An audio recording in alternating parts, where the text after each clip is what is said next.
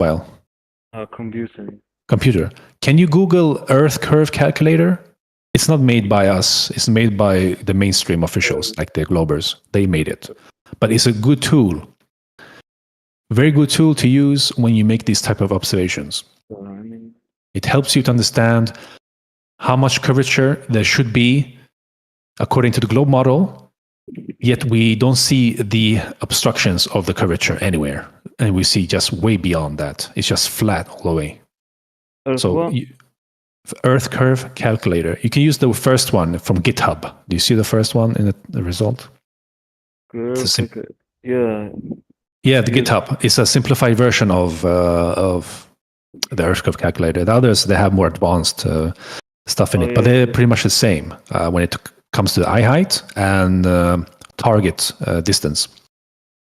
So now, when you have that at hand, keep it there. You can test it, play with the numbers. So we have data here. I'm going to show you a still photo. This is the one or... Sorry? Look at the screen. Okay, you're streaming, sorry. Yeah, that's the one. So you see those two fields up. Yeah, it shows you a little bit like yeah, that's the one. You have two fields, the eye height, and you're gonna punch in a number there based off this observation. I'm gonna show you now in the side chat. I'm gonna post the Black Swan. So this is a still photo, and here's the YouTube guy who recorded this with his camera from 1 foot. 1 foot basically is the camera is on the ground, on the beach. He was at the beach, on the ground. He does that in the video. But we start off with the picture, the still photo first. So there's some modus tollens in that white part, if you see, with a claim argument there. So we, like I said, we are using the globe model. We're putting it to test. So the math is there, the numbers. The number. So it goes like this. If P, then Q. Not Q, therefore not P. So here's the claim. If Earth is a sphere with a radius 3959 miles, P, if it's 3959 miles, then every horizon distance measurement must be no more than 1.225 times the square root of observer's height in feet, Q. That's a true statement, right? That's the geometric horizon we're talking about. So, not Q, the last sentence there, not Q, therefore not P. Why is it not Q? Because now we look at the oil rigs, now look at the image, and you have the numbers. These platforms, you can look them up yourself. They have their names, Platform Habitat and Platform Hillhouse. All this stuff you can research, and you can look them up as well to verify. So where do you see the horizon in that image? Is it before the 6.2 miles? Or in between? Or past the 9.4 miles? Is it behind the 9.4 miles? It's behind, yeah. Yeah, behind, yeah? All right, now look a little bit down at the bottom of the observer height, 1 foot. So it's 1 foot, yeah. So at 1 foot, basically on the ground, looking out, the max distance to the geometric horizon of the sphere should be at 1.22 miles. Now, those two platforms, they have numbers, 9.4 miles, that's the furthest one. We see it, and the horizon is behind that. But the math predicts it to be at 1.2, the horizon. Do you see the issue here? We see the horizon is way beyond. Maybe it's just this place or something. No. What do you mean this place? The horizon was misplaced. Right, wait, hold on. No. This observation is, we have a known distance. We can safely say 9.4. We can even say 10 miles just to round it up. Yeah. Now I want you to punch in, and you see the little boat in between those two oil rigs? In between those two oil rigs, there's a little boat there. Yeah. Yeah. So that boat it's got to be somewhere between the 9 and 6 miles. Maybe you could, I don't know, at least It's 6. close to It doesn't matter, the- 6. You shouldn't be able to see that boat even. Now, go to that earth curve calculator, punch in on the first field, the eye height. That's the observer height here on this. Is 1 foot. Just put the number 1 on that first eye height. Do you see the first field? You can put a number there. Eye height or what? Yeah, eye height is the observer height. This is where the camera was placed, 1 foot. I did 1 foot, yeah. Hmm? And the target distance? Target distance, it would be the platform 9.4 because we know the known distance. But if you want to round it up, you can put 10 because I see the horizon is pretty sure is way past that, like it's even further out. So if you want to adjust for the sake to make it simpler, Yeah, you can round it up to 10 miles. So you put the number 10 and target distance, and then punch the number. Then you click on the calculate button. I did. Yeah, and what do you see there? What did it give you? It give you the horizon distance 1.22. Yeah. It's the same. Yeah, it says horizon distance 1.22. Yeah. Yeah. I don't know if you use if you change miles or to kilometers. I don't know which one you're using in the calculator. Let me show you. Are you using the imperial or metric unit? Which one are you using? You have two. You see the very top, like units. Then metric is the one with kilometers. Imperial is the miles. Imperial. Yeah, imperial. Oh, yeah. Okay, we go with the miles. Imperial. That's so it's okay. It shouldn't be any like complication between those two. So yeah, so target. So it showed you horizon distance of 1.22. That's the math. And if you go back to the picture again, 1 foot observer height max distance to the geometric horizon on the sphere should be a 1.22. So the math is not lying. But in the observation, what are we seeing? The horizon is way past that 9.4 miles. Also, now go back to Earth curve calculator. You had the horizon distance, and the next thing below it says target hidden height. That means that's how much it should be curved, how much should be hidden. How much should be hidden? So 51 feet. Let's see, just to make it simpler for you. Feet into meters, just so you get the idea. 15 meters. 15 meters at least. 51. And yeah, 15 meters. 51. Where do you get 51 from? No, the 51 is feet. I converted it to meters, so you get the idea in meters. Oh. 15 meters. We still see that boat. It's not possible. But like I said, the oil rigs are just distance marcations to give you the numbers how far out because they're fixed. They're not moving anywhere. And the horizon is way out there. We see too far in this observation alone. So this is the case where the globe radius has been falsified. Yeah, there's no curvature here. So you're telling me that NASA knows this, knows that the Earth is flat. NASA? So why do you think they hide this fact? Oh man, I mean that would be like going into speculations. I cannot know like what would they lie? How can I know the reason they lie for it? But if you now go into speculations in that sense, because like I said, we cannot know why they lie.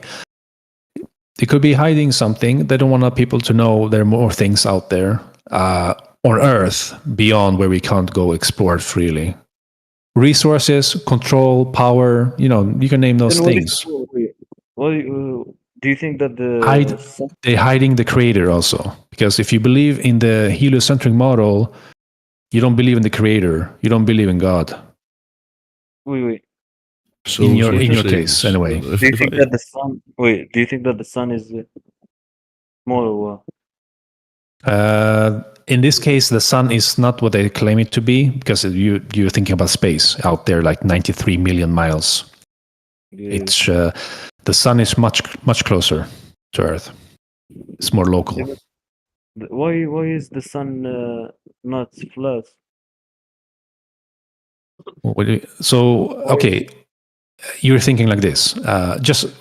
We take it logically, step by step. You're looking up to the sky. You see round bodies or luminaries or whatever you want to call them, sun, moon, the other so-called planets. They're all round. But why is the Earth not round? Is that how you think? Yeah. It's fallacious. It's a logical fallacy. By looking up to the sky, you're gonna determine the shape of the ground you stand on. That doesn't make any sense. I will give you another analogy. You go outside, you look at the tree, therefore I am a tree. Basically, that's what you're saying. I must be a tree because I see a tree in front of me. Why every the sun and the moon and the other planets, why all of them are not flat, but Earth is flat? No. Because the Earth is not one of them. Leave the cosmology. I told you it's not the space. I told you space doesn't exist, man. The vacuum of space doesn't exist. The Earth is Earth. Earth is its own realm with the luminaries above you, the sun and moon and the stars revolving around us. Like imagine you walk into a room and you see lights and they have a certain shape, right? And then you would be like, well, the floor must be the shape of the lights. It's stupid. Yeah, so it's a logical fallacy to make that. Like that. Why is it the Earth is the only flat? No, my friend, I told you flat is not a shape. I'm talking about the surface. We don't claim a shape. We don't know what the Earth is in its whole entirety. It's not in space. It's not floating anywhere. Yeah, Earth is not one of the things above you, right? And none of them, like you see what I'm saying? Like it's not comparable. You're comparing two different things. You have things up in the sky. We are not moving anywhere. What is the edges of the Earth? A good question. No one has been to the edge. Well, yeah. No one has been to the edge, so we cannot make any claims about that. But it's a good question. We would like to know that as well. I do think that if you look at certain ancient maps, you might get a more truthful picture of what they encounter when they went south. Yeah, but there's no way to verify that as a reification fallacy. How did you know? That's what I'm saying. Even then, but the idea, yeah, sure. I mean, I get it. Yeah, it could be maybe that or that, but nowhere to verify that. Do you know north or south, or east or west? How can you judge? Sorry. What? Your mic is really low, bro. You're coming low, man. You need to speak up a little bit. This man just said go south and they see it or something. How did you know how did you differentiate between the south and the west and the north? You can use a compass. They point north. You go the opposite of north. You have a compass that points always to the north, the magnetic north. But so yeah, compass basically it's not nothing complicated about it. Where you're heading, to know your headings like south, west, east. It's not that hard. You use a compass. Maybe I had a picture. It's just imagine a circle and north would be the center. You guys believe? Do you guys know the magnetic field? Your mic, bro. The magnetic field. Yeah. What about it? What are you trying to say? You guys believe in it? I just said compass. We use compass. No one's denying compass. It uses the magnetism. It's attracted to magnetism. Yeah, so it's the north. Look in the chat. There's visual support in the chat. Maybe some visual support could help you. When you talk about Earth magnetism, is compass. That's what you use to know where north is. But other types of magnetism, yeah, I mean, no one's denying anything about magnetism. That's not. That doesn't prove the shape of the Earth. Magnetism does it. But I mean, why did you guys believe in this? Because people started questioning things being said about the globe. Like I said, we took the numbers. They have given you the numbers. You can Google the radius, the circumference. They have told you the exact size of the Earth, of the globe, they claim.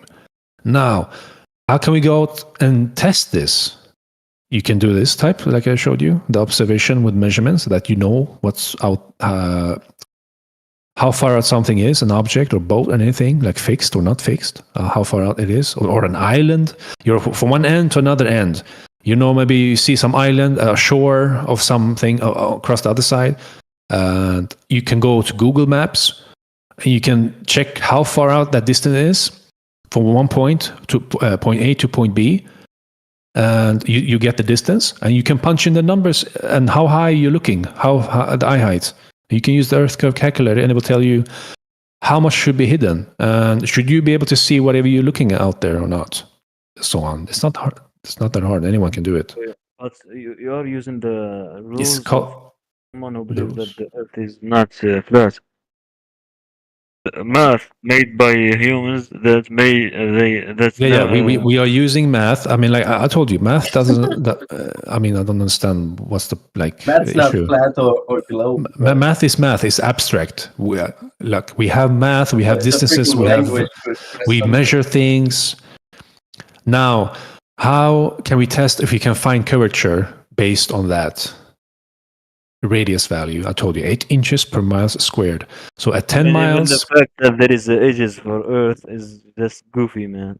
How can I believe this? I'm not asking you to believe us or this. I'm just telling you what is what. I'm sharing information. I told you can test this for yourself. If you can go out or research. I don't know. I'm just telling you how you can go on about doing it. Buy yourself a camera, start making observations, start doing the math, learn the rest of the scientific method, be critical about the world that is proposed to you, and then maybe you'll discover something new. Who knows? So why do you guys believe why do you guys think that the creator made the Earth flat? My guy, a flat is not a shape. I told you. Yeah, I know. It's the surface. Okay, thank you. Oh my god. We don't go by the book. I told you. What I just explained is empirical evidence, empiricism. We can go out and test physically. We can go out and test for ourselves. But if you want to go by the book, yeah. I don't know what to say. Sure, there might be some verses there talking about the Earth, like resembling what we're talking about. Might be there. I don't know. You have to look for it. But the cosmology of the Quran is pre-globe. So is the cosmology of the Bible, which the Quran is mostly based on. I don't know. We have a Muslim flat Earth Discord, and they talk about the Quran there, and the verses being talked about, flat surface, and so on. If you want to have a look over there, check, talk with them. Huh? I used to have a list. Sorry. So wait. You want the invites to the flat Earth Discord? You guys believe in the gravity? Your mic, bro. What? Gravity. Gravity doesn't exist. Oh, then how the sun is not coming down? No. No one. Listen. No one knows what the sun is exactly made of. No one has tested this or verified that. How is staying up there? Nobody knows. And like I said, you can't go up there. You can't go up there and test things. That's why I'm pointing to the ground. That's what anyone can test and do for themselves. Now, gravity is just a theory. you are the thing is, you talk about when we drop things, yeah, you see the effects, and then they call it gravity. It just has a name. But nobody knows what gravity is, not even the scientists, not even the top leading astrophysicists and so on. They say we don't know what gravity is, but we can describe it. We can talk about the effects. Effects as in when you drop stuff, when you release something, it drops down. If it's heavier than the air, it goes down. If it's lighter than the air, it goes up. That's about it. You don't have anything. There's no scientific experiment Moon. proving gravity. Bro, They don't the know what moon. it is. So to me. wait. Yeah. The moon, you are telling me that the moon is flying. Is In money? the air, What do you what? mean money is flying? It's a rock. It's a rock flying in the air. What is money flying in the air? Moon, Wait. the moon, bro. Did I say The moon. My guy, moon is paper moving is above heavier your than head. air, man. Why would money fly? Say money, bro. Who said money is flying? We didn't say that. Helium. If you have a helium balloon, it goes up, right? Yeah. Yeah, that's lighter than air. That goes up. That's one example. So it depends on the medium of the object is surrounded by. If it's denser, and so on. So you have something called the relative density. You have buoyancy and density. Those are the two things anyone can go by and test. Wait, do you guys believe in the Big That's all you Bang? need. No, Big Bang is made up by a. Oh, actually, I'm gonna post it for you, so you know the history about Big Bang also. Mo, sorry to interrupt. Mo, Yeah, go on, can you make bread with from nothing? Can you make No. something from nothing? No. So that's it. Yeah. So a short story about Big Bang is it started out of nothing. Out of nothing, it became something. It's not possible. That's not going to happen. It needs creation. Someone has to create things. A creator creates creation. Do you understand? Creator creates. Yeah. That's how it works. Big Bang is not talking about creation. It has nothing to do with creation. He created from. No, I don't think in your book it talks about Big Bang being made by the creator. It's not talking about that. No. He said, what do you mean? Quran say that something like the Big Bang, the universe. Big Bang. Do you know the Big Bang theory? It came from a Catholic priest, a Jesuit priest called George Lemaitre. I can post it for you. It's scientifically. No, it's not scientific. It's No. pseudoscience. Pseudoscience. I told you we accept actual science, natural science, the real science, and not the pseudo fake science. And that's where most of the stuff are coming from the scientific community nowadays. George Lemaitre, where is he? I'm gonna post it. Yeah, I found that he's. What about you guys are Christian or what? Is religion important to you? Like No, to make a decision, or how does it work? Like, just so I understand. Religion, you guys, religion, how you can describe the reality or something? No, you think you can use religion to describe reality? Yeah, if the creator send his messenger and then you know the reality. But then it's just a belief. And I'm not saying it's wrong, but I don't use that as a standard to understand my reality or how I see it. Do you understand? It doesn't work like that. That's not my standard. You never know. But if you want to go by that, that's fine. I'm not gonna judge you or anything like that. It's fine. If you want to just believe because you're following your path of to your God and the book and so on, your religion, that's fine. But that's not the standard we hold here to prove our reality. Like I said, we can test and verify things for ourselves. It's not that hard. I don't think there is a reason for government to hide this first. Do you think governments can lie? Of course, they can lie. Have they lied? Have you seen anything they've been lying about? Have you come across? Of course. Okay. But not in one thing, not America and the Soviets are enemies, but they agree in the. Every country lies. Every government in every country lies. They are doing No, they things. agree in this lie.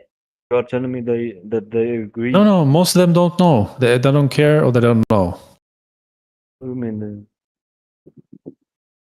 I mean, The people go on with their lives just fine without caring about the shape of the earth, right? No, they were in a race for going to the moon. Going to the moon. You think they went to the moon? I don't know. Maybe. If you research about the moon missions, you will see it's not possible what they did. Oh, There are plenty of information out there. I mean, we can share also. We have do you those kind of think stuff. Do you think they can get out from the sky or something? No, I'm just saying the moon missions didn't happen. Also, I mean, we have so many materials. It takes time to go through all that one by one and so forth. But we have the stuff to show you. That will make you question what they, have told the public about the The only doings. question I have is why do you guys Sorry, believe in this? I'm not hearing you well. I mean, the only question I have, why do you guys believe in this with our religion? You know, you No, are claiming we that know this is by knowledge. Do you understand the difference? When you believe in something, you don't have knowledge about reality like that. This is knowledge acquired by going and testing out there physically. You're doing something there, observable reality, right? why do you guys are lots in you guys are big community. You know, why don't you? It's something like NASA or something. You know, they are. If they can uphold this lie, you think they're going to work with flat earthers to do anything in that sense? No, obviously not. They have to keep up and hold up the propaganda. There's no big scholars in your community, you know. Yeah, no. I mean, obviously not. That's a lie. That's a lie. I mean, yeah. have Miguel have one. Yeah, actually, yeah. Yeah, we have a scientist. I mean, scientific community is man. You need to understand what they're actually doing there, what they. I did talk 25 years ago. I did talk with a physicist, and he had a friend at NASA, and he did said, there's people question about the shape of the Earth. There's people question about the moon landings being fake, and so on. But he never talk about directly these two words, flat Earth. But he was talking to people to connect in the future. So yeah. And we have, for example, a geophysicist guy and a seismologist guy, or two. His co-worker was flat Earth, and now he's a flat Earth guy. Man, I don't believe NASA because they claim so you claim that we don't have scholars when that guy, this guy was at the top of the top of University of Brazil is sorry, I forget. São Paulo. So it's to get that place, to teach that the guy that at that place he was occupying, you have to be the best of the best, So it's not dumb people talking about flat Earth, I mean, I don't believe NASA because they said they see the heaven or something in the 70s. You know this?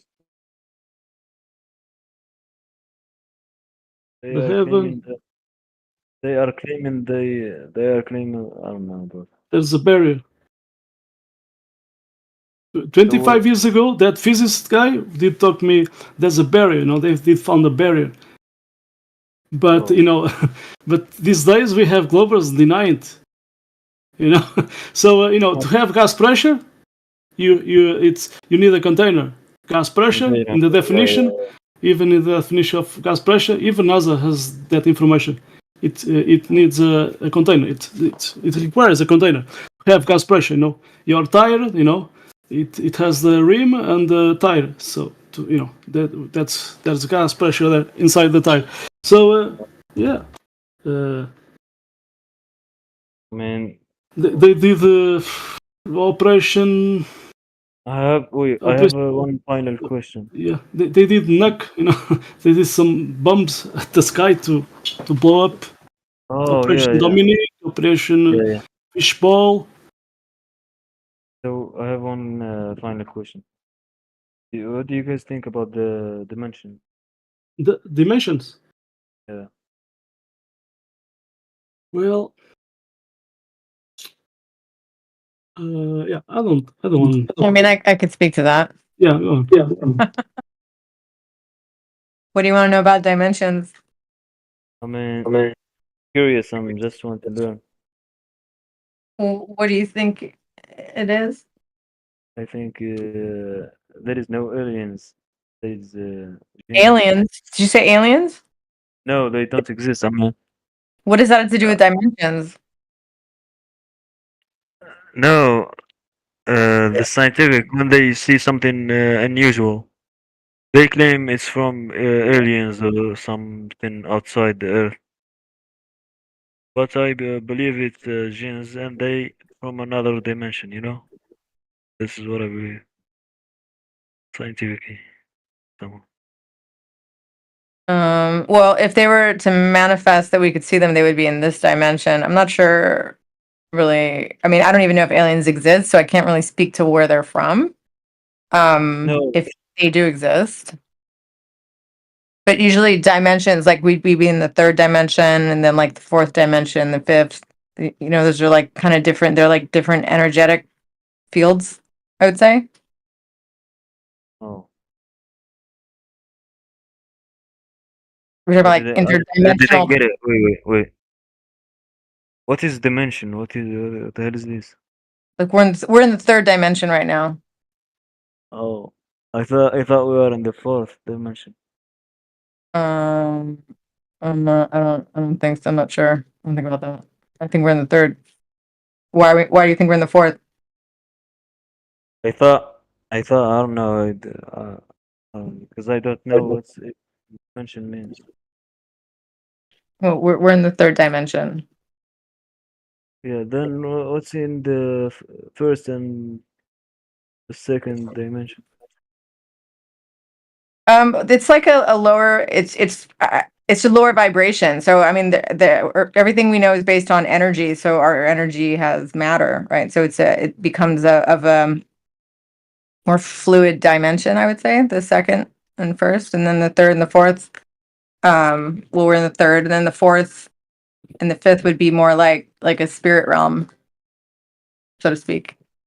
But Yeah, what about the higher dimension? I mean, I haven't been there yet, but I would say you haven't. Could maybe There is a limit for dimensions or just third. I mean, these are like dimensions of reality, right? So Yeah. I mean, then we were questioning like what is it's so let's see here. Let me see if I can find something for you. What is the first one? Yes.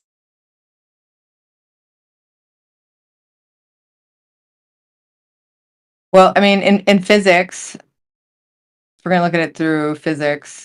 The first dimension gives the length, which would be the x-axis, right?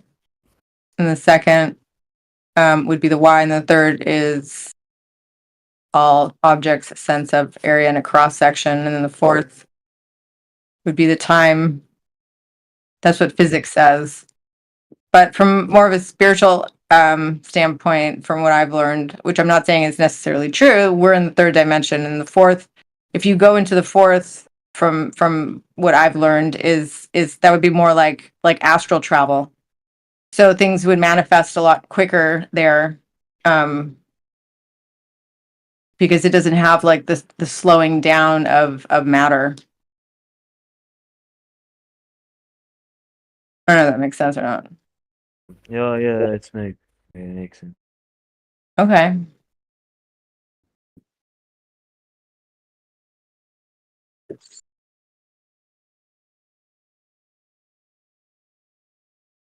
I don't know about the aliens, where they're from. I haven't seen one or met one, so I don't know. Oh, when I said Are you aliens, talking about, are you thinking like interdimensional travel? Is that what you're saying? You think they're coming I from? was I was saying that the aliens, NASA, wait, Harvard. There's a let me bring you in the chat, man. I cannot explain.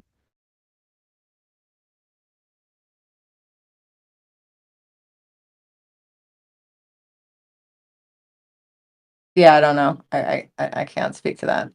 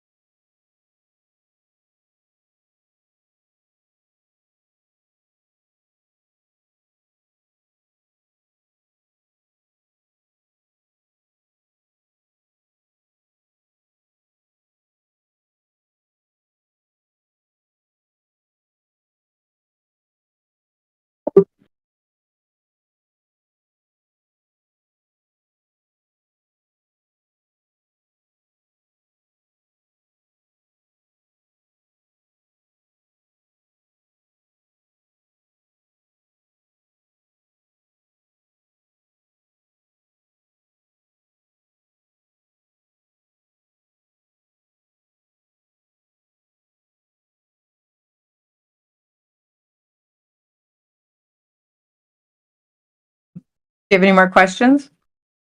I'm searching for this stuff. No. Okay.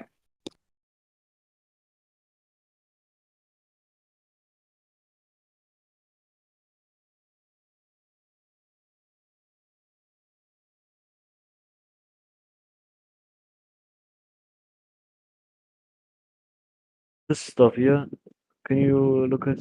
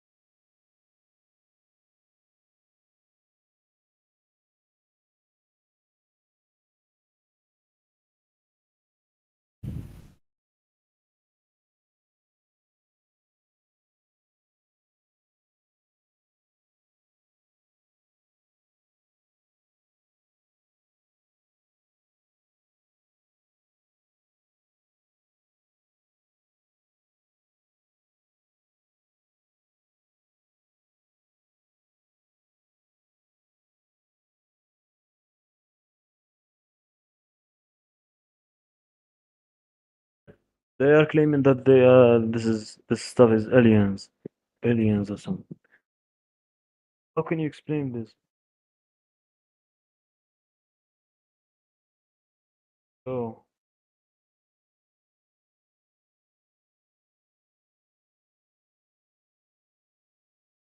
It says it's a study. yeah, it's a study. I mean, and what the hell is this? You know, they can make Well, speculations. It says that it explores various theories. this media even how them. Man.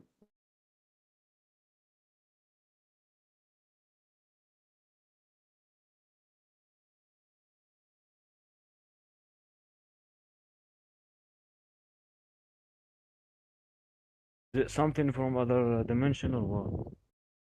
How is there?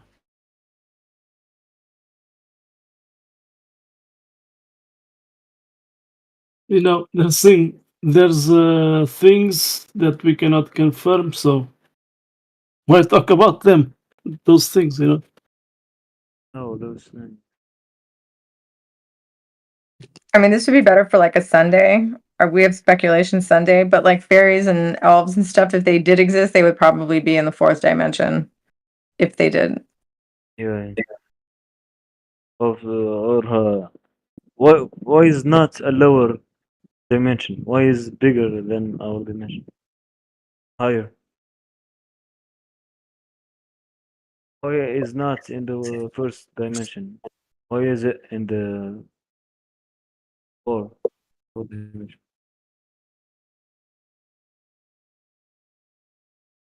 Yeah. Did you get the question? Or Yeah, I got it. I mean, I'm not sure. I mean, I guess we're speculating, right? Hmm.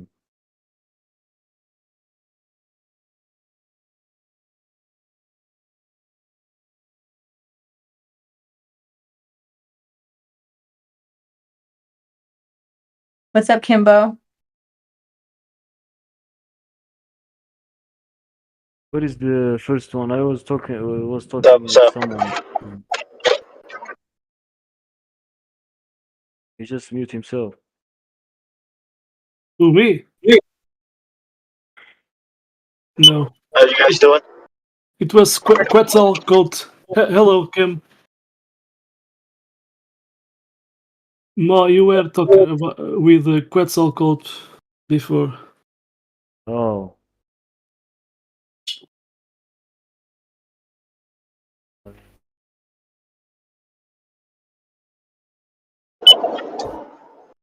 Yeah, I'm driving a little bit, so I can't talk much. But So do you guys know any famous physics scholar or believe that the Earth is flat? The surface is flat. We have one retard, but he is a scientist. Who is he? Quentin Mirazer He's, is a scientist. how many do you guys?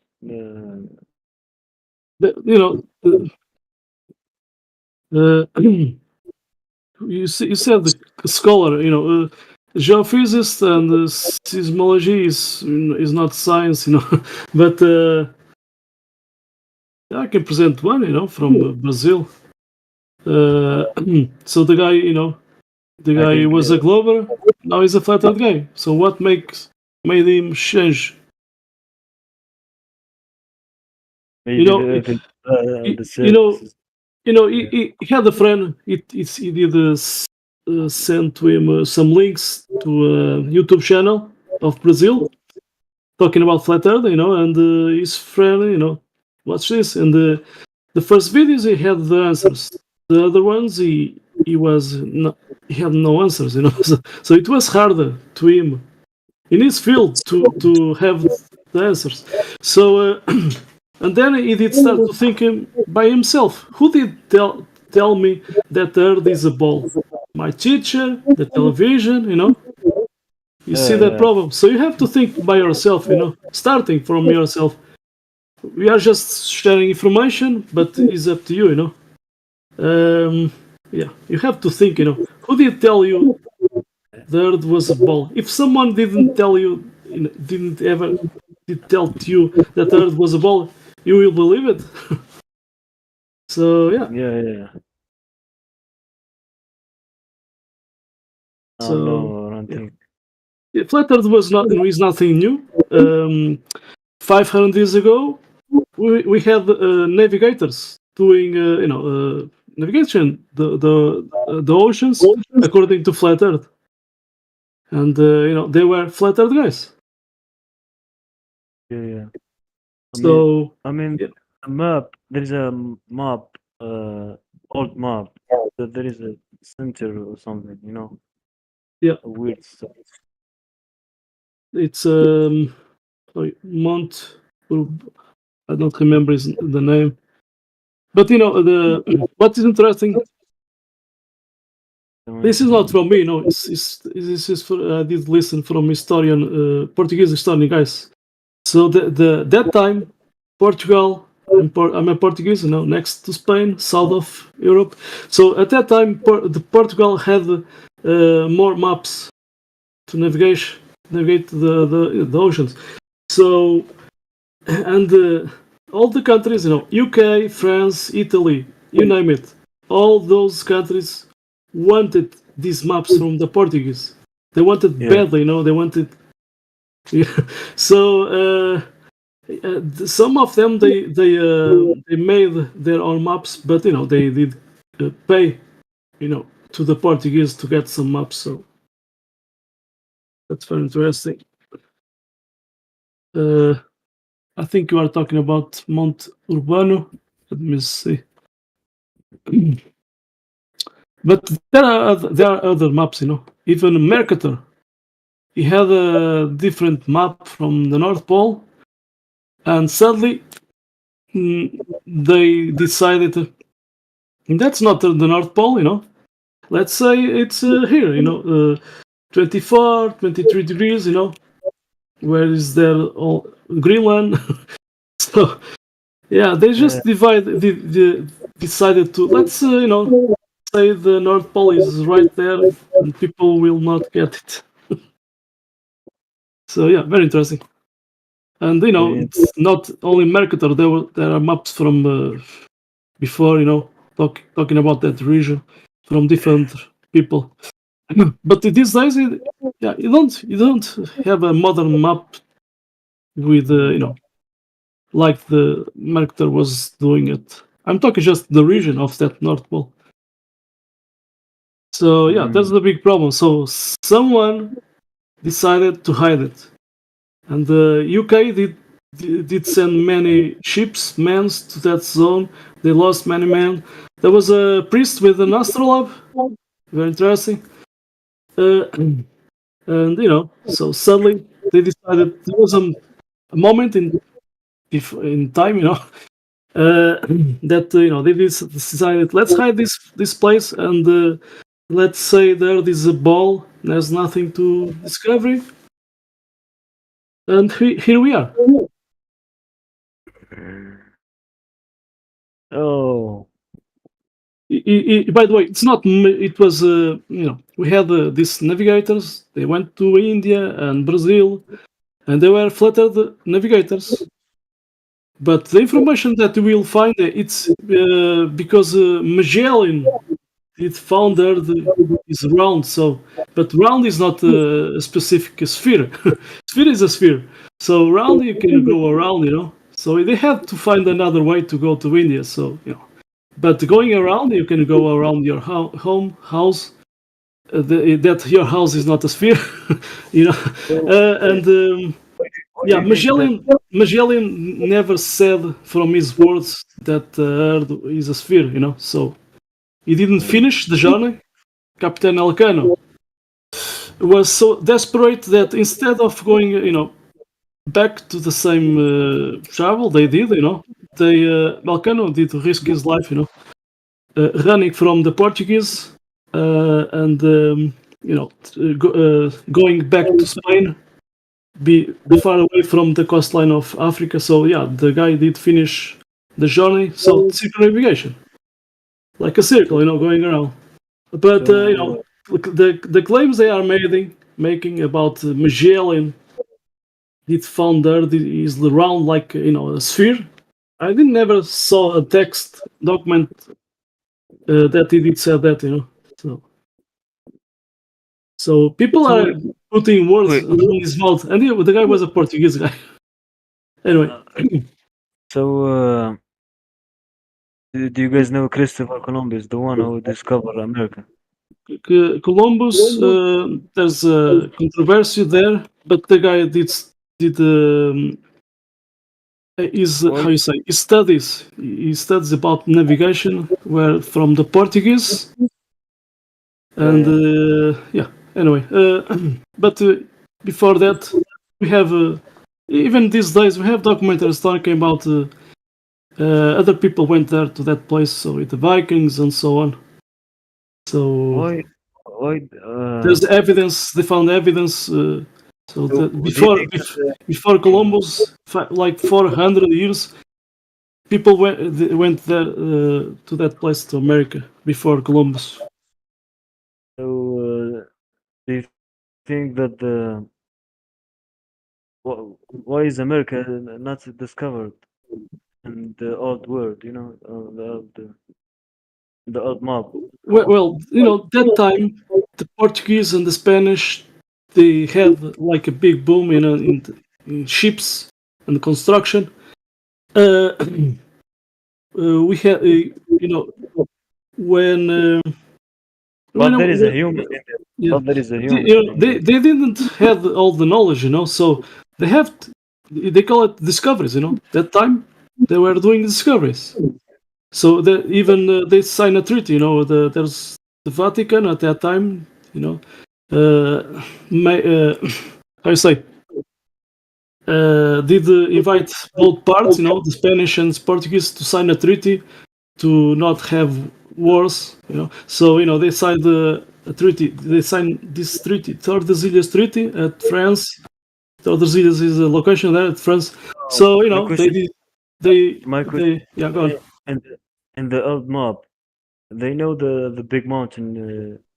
The one, I forget his name. But they did not know the America, the two continents.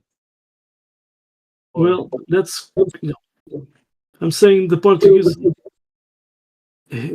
Maybe they knew, but anyway, there's an island at Azores, and there's an island there, and when there was a Portuguese discovery, Azores Island, it's an archipelago of many islands. There's an island, and there was a statue there with a Moor, how you say, Arabic guy, on a horse, pointing to one direction, like South America. So, and it was like a landmark, how you say, for people navigation in the waters. So anyway, so there was always someone that went to those places, So the Portuguese were, doing their discoveries. So yeah. Do you know the king before Masi Musa or something? About that, I don't know. Maybe he made it to the America. I don't know what you are talking. I know how you say in English. We say Moros. You say Moorish. Arabics. Moorish. Huh? How you say? Let me see.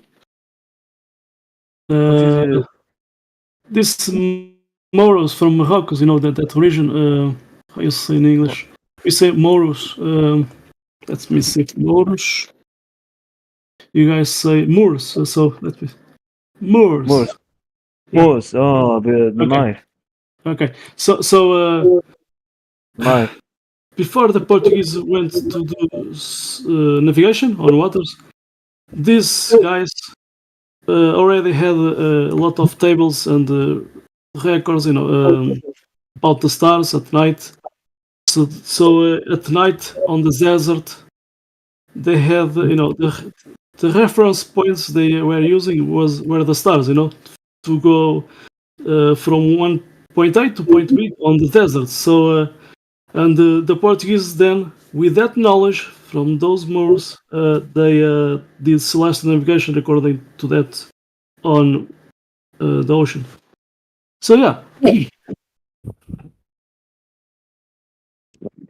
So you see, there's always information, and the people that were doing. So there was always information. They did use it. So yeah, and people did travel this world. So if someone goes to discover something, yeah, and suddenly they found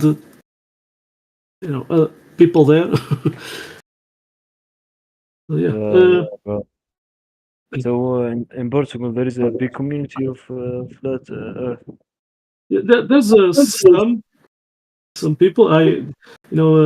Even at 24/7, I met the guy that went there. Actually, I was his friend already on Facebook. I did join a Flat Earth group page from Portugal, and at least the There are some people from Portugal working outside of Portugal. I have a friend at Netherlands. He's a flat earth guy. But Brazil has 11 million people. 11 million people. Yeah. Flat earth guys. Mm. There was a news like 1 year ago or something. So these days there's more. Every day there's more people there waking up to flat earth. So there's a big boom there at Brazil. Brazil. I mean, I think Brazil is a flat, because they play a lot of football there. Yeah, the Portuguese guy that supposedly discovered Brazil was a flat earth guy. So yeah, they do learn this at school. That Portuguese navigator. Yeah, and they are doing many observations. They learn in the school that the Earth is flat or what? No, they did learn about flat earth Portuguese navigators. We have Donato. Donato is in the 24/7. He did tell me that too. So at school they even learned that. The first time I hear in my life about flat earth was actually on Portuguese public school. No way. Yeah. Teacher tells But you if I want to search this on Google today, Google doesn't give me any name. So there's a censorship, But it was normal. 500 years ago, it was normal flat earth. it's been a pleasure to talk with you. Thank you. Nice to talk to you too.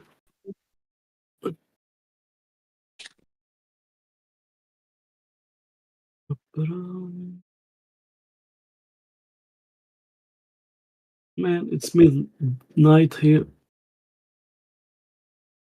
So see you guys later. What's up, Miguel? What's going on, bro? Yeah, there was a guy, Mo. I was talking to him. He was doing some questions. Yeah, I think was it yesterday or the day before? One of those days, right? I try to get a hold of you because there's the guy from Portugal. Yeah. He was over here, and I brought you up. I said, hey man, you should talk to a friend. That's a flat earther, and he's also from Portugal. He has a lot of information. I have But been I'm here. busy. Yeah, at that time I think I did tell you I was at work or something. I was busy, Yeah. or I have to sleep. But I did went here. There was a Portuguese, a few weeks ago. But the guy, I was talking something. The guy was jumping to another thing, and the guy didn't even was listening. Oh yeah, that guy. He's on a different level. Yeah, Okay. he's a numbnut. Yeah, he doesn't come in here anymore, which is good, man. It's just a waste of time with that guy. But this new guy right here I was talking about, he's very cool, very open minded. Next time, if you get a chance or whatever, Okay. I'm gonna try to add him to 24/7 to the main server. Yeah, it will be cool, Even joined Dr. John D. I'm gonna post this. He went here to Portugal and he did the observation. The coastline. Let me see. John D. Dr. I heard John that D. name. Let me John. see. Yeah. I heard that name. Somewhere. Yeah, you can post in the side chat. As soon I get home, I'll check it out. So long distance, where I have it. Okay, here and now. Those guys peer to peer. They did use lasers. John D. Dr. John D. I'm gonna. If I see the YouTube channel, I probably know. Yeah, I'm gonna post the link. Yeah. I'm gonna post the link. So this is the guy who went here to Portugal. Dr. John D. right there. Yeah. That's an observation at Portugal here.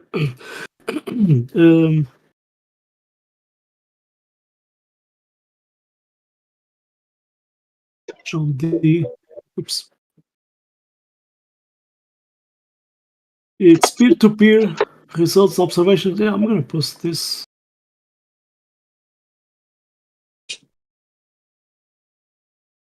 Right there, you know.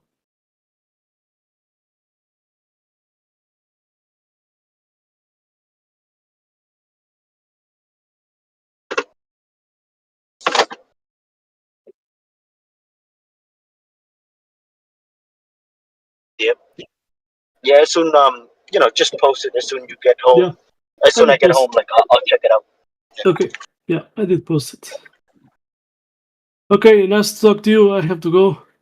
See you guys later. All right, Miguel. Well, good to have you here, man. You take care, brother. I'll talk to you some other time. Thank Take you. care. Cheers. Bye bye. Okay. Bye bye.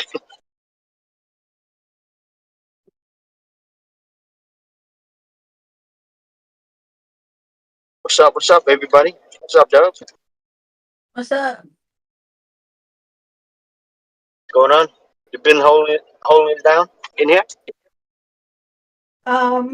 Mostly Q. I was out grocery shopping when like everybody came in. He had this like 2-hour conversation with somebody. He said he's coming back. okay. Right.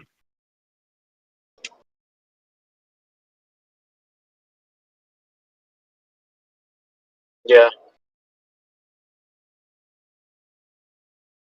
Did that other guy leave? What other I guy? guess I can't see guy this was thing, so talking about the dimensions. I guess he's gone. Mo? MOH. yeah, maybe he is gone. You don't see him. Maybe he is.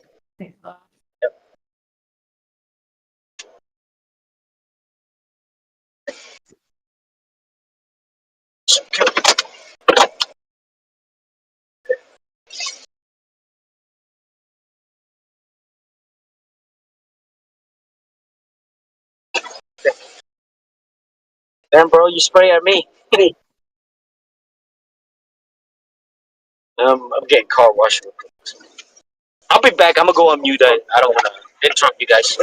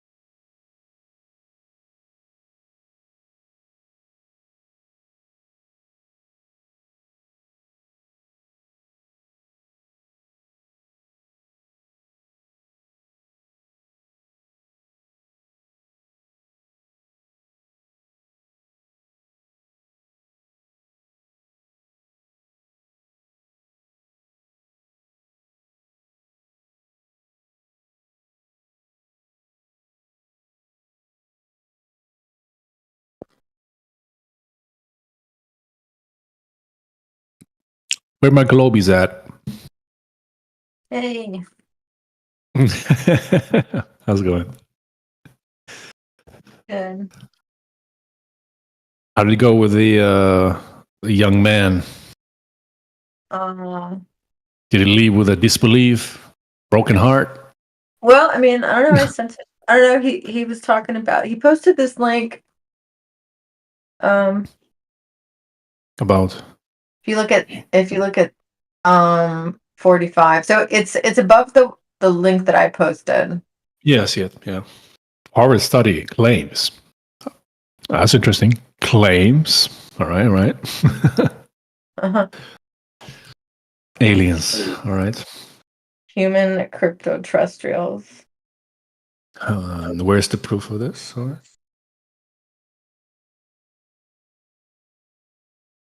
Well, I mean, it sounds like this is stuff from like maybe Atlantis or something. I don't know. It's saying it's from an ancient human civilization that was destroyed a long time ago.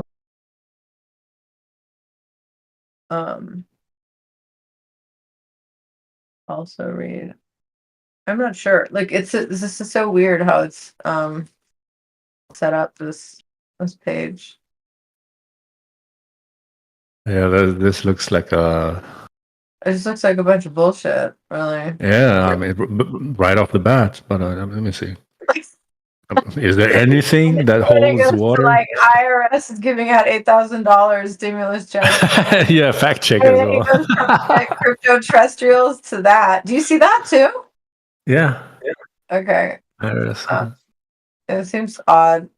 I'm like, I don't know, man. I don't know what this is. I'm like, I didn't write this article. I'm really not going to speak to it. You know what I mean? I don't have to defend it or explain it. I don't know who the hell wrote this.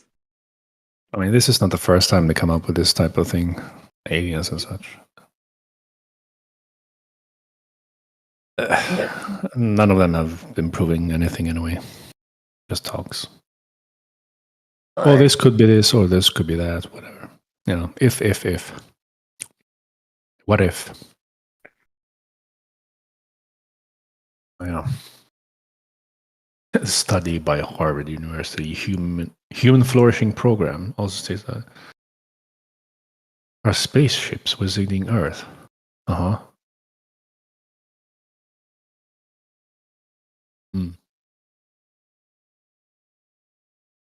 don't know. I mean, there's no proof of that. I don't know. I mean, it sounds like sci-fi to me right now, in a sense. Yeah. Yeah.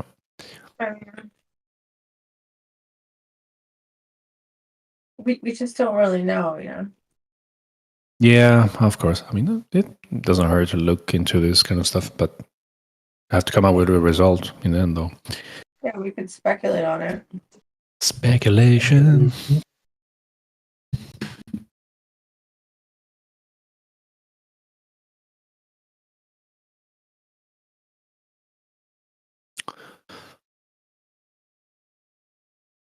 Did the young man leave in good terms, or what did he say in the end before he left? I don't even know when he left. I just knew we were talking, and then who chimed in? I'm not sure who chimed in. I think Miguel chimed in or something like that. I don't know. And then he just disappeared, so I have no clue what happened.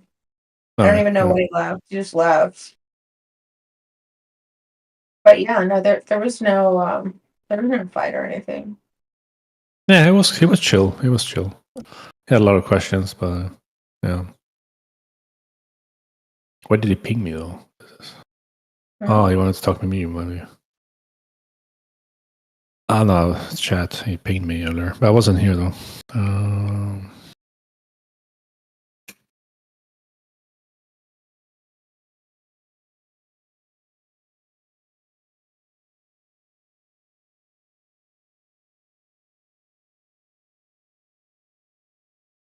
All right, cool. Well, so far so good, I would say. It's been a nice, productive day, I guess.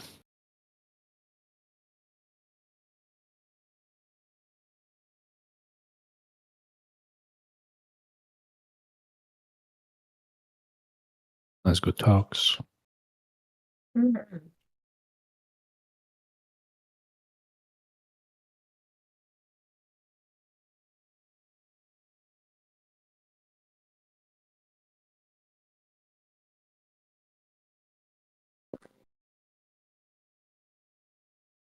How did that meal taste like? Or was it good? Very healthy. Yeah, it looks really healthy. Yeah. Yep. Rapscuttle on the clock. Has to stop by every day. Rab, one question. What keeps bringing you back here? I'm curious. Oh, it's when I'm working out. I come on to the politics. You work out to listen to server. Flat Earthers? That sounds weird, man. So like when I saying come on I'm to straight politics going and to a gay religion, bar. I click through all of the channels, see what's going on, hop about. But what interests Nothing you about interesting, flat no earthers, rescue. though? Like you don't agree anything with us about anything. No. It seems, and yet you keep coming back. no. Though that's very interesting. Though, what's the incentive for you?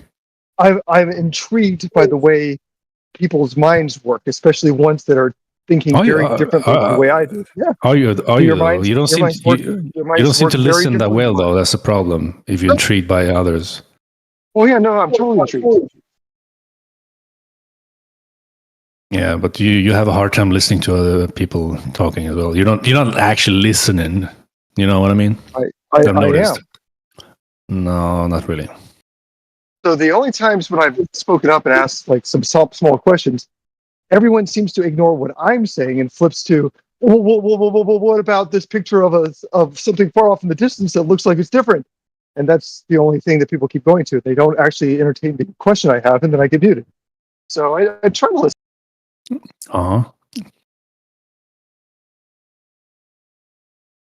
Yeah, because I have a very simple set of questions. And every time I go down this path, I immediately get muted. So I think it's intriguing. It feels like it's the kind of questions that you realize break the flat Earth model. Right. So have you come to a conclusion about the Earth yet? Oh, yeah, it's totally a sphere. Well, automatically? What do you mean automatically? You asked me if I came to a conclusion. Coming to a conclusion doesn't mean automatically. Oh, it could But be it's- based on belief. it's I don't know.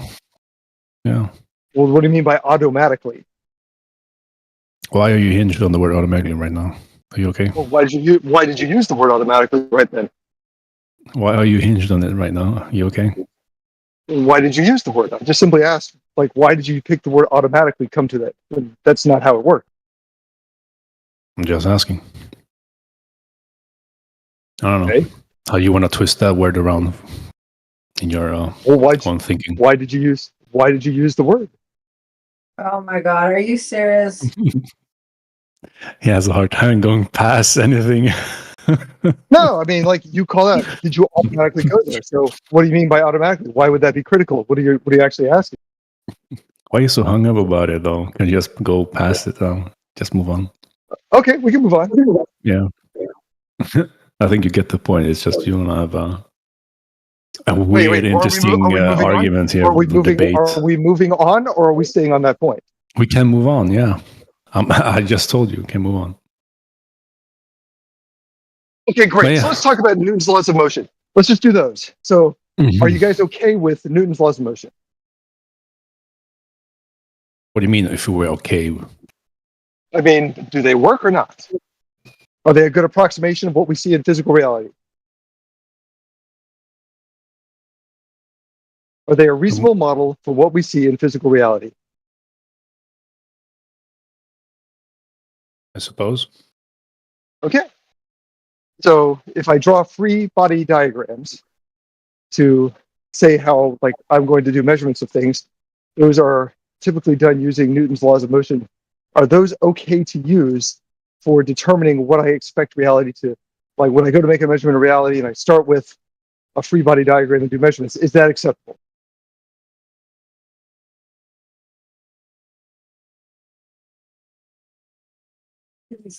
I guess not. Okay. You don't believe in those. Got it. What's the spell?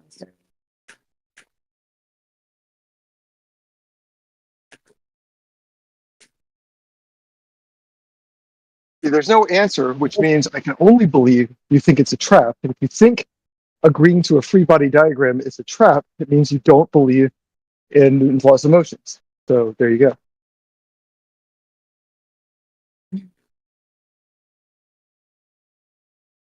I mean, I don't know. Have you heard anyone go against it though? I haven't heard any of that. So are you okay with modeling things with free body diagrams? Yes or no?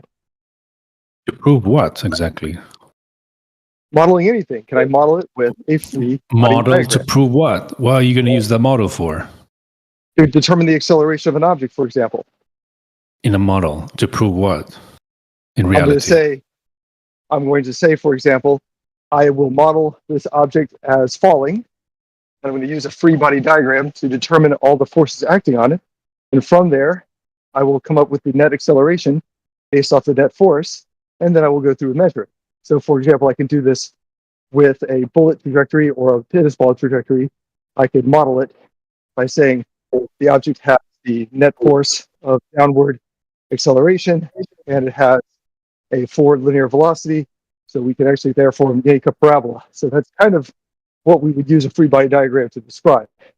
Now, if you don't think those work, that's fine, but I would just start with that's kind of what we can model objects' motions with.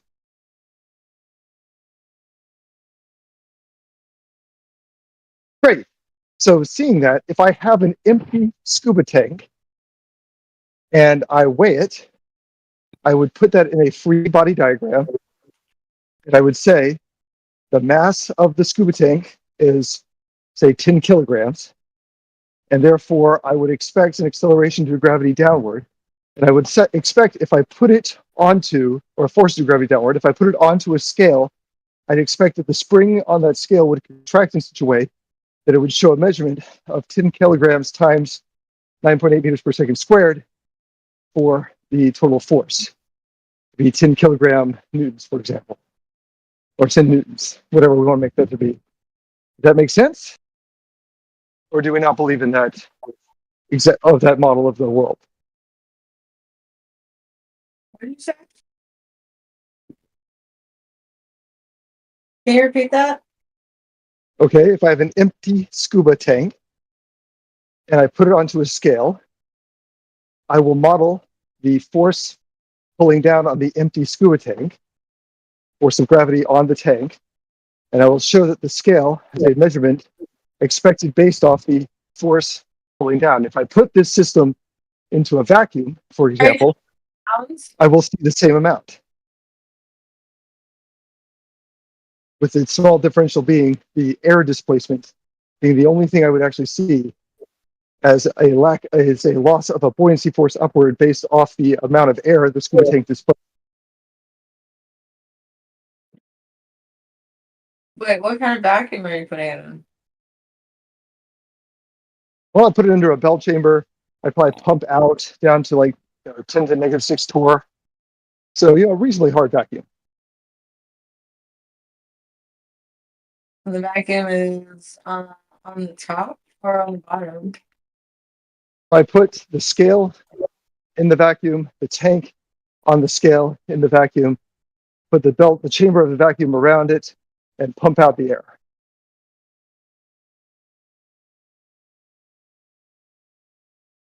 Okay, did you do it?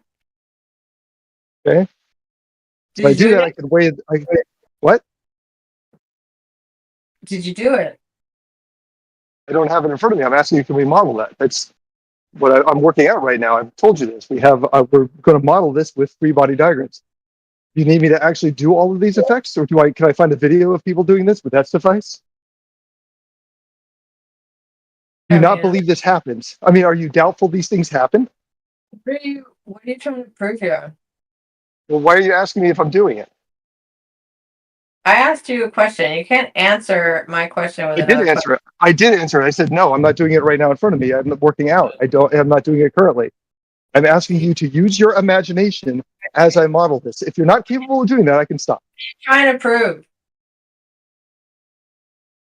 So I would try to prove that the amount of weight an object experiences is based on the amount of mass present.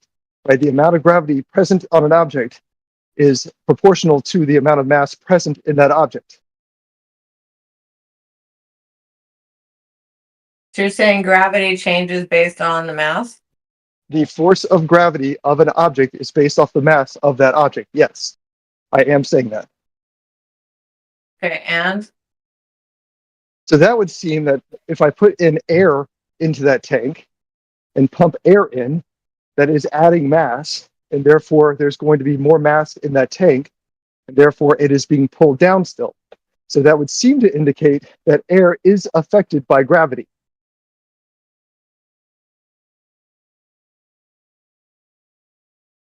So you're trying to disprove the second law? No, I'm pointing out that I am pointing out that if you have a tank full of air versus a scuba tank that is empty, you're going to have a heavier tank if it has more air in it. And that's because the air is pulled down by gravity.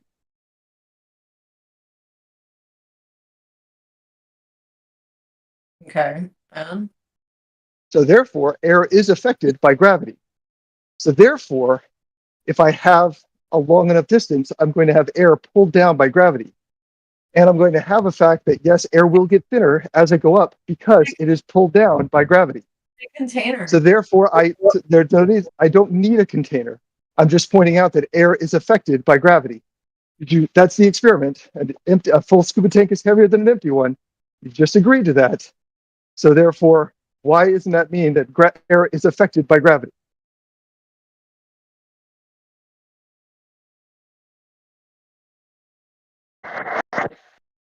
Did you just say it's affected by gravity by holding it down? No, air is in the affected by tank. gravity. Why is it being held down? Held down by what? Is the tank submerged? No. What's around It's it sitting then? on a scale. Air On a or scale. vacuum. We can put the tank on a scale, and we can put that into a vacuum if you'd like. Uh-huh. And what happens then? We see that vacuum. the tank is heavier if it is full than if it is empty. Okay, and who disputes this? Well, no one disputes it yet, but that would indicate that the air is pulled downward by gravity. Right. Right. So is air pulled downward by gravity? He's trying to disprove the container. No, I'm just asking, is air pulled down by gravity? Yes, you are. Don't be dishonest. You mean, sorry, I'm disproving the fact that there's a container that holds in air on Earth? Yeah, that's actually what this is going towards. It doesn't need one. As I'm pointing out, yeah, that is a disproof. That's what he's trying to do. He's trying to disprove the container I am disproving the requirement of a container. He's trying to disprove that gas pressure doesn't need a container. That's what he's trying to disprove right now by this whole situation. Yeah, exactly. And I've done it. It's not required to have a container. That was the point. Yes, I agree. I have done that. I have succeeded. I don't know if he succeeded.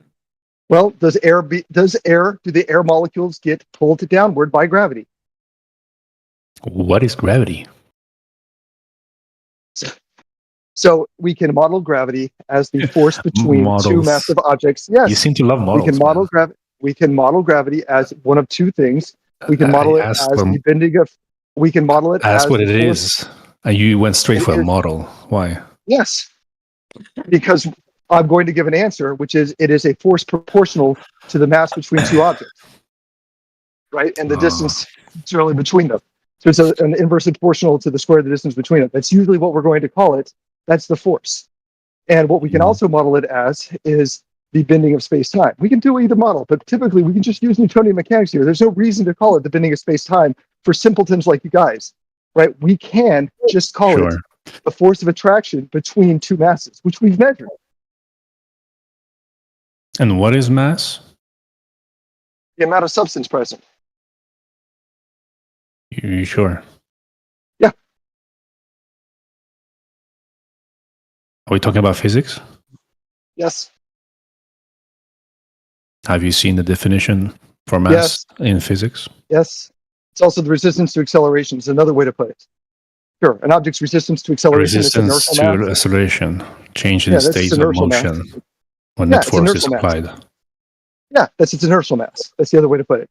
Inertia is the resistance of any physical object to change in its velocity. Sure, it's inertial mass, right?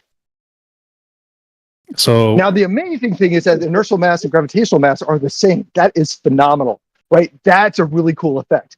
But a really cool thing, and they've measured that one too a lot. There's a lot of experiments that tried to measure is there a mass difference. and inertia is the same coin with two different sides. Gravitational mass and inertial mass are the same, so we can just call them mass. And more importantly, we can actually call it mass energy if we really care to. Okay, so Because we can you actually just talk about things you're such just describing the effect. the resistance of change to motion. Yeah. How would you like to describe it? Still haven't figured out what it is though. Gravity. I did. No. I did. It's No. yes. How What do you how mean, do what we it manipulate is? gravity? What do you mean? Well, we add mass to things, and that makes the gravity of the force of gravity stronger on the things we've add mass to.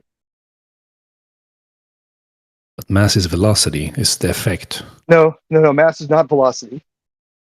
Don't say that. You misspoke. Try again. Inertia and mass, are they the same kind? Inertial mass. Inertia and mass. Inertia and mass are not the same thing. Inertia is mass times velocity. So acceleration and velocity, what's the difference there? Acceleration is the time rate of change in velocity. So a change of speed and velocity, No, change of velocity. Change of velocity, not speed. speed, No, velocity. speed. Velocity.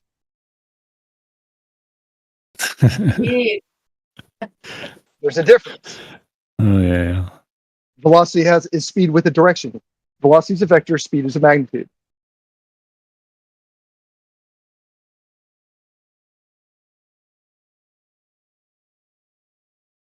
Right. So if you change the direction without changing the speed, you still have an acceleration.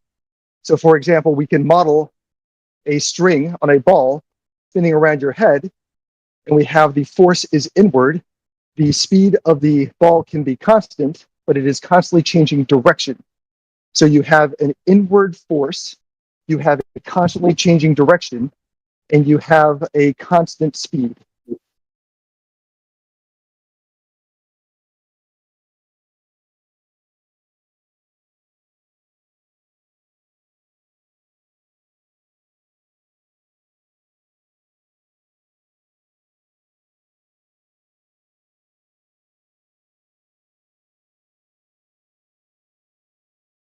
Now, are we on board with air molecules are affected by gravity, just like tennis balls are? Are we okay with What's that? up, guys? I'm back. A tennis ball is affected by gravity, and an air molecule is affected by gravity. So We're good to go, acceleration. So acceleration is at the rate at which velocity changes with time in terms of both Right. speed and direction. So it changes Right. the speed. Right, time I rate did of change. say I said speed. that. Velocity. No, no, Acceleration and direction. is change of speed. Speed and direction. I did with say direction. that. You said it's not doing Yes, that. Direction. Right. No, I said time rate of change of velocity. You kept saying speed as if velocity and speed were synonymous. They are not. But it has to do with speed. In change of speed. Yeah. No, change in velocity. I just gave an example of a changing direction with a constant speed still being an acceleration. What constant speed? What are you guys talking about?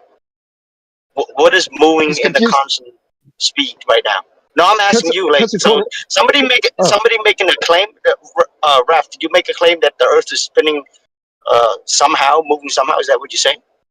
No, I was asked what is acceleration. He's trying to disprove. He's trying to prove physics and shit to debunk our claims. He's trying to I'm using 17th century physics to walk through some questions here that I have about stuff that you're talking about. So I'm not trying to anything 17th advanced. century, 1717. Yeah, 17th century physics. That's what this is. Right? Haven't all of those been like disproven by somebody else? No, not at all. Really? Okay. Really. So you start talking about gravity. I mean, like what gravity we talk about?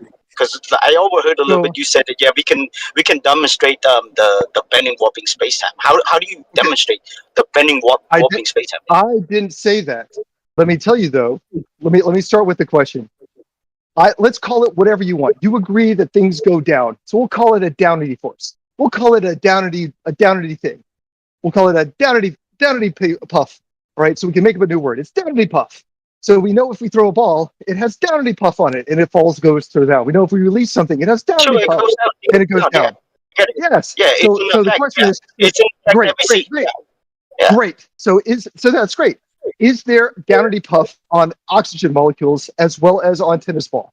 Do they both get downity puff? They might be different magnitudes. So but you're do they saying both that get downity you're puff? saying gravity holding gas down? Yes. Holding all these gases down? Well, can you demonstrate that, bro? Right? Yes. Well, first, you have to prove that outer space exists. No. First, you have to prove the outer space exists next to a I don't vacuum, have my to. friend. No, I don't. Like this place. Yes, you do. No. Yes, you do. What do you mean you No. don't? Right? Because that's No. part of your belief. Because you No. believe that we're No. on a spinning ball next to a vacuum of space. So now you have to prove that outer space exists. You don't have No. nothing to verify. You have No, no there's way no- to verify. All you have this, No. maybe you got some math, maybe you got some imagination or whatever. Cool, Are but you have afraid? no way to Are you verify afraid? this. We went over this 1,000 times, Rap. Are you afraid? Wait, no, I'm you just afraid? saying, bro. Am I what? Let me try this. Are you afraid? You sound fearful. Afraid of what? Afraid of you? Yeah. Bro, we talk about this 1,000 times. You can't prove outer space. You can't prove the I'm not- Earth in motion. What are you talking about? So what am I trying to prove right now? Am I trying to prove outer space, or am I trying to prove that oxygen molecules have a downity proof? Well, you believe in the model, so you're gonna have to I'm prove that the Earth in motion. You're gonna have to prove that outer space exists. You can't do that, Raph. We went over this. Baby We went over this, steps. dude. Baby steps. Do you believe Yo, we in went over downity this proof? so many times, and this is the reason why, bro. It's pointless talking to you because you're like, I don't know. It's like you reset or something. We talk about the same thing over and over again every time you come here, right? It's a simple You believe question. that Do you believe in somehow downity we proof? tilting, right, in I'm the outer asking space. You some- can't prove the outer space, my friend. I'm asking a small question. Do you believe in downity puff causing baseballs to fall? Do you believe in that? I don't believe the same thing you do. Sorry. It's fine. Do you believe Yeah, baseballs? I don't believe the same thing you do, bro. We went Let me over try this to- already. Do you believe baseballs fall? Yes or no? Listen, I don't believe the same thing that you do. It's a simple question. Do you believe? Yeah, baseballs- that's the simple answer. I don't believe the same shit that you do. So you don't believe baseballs fall? Because I believe they fall. Do you Sure, not? I mean, if it fall, it's fall, right? Right? It's an effect, right? Something we see. We call it gravity, right? It's not the cause, right? That's It's why an I call it effect. downity We agree on that. We agree on that. That's why I'm calling it downity proof. So do you believe oxygen molecules have downity proof? I told you I don't believe in the same thing that you do, bro. We talk I know. about this so many fucking times. So Raf, do I'm gonna give you one more chance. I'm gonna give you one more chance. Downity proof? Okay. If you believe in the model, right? If you believe in the model, you have to prove that outer space exists. You have to prove that the Earth in motion, and you have to prove the curvature. Can you do that? I'm asking this in small steps. I can, but I have to ask in small We steps. went over this So- a million times No, we already. didn't. We're not gonna get No. nowhere. Because We you're don't a get coward. nowhere. It's okay. I get it. It's okay. Oh, I'm a coward. Okay, sure, yeah, you're right. I'm a coward. Yep. And that's the reason why I opened my mind and talked to you. I'm a coward. Yep. You're right. Hey, what do we make you happy? We Well, went you over this are. 1,000 fucking times already, You're dude. not answering my questions. You're trying to run Listen, away I don't as owe fast you as any explanation. You are If you trying believe to. in a model, you have to prove the Earth in motion. In this You have house- to prove that this house- outer space exists. You don't Hold have on. that. You have to prove the curvature. house- You got none of that. The only thing you This have house- is imagination See him scramble? and story. That's it, dude. See him scramble? Right? This stuff. Do you see how he's scrambling right now Yeah. because he doesn't want to add Oh, this? I'm scrambling. trying to figure No, out because you politics. can't prove none of that. You see that? Period. You can't prove none of that.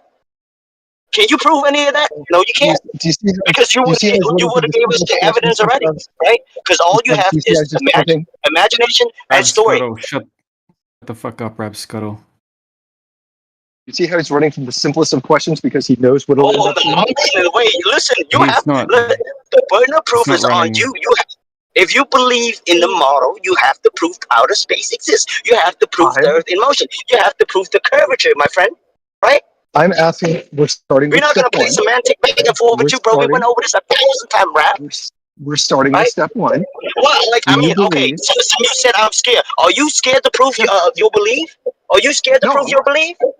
Oh, Not at I mean, then, well, how are you going to prove that outer space exists the way they told us? I'm working on it right now. I'm starting with Oh, the you're gap. I'm working on it starting right with now. further. Well, listen, you got over a year already, and you still work on it. Well, No, see you later, I'm Felicia. trying.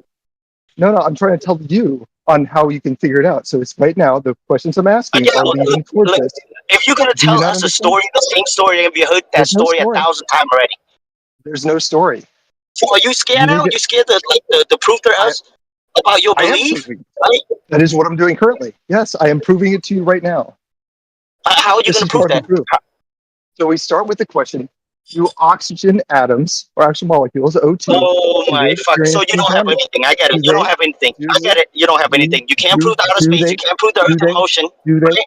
You can't Do prove the they? curvature. Do I they? get it. Do Okay. they? Yeah. Do they? Yeah. Next. We went over this 1,000 times with him. Yeah. It's We go pointless. over this. We go over the same thing with this guy every day. Oh, Mm. Chap's gang.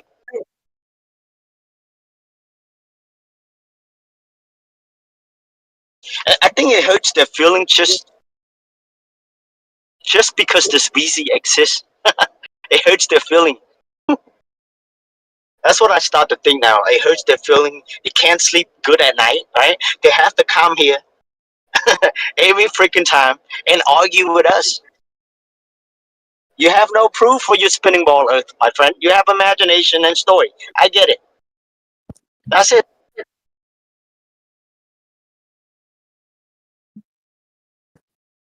Well, fuck, I'm tired. He wanted to disprove the claim of container is not required with gas being pulled down.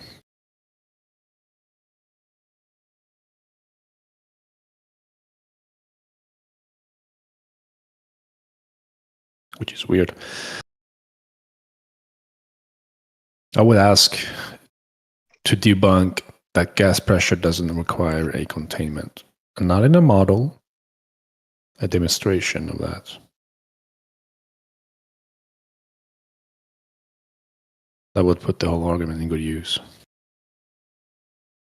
Because gravity, no one can prove that.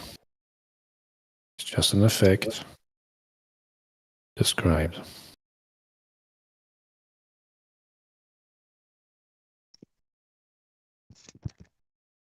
So if gas pressure doesn't require a container, would love to see that. A demonstration, that'd be cool. No model, no reification fallacies. Just reality. Why isn't the container just the atmosphere?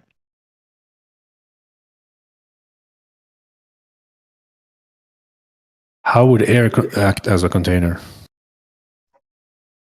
Or be a container? Is it physical, air?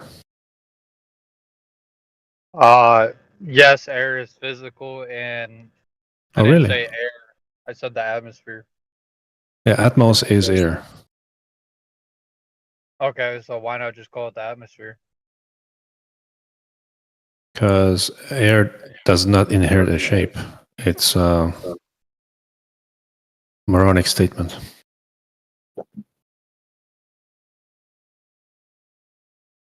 So you think the atmosphere is just air?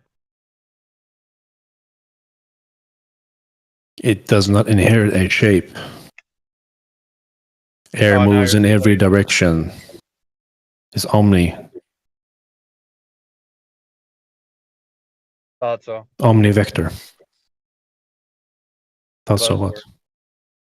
Buzzword. You can look it up, man. Do you understand like how gas behaves?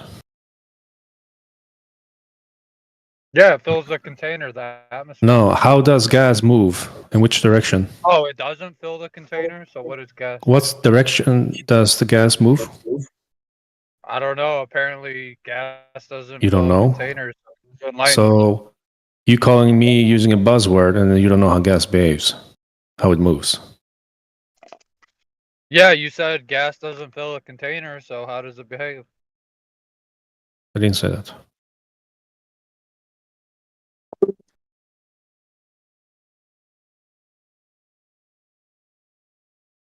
So which direction does gas move? The gas particles? Oh, so you're avoiding the question. I'm trying to have a conversation with you, but if you're gonna behave this way, you're gonna get muted. Your choice. Yeah, I'm not really interested in talking to you, to be honest. Like all you've done is just avoid every question I've given you. I asked you a simple question. You didn't seem to know how the air cannot inherit a shape. I'm trying to go through that with you. Yeah, and then I asked you, and then you just asked me. You don't the ask same someone with question. a question when you're getting asked a question. I asked you first, then we wanted to go through that, but you wanted to ask me Yeah, another question to divert me from that. Why? I gave you the answer. You said it was wrong. Now tell me the correct answer. No, you said I used a buzzword. That's what you said. Yeah, before. Yeah, it seems like you're ignorant. So, Well, it seems like you're yeah. equally ignorant because you don't know the correct position. I'm equal ignorant because you don't know what it means. Yet I told you No. twice already. I wanted to go through with you about No, that, because but according you to your didn't want to do that. You diverted to something else instead. I don't know. Therefore, Yeah. because you cannot tell me the answer, you also don't know. If that's the logic we're using. So I asked you a question: does gas inherit a shape, or air? Air, gases, whatever. Does it inherit a shape? Yeah, the container that it's in.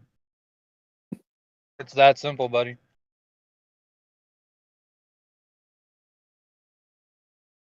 You could ask it again, you'll just get the same answer.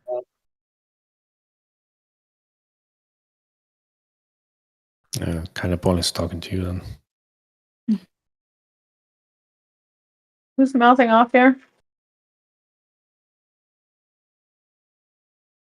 Benjamin. What's up? Oh, bro, did you find the geometric horizon some time or what? What is that? What's a geometric horizon? Yeah, like what are you talking about? Do you believe the Earth's a globe? Yep. What? But you don't know what a geometric horizon is? Nah. Why are you defending the globe then if you don't even know the absolute basics? I'm not even defending the globe. Like, I think it's But possible. you just were defending the globe just then. He was asking me about how does air stay on the earth or something. I said it stays in the atmosphere. Spherical gas. Yeah, because gas needs a container, and so the atmosphere is the container which contains the gas. Gas containing gas. No, the atmosphere. Can you show gas containing gas in a practical experiment? Well, if you're just gonna ask the same question, I'm just not gonna answer. No. I asked a very specific question.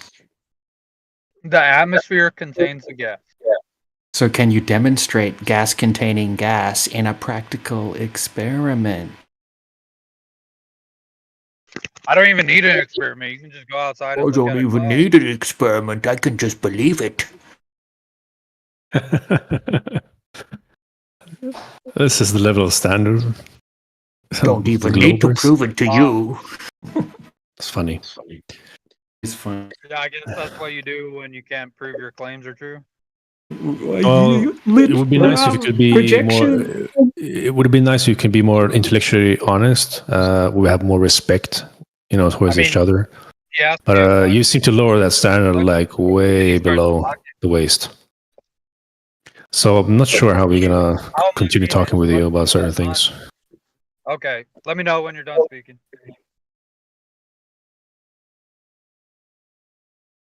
Okay, we'll let you know, bro. You're just denying. You can't even say yes or no. It's what's the point of talking to you? It's not going anywhere. It's pretty funny, Oh, I just asked him. And then started. It's like saying, "Oh, because I can't prove it, then you can't prove it. I win." But So, that's yeah, the I guess- thing. We Yeah, can that's the prove our mentality you claim. have. Yeah, Yeah, that's the that's what mentality can- you have. That's And fucking stupid. Benjamin, Gave you, Benny, then I would just assume Benny I boy. win, right? Any would you boy. Any. He thinks air has inherits a shape. Holy shit! I mean, We can back When did I our say claim. that? Can you show me where I saw it? you said Just- atmosphere. What is sphere? Yeah. Oh yeah, the Spherical atmosphere. gas. Yeah, what's the sphere? Is it a shape? Is that? So is air shaped like a sphere? Can you show us that? Air. What do you mean by air? Gas. Gas, Spherical air, gas. atmos, air. Air in the world? Same, synonymous. Holy shit, One man. particle of gas? One, like, what are you talking about? Oh my god. Now the standard has lowered even further down. Cooked chicken. Yeah.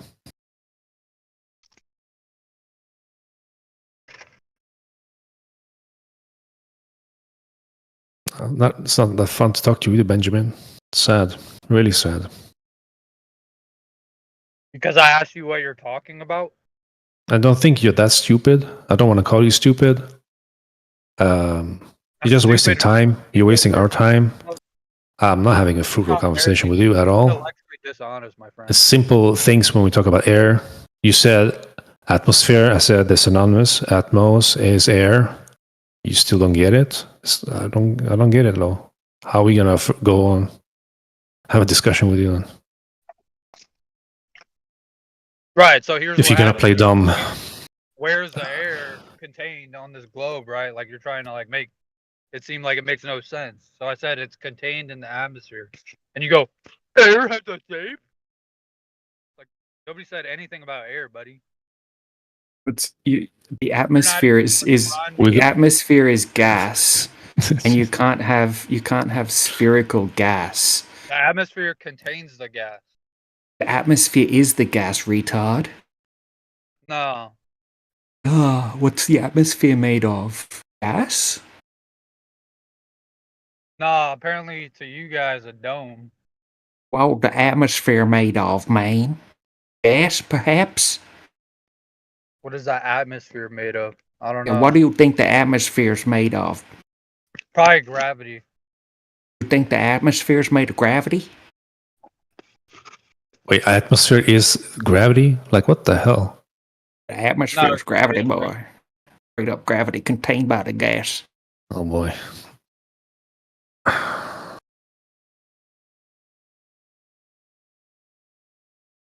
What's the plot, Benjamin? I mean, you guys think it's a dome?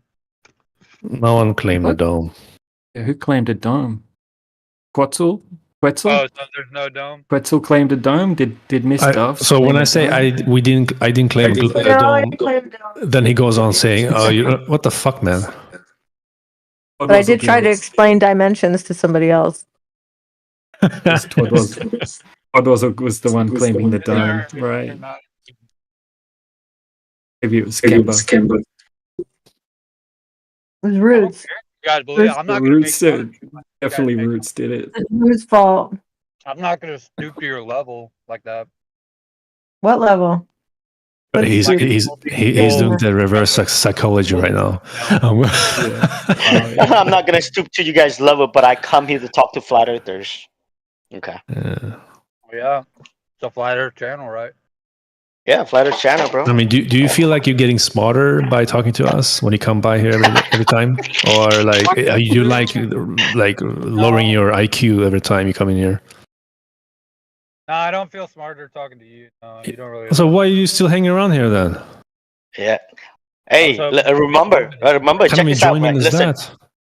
if we stupid people, we retarded, we whatever crazy people, what does that make you? Exactly. He's like, Where? Look, where I come from, my friend, right? If I talk to people, we don't agree with, and over again, plenty of time. Look, I stay away from them. Whatever the hell they do, I stay away from them. I don't. If I think people are stupid, people are kind of retarded, I leave them alone. I let them be stupid on their own. I don't go talk to them every fucking time. Yeah, that's That's how I operate. What this guy's doing. I'm just saying, dude. You know what I mean? I mean, you do what you want to do. Hey, you want to stay here, still talk to us? That's on you, bro. Yeah, I'll talk to you guys. Give us your number one globe proof, my friend.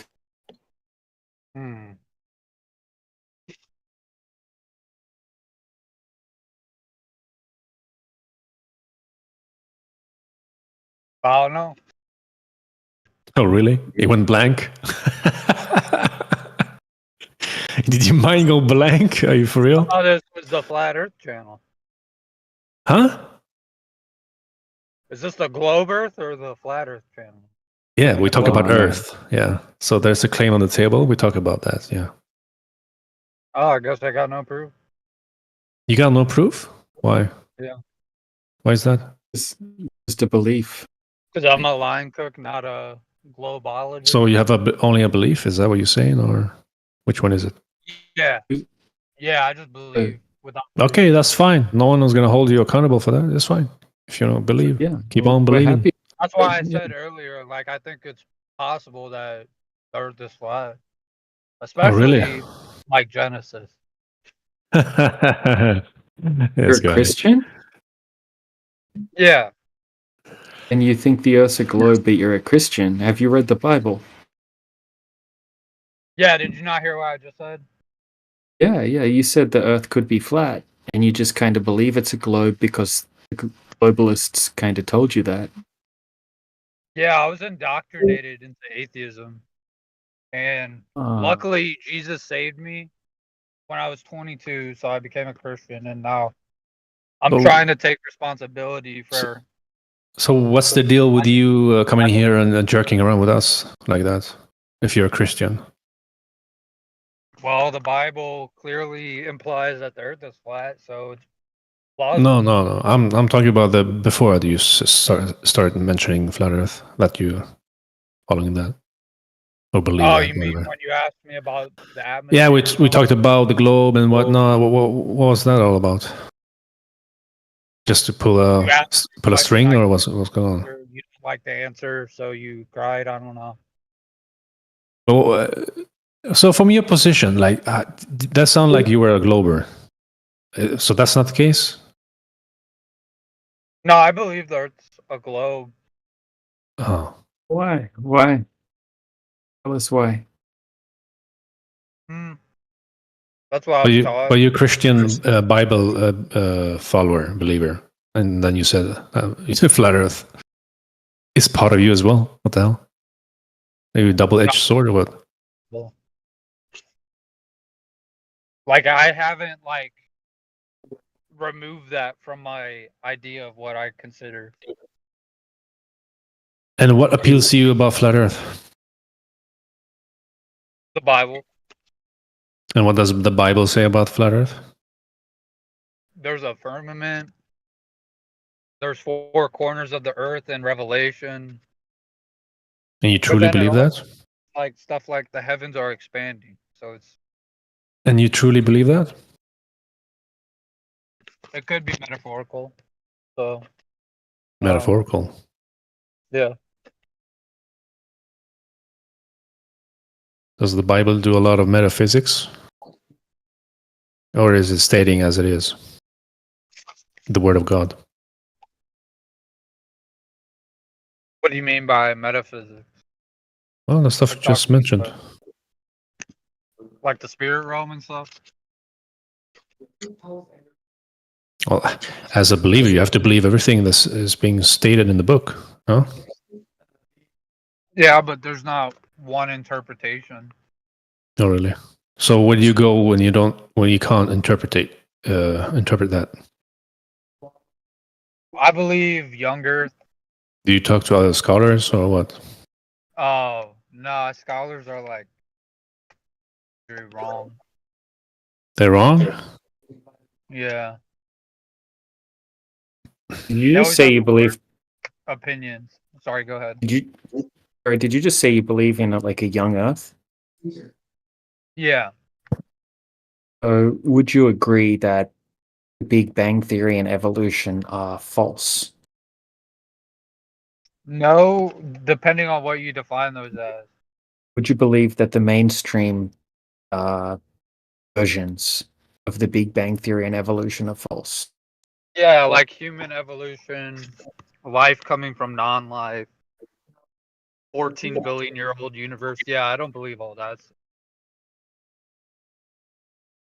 14 billion years universe. No, like old earthers believe it's 14 billion years, but young earthers believe it's about like 6,000 to 10,000. How old do you think the Earth is, if you follow the Bible? Like 6 to 10,000, like I just said. Like I give it some wiggle room, you know. And how far back have we been recording history, as far as we can know? How many Damn, Stab just how debunked many you for the using flood? code, bro, like, what is your problem? You have two accounts. You post and then you switch. You get muted. He switched to another account, joins the fucking VC. What a fucking idiot. He has no life. Rinse and repeat. Rinse and repeat. Holy shit. Man, these guys are fucking weird. He posts the same shit every day.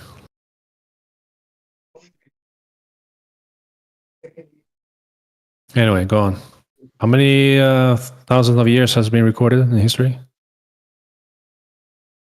I mean, as far as I know, there's nothing after the flood or before the flood that we How have. far back is that dated as? Like 4,000 years. 4,000. Okay.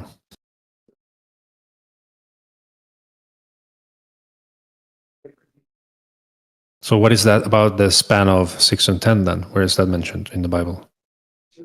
Or is that something on the side? Theology. But yeah, it basically depends on like the literal interpretation. I don't know. It doesn't make sense. If humans are monkeys, then why do we know right and wrong? If Genesis is just metaphorical, then why do we judge right and wrong for everything? So why in the Bible it says the earth cannot be moved? So why do you think the earth moves millions of miles per hour?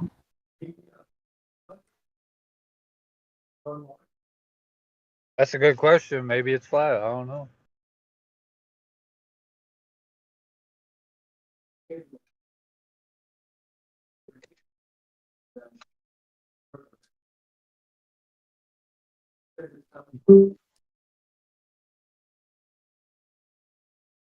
Yeah, so do you guys believe in like the pillars and all that? Oh, bro, I don't. I mean, I don't discount it. I can't test it. I can't check it. Or are you just like Sure. agnostic? Well, I mean, I guess if you want to call it that. I mean, I don't say the Bible's wrong, but I can't verify it, so I'm just like realistic when it comes to my opinion on that. Yeah, that's pretty pragmatic. Like, just saying, I don't know if I can't verify it. And if you Yeah, can't yeah. verify it, then it's not useful information, anyways. Right. Unless it's verified. Not necessarily. I mean, the information can still be useful, even if you can't verify it. You'd have to have some methods to actually test the information and its value. Well, that's what I mean by verifying. It's like testing it. Like like knowing how You old don't the need Earth to know is the doesn't source. really- Yeah. If I believe the Earth is like 6,000 years old or 14 billion years old, it doesn't make a difference. I could believe it's 20 trillion years old.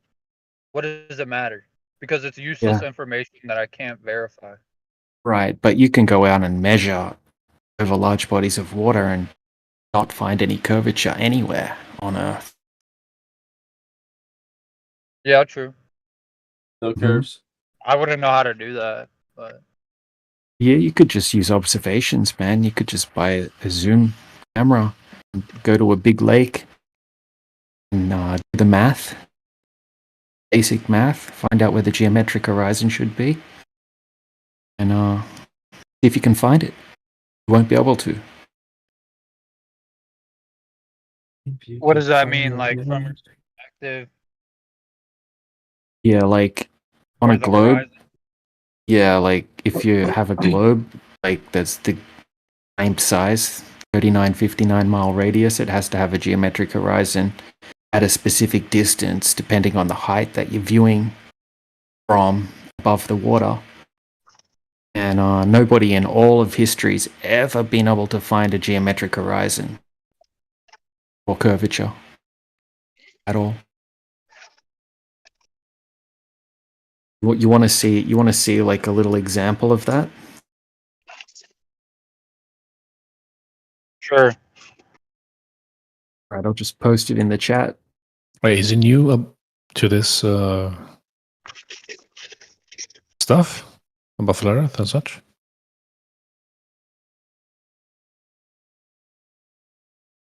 Are you, Benjamin? Yeah. Oh, I don't think sorry. he's. I don't think he's seen the observations. Yeah, I don't think he's. Yeah, have you seen the Black Swan, Benjamin? No, I don't think so. Are you that new? Okay, I thought you've been around for a while. I'll just show you this one. What does this give? All right, so I'll just explain it. It's pretty easy. All right, so this guy's on a lake in Canada. It's a massive lake. It's very still, as you can see, and he's just placed the camera 3 inches above the water, and he's zooming in. And when he zooms in, you'll be able to see on the right-hand side of the screen, there's 2 little rock peninsulas sticking out. And that second rock peninsula that's sticking out is 13.8 miles away. So if the Earth was a globe, the geometric horizon would be at 0.6 miles. And that rock peninsula in the background, the second one on the right, that should be hidden by 120 foot of Earth curvature. Does that make sense? Like the way I explained it? Yeah, I understand what you're saying. And I've seen these before, especially like the laser ones. But the problem with them is that it can be explained by refractive atmospheric refraction or whatever it's called. Right, so the globe side is a blanket statement. Do you know what blanket statements are? No. It's like a word that covers everything. It's a fallacy, basically. Okay. It's like just a word they say. No matter what observation we make where we can see too far, they just say refraction. We don't know the weather conditions. We don't know anything about refraction. The type of refraction that they're talking about presupposes a globe. And if you actually look into it, this particular observation isn't accountable for with any type of refraction formula. Even if we give you that refraction that you're talking about, there isn't a type of refraction or a refraction formula that accounts for anywhere near this level of discrepancy and how far we can see. Okay, so the globe horizon should be 0.6 miles. We can see nearly 14 miles easily. That's like 2,200% discrepancy. So even if you include refraction into the formula, it should still be hidden by 100 feet curvature. So you can't just say refraction. You know, when these people, they say refraction, they don't even know what the hell they're talking about. It's like a buzzword they've been taught to say. And we can see too far. They're like, well, I think that's explainable with refraction. I don't know anything about refraction, but I've been taught to say that particular word. You know what I mean? Well, yeah, I get what you're saying, but like when I bring up like a possible verification for this to see if it's really refractive, atmospheric refraction, or if it's a flat Earth, I could shine a laser from Florida to UK, and if it's powerful enough, it should be able to hit. Like you should be able to detect it somehow. So The distance that you, do that. yeah, but I mean, take word for it with this Canada example. That little Okay. rock is 13 miles away. Like I don't know these things. Like I have no way to check. yeah, I know that, but I have a video for that observation, and he shows the full observation step by step, and he goes onto Google Maps and he shows you the distances, and then you can go onto Google Maps and you can verify the distances yourself. And then you can look into refraction, and you can see that there's no refraction formulas that account for that type of discrepancy. And you can go repeat this type of thing yourself as well if you really wanted to. So can you show me like something like 200 miles away? Right. So you can't see that far because what happens is you have like angular limits to your perspective. Like a good way to explain that would be if you had like a long hallway, you just looking down the hallway, everything will converge into a vanishing point. So do you know what I mean by that? Like the ground will appear to ramp up, ceiling will appear to ramp down, and walls will ramp in. They converge into the center. Use like a telescope or a camera to Yeah, zoom yeah. in with the video. Right. So cameras also have an angular limit, so they also converge into a vanishing point. It's just going to extend. Big camera. Yeah, even if you have a big telescope, you can only see so far, and also you're dealing with atmosphere. When you're looking straight, like horizontal, you're looking through the atmosphere. So over distance, it becomes opaque. Like just say you have like a clear sheet of glass, and then you stack like 2 pieces of glass, and then 10 pieces of glass, and 100 pieces of Oh, but glass. the Like sun gets through just fine. yeah, the sun's very bright, so the sun's able Moon to gets shine. fine. Yeah, but the sun, if you see the sun moving away during the horizon, you'll see it taking the light with it. It's just more powerful light, so it's able to shine further through the atmosphere, but it still follows the attenuation of light law, basically the inverse square law. So over distance, it's going to take its light with it, because it can't push through the atmosphere forever.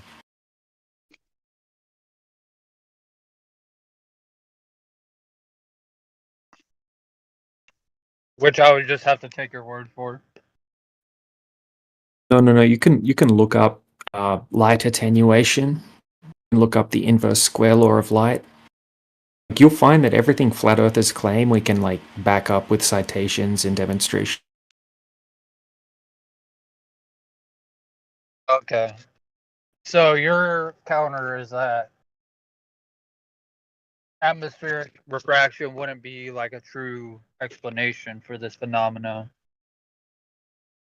Well, atmospheric refraction, in the way that you're talking about it, you're kind of like presupposing a globe Earth. That's the thing in question. So you're saying the light refracts around the ball back to your eyes.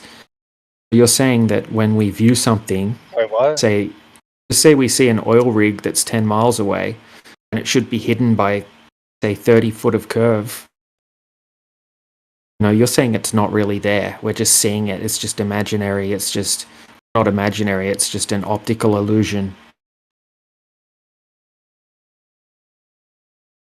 I mean, I can see the sky when I'm looking out the road if I look at the right angle.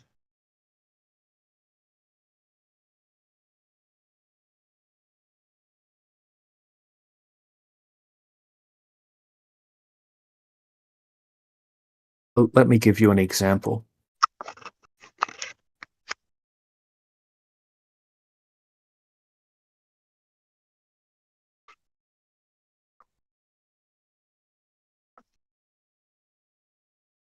See the oil rigs?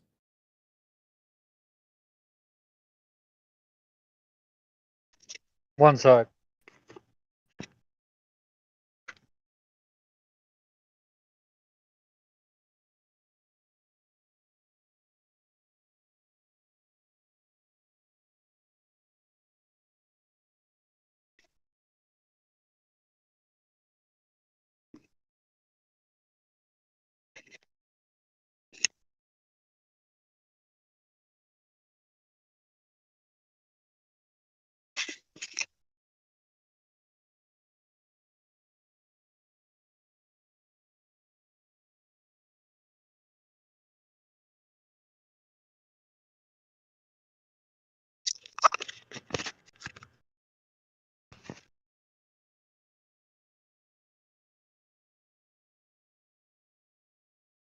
Yeah, and with this, I would just have to take your word that they're 10 miles away. And that atmospheric refraction is just a big lie or something.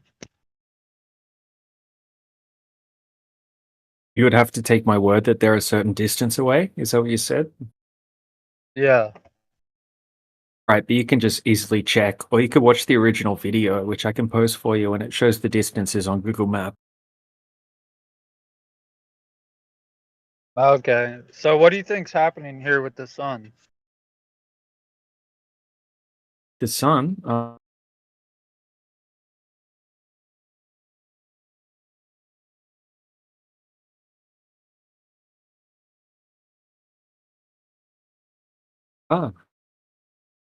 Why'd the sun fall in the water? right. So when objects move away from you, they get they converge with the horizon, right? So I can show you an example now where you can see that exact same phenomena happening in a demonstration on a small scale. Would you like to see that quickly?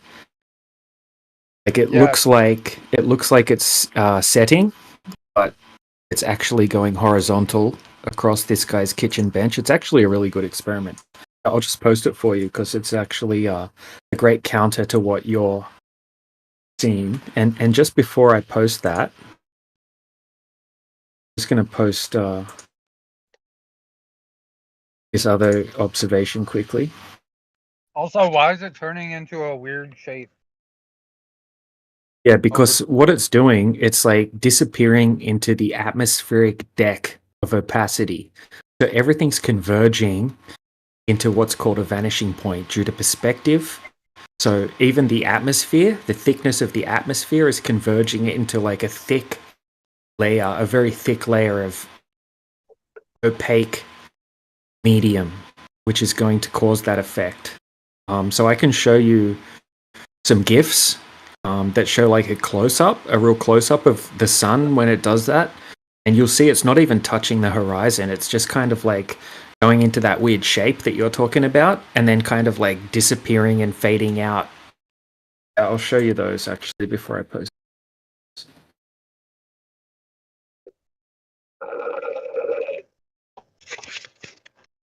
Wait, so what'd you call it? It's like It's like when the light travels through the air and yeah, like what your perspective does is everything converges into a vanishing point. So it's kind of like you know what I mean by converge? yeah, I was just asking, what'd you call it again? I called it an atmospheric deck of opacity. But So you use that to explain these phenomena. But when I use refraction, like you say, like, oh, like that presumes X and Y, and oh, you don't really know what it means. It's like, what's the difference?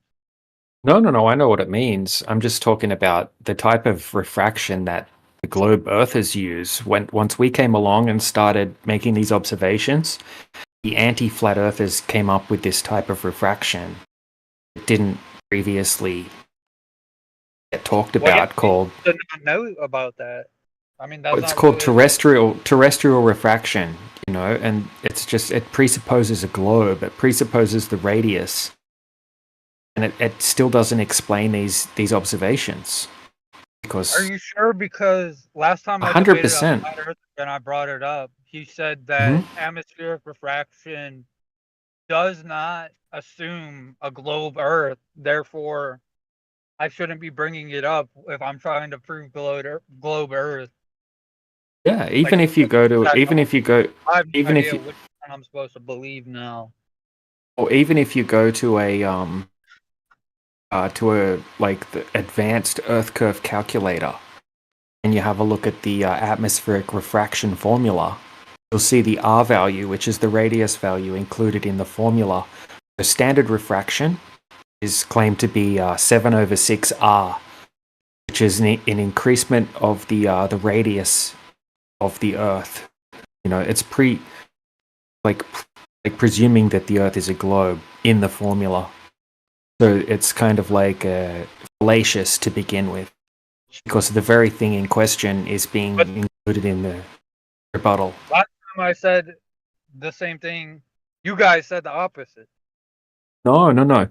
What someone would have said to you is that standard refraction, like actual refraction, it actually limits your view.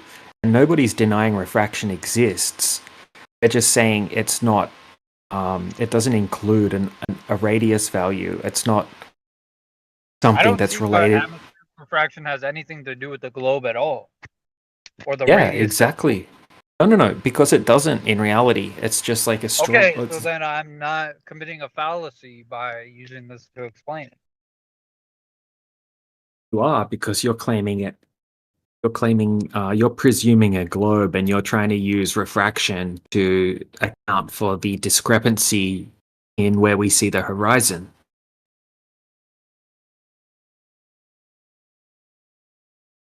See, this is the main Yeah. problem. The main problem with the globe argument is that they try to use this refraction formula to try to account for, like, just say we see the horizon at 10 miles, but the horizon should be at 1 mile. So they say, oh, this is refraction. But on a globe, there has to be a horizon, a geometric horizon at 1 mile from a particular observer height. 0.8 foot or something like that would be a 1 mile horizon.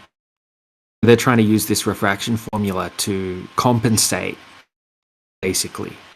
They've never been able to find a geometric horizon throughout all of history, like, to begin with. So they're trying to compensate for something that they can't even validate exists in the first place. Even the refraction formulas don't account for how far we can see extra. And when they're saying refraction most of the time, they don't even know what the conditions are. Like, if you look at a time lapse of over water for like a whole day, you'll see the horizon just jumping all over the place like crazy all day long. Can't use a standard formula to account for refraction. Refraction, the horizon is as defined as what we define it as, and what the actual definition is, which is an apparent location where the sky and the ground meet. That's what the definition. It moves back and forth constantly. But it's like explainable phenomena just doesn't really convince me that well. But what would convince me is shining a laser from like Florida to New York or something like that. Like some crazy distance that couldn't be explained by atmospheric refraction. It can't be, even the distances that we're shooting the lasers can't be explained by atmospheric refraction. What, like 10 miles? Yeah, but they're shooting these lasers like 30 miles.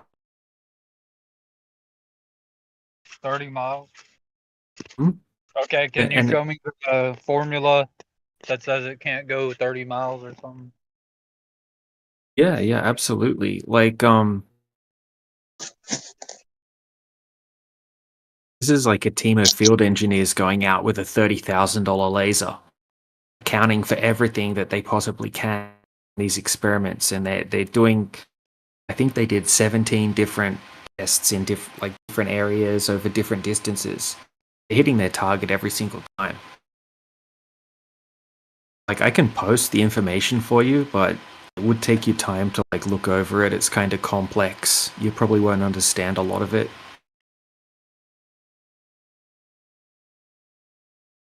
It's quite technical. I was going to say, if refraction's his issue, how about showing him one of the infrared images from JTOL and Media, where I think it's about a 50-mile shot. Infrared reduces refraction, so if refraction's your problem, my friend, how about we remove it from the equation, and we'll see what some long-distance images really are.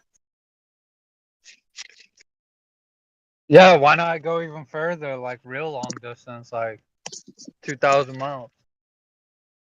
1,400 miles good enough for you? Yeah. Jump onto YouTube, J. Tolan Media, and have a look at some of that chap's video footage.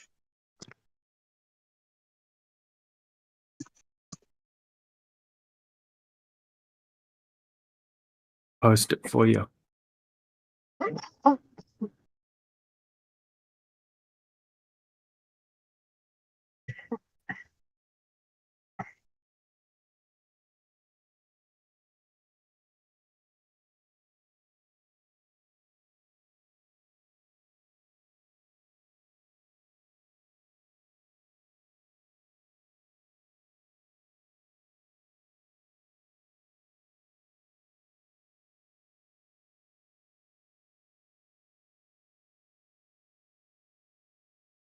You there, Benjamin?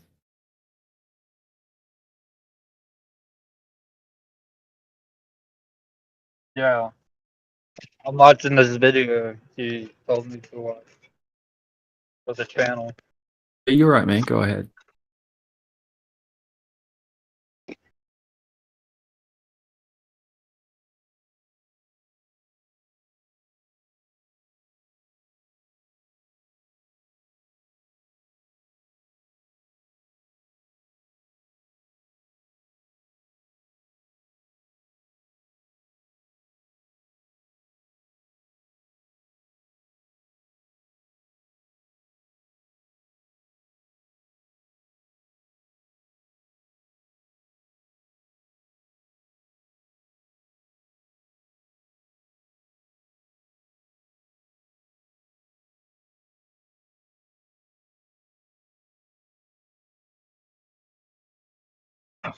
Wait, so I'm guessing the point is like, if you use infrared, you can see farther or something.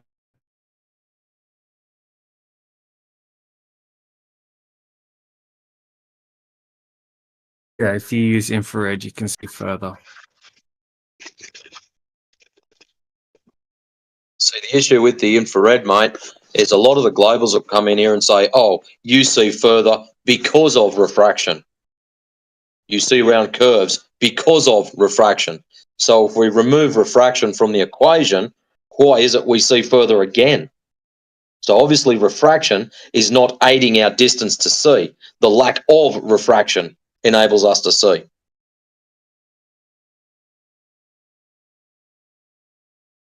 But yeah, there's more than enough videos there to keep you entertained for months on end, my friend. Just take your time, have a look at it, absorb the information, and yeah, enjoy yourself, man.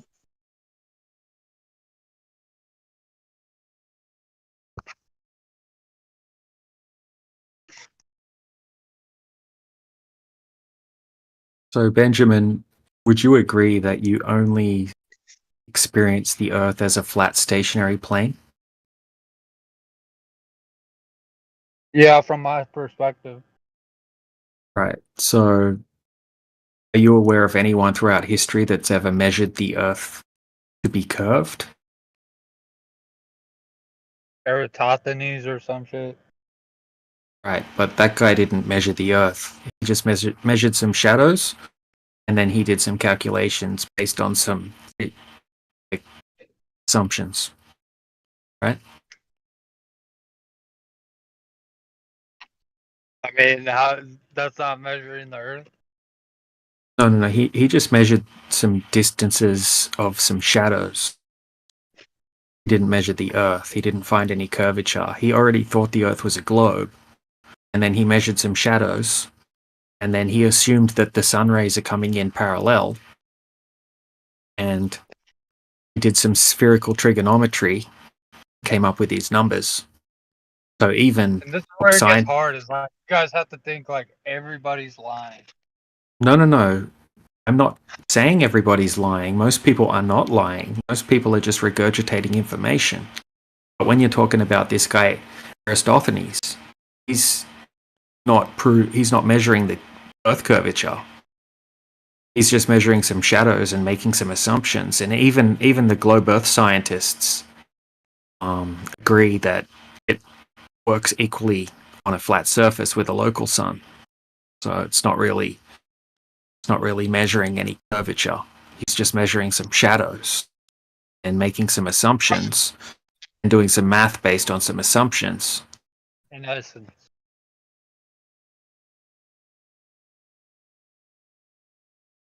And like It's not- India, China, Japan, Russia, USA, they all lied. Did you remember what I was talking about earlier when I was talking about blanket statements? So when you say Russia, who are you Well, I'm talking talking about? the government, the nation. Or who are you talking about in the government? Governments are compartmentalized. In the schools, do you think they're teaching flat Earth cosmology? Teachers in schools are teaching whatever the textbooks tell them to teach. So to become a teacher, you get good at memorizing and regurgitating the textbooks, you don't become a teacher because you learned Okay, all so that stuff and Are they tested the teaching information. globe Earth, They're or are they teaching teaching whatever flat Earth? they're teaching whatever the textbooks tell them to teach. What is They're not the lying. They're not teaching? lying. The teachers aren't lying. Do you think that we're claiming the teachers are lying? Okay, they're deceived. Right. Just the same as you're deceived. I mean, it's something that they've been taught from a young age. They've never questioned it in most cases. They've never tested the earth. They're just, to get their job, they're just regurgitating answers that they have to regurgitate on a test. And that's how they get the job. It's not like they're actually going out and questioning and testing the information. They're just teaching whatever the curriculum tells them to teach. They're not lying. Yeah, but you get what I'm saying. Like the whole. You're not world- lying. I don't think you're lying. I don't think they're lying. I'm trying not to lie, but No, I don't think you're lying. I think you're being very genuine. And I think the teachers are being very genuine. No, I think most teachers are, they got a good heart. They're trying to help children to learn. But, they haven't tested to see whether what they're teaching actually matches reality. And that's what we're going out and doing and testing if it actually, works. Because the globe model is an amazing thing. But it's just a model. It's just a theoretical mathematical model. Math works. But when you actually go out and test if that math matches reality, it doesn't ever match reality at all.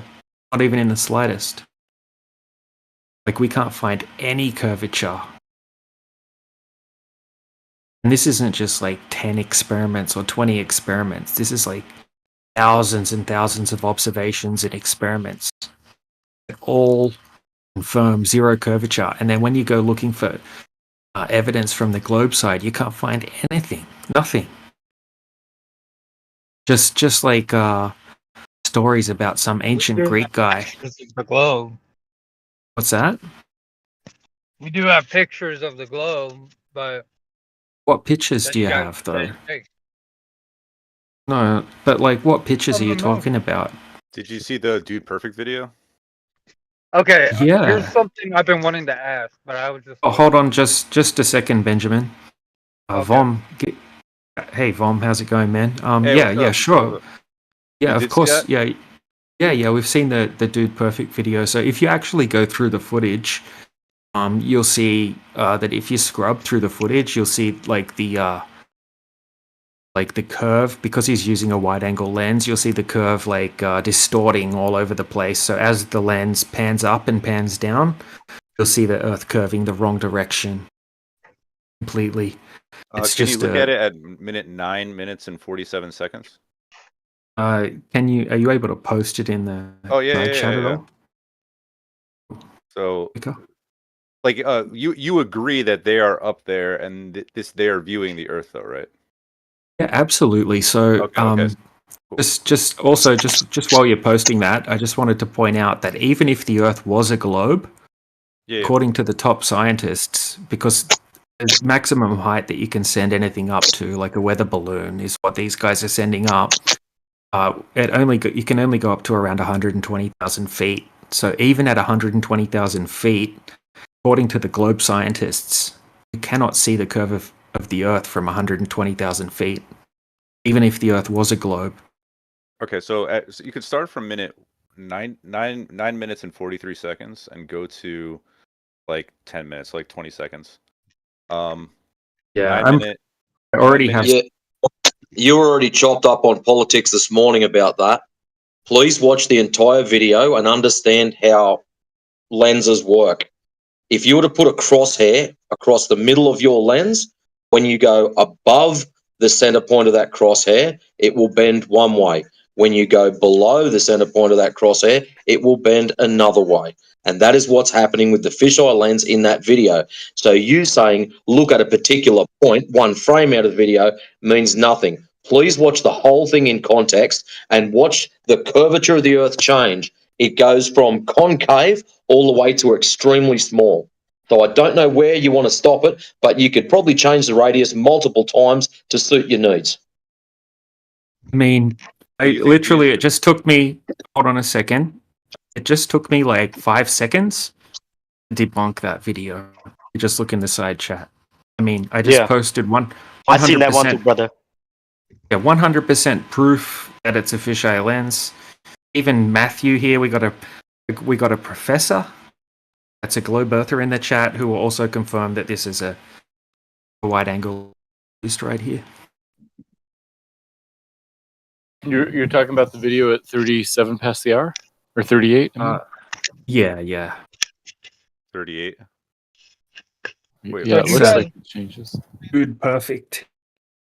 The Dude Perfect video where they go to space and they look at the Earth. It looks. It's not space either, even by the globe claims. But yeah, Matthew, give us your opinion, my friend. Yeah, I show you the curve right there.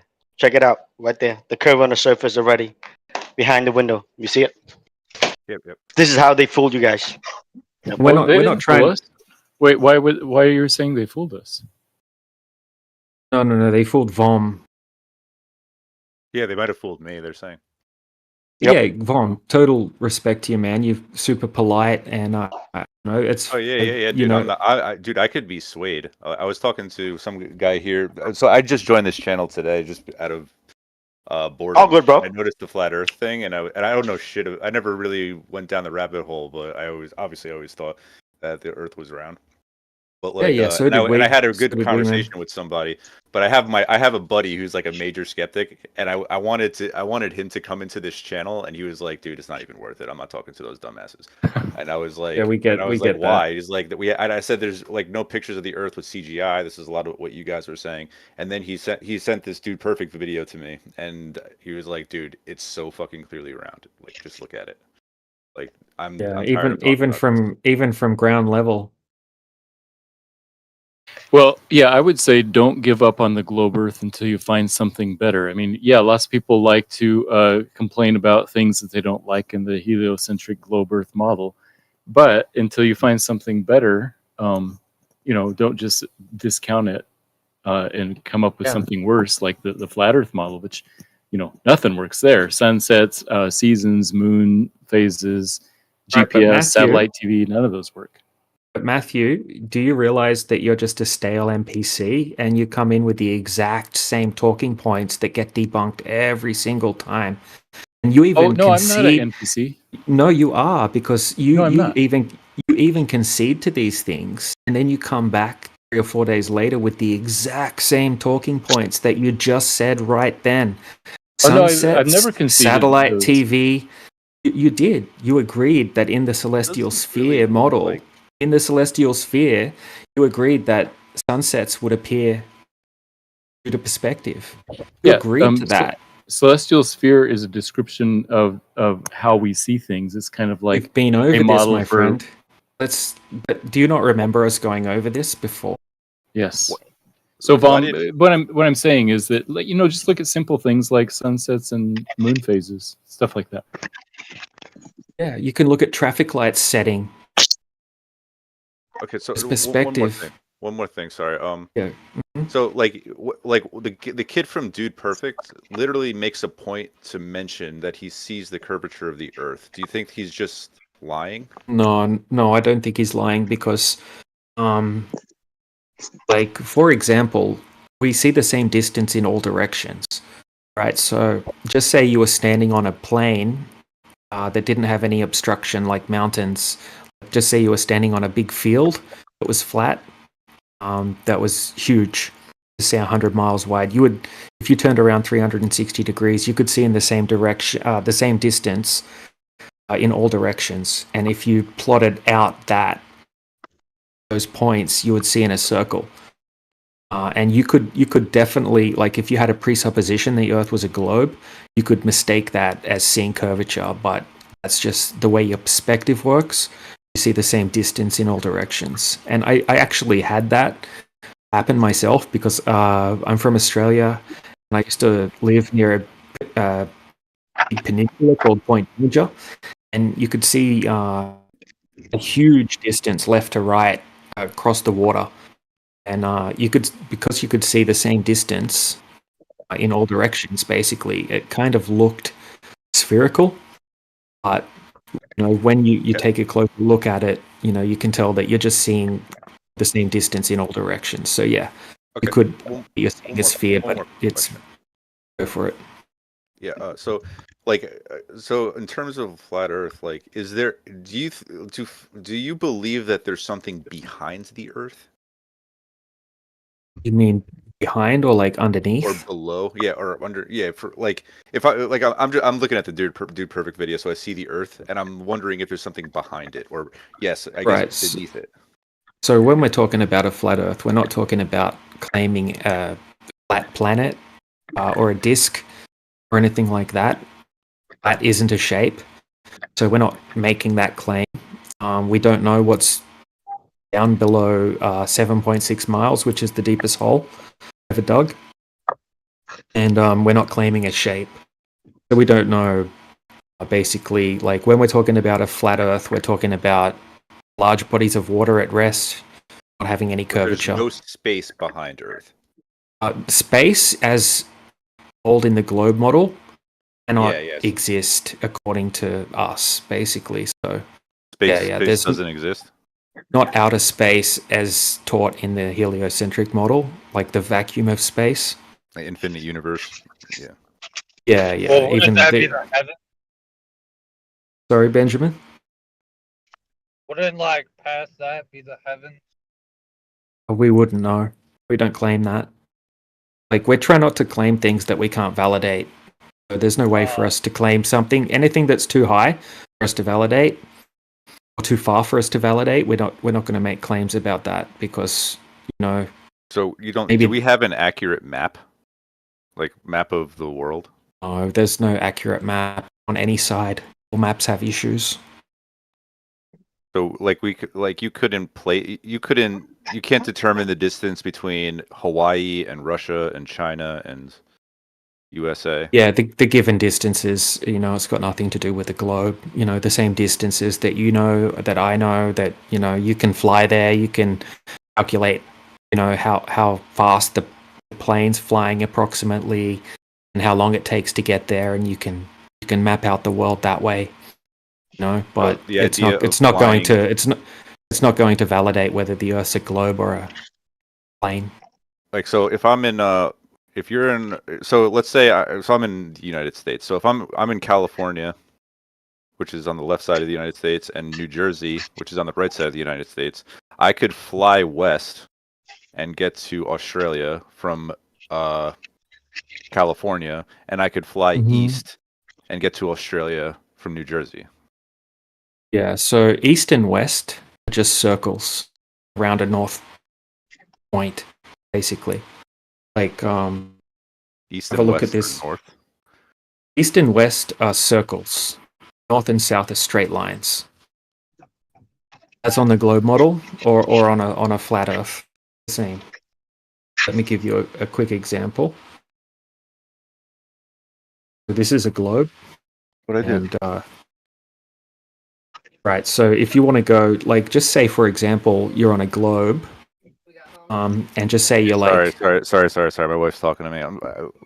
Sorry, guys. you're right.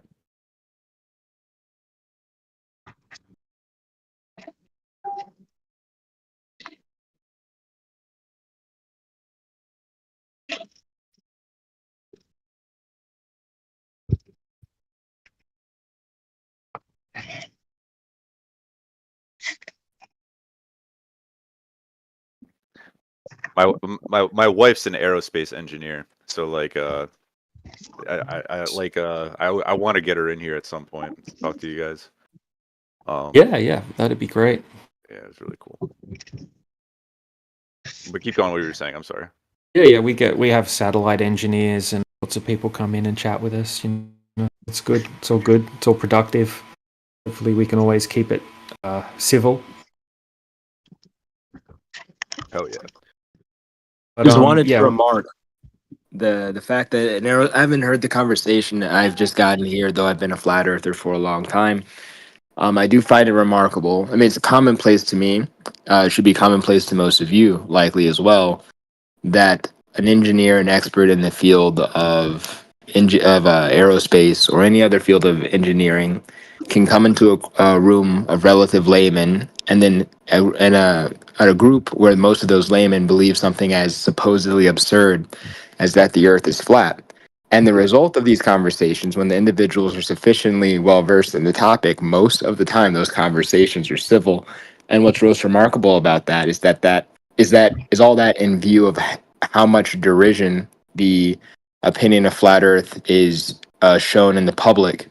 And so I would think that as an engineer, I don't know whether or not the man who is here, if he is an engineer or his wife, whatever their domains of expertise, if they don't believe the Earth is flat, I really pray that they, in their interactions with other people who believe that the Earth is a globe, testify to the relative civility and the relative probably the fact that most people believe the Earth is flat are typically more better informed than they're on the topics of their own beliefs and on the opposition's belief than their globe Earth believing counterpart.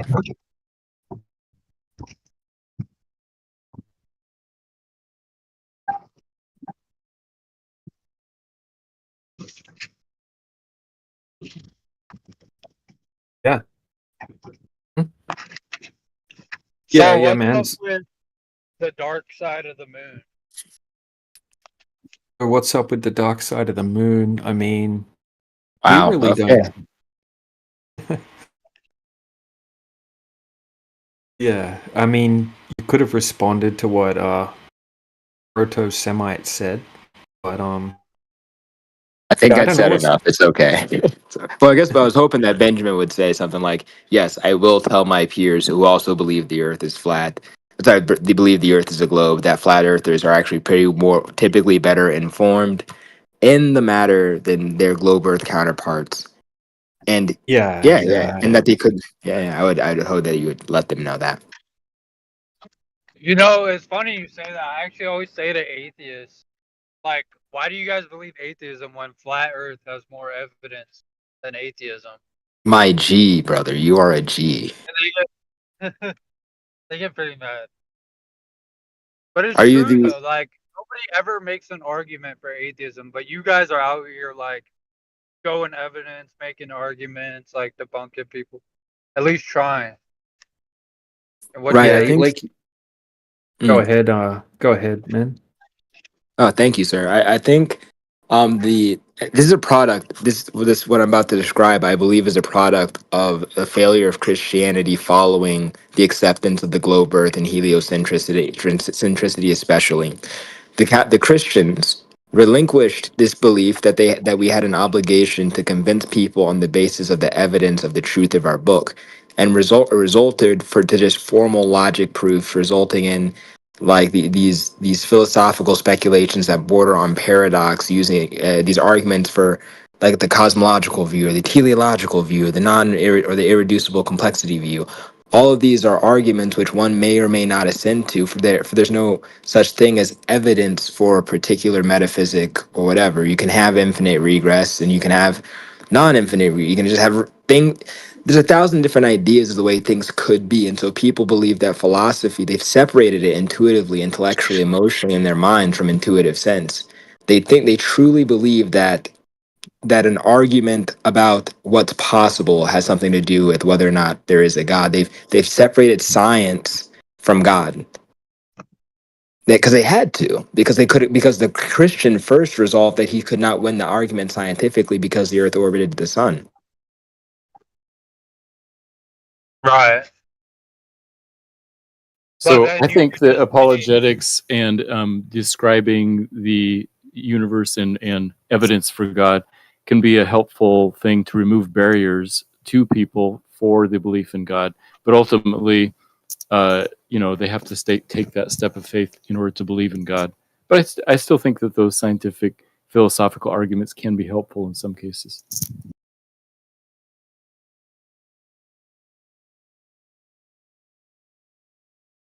argument you from think, like, design, world- fine tuning argument, that kind of intelligent design, all those things.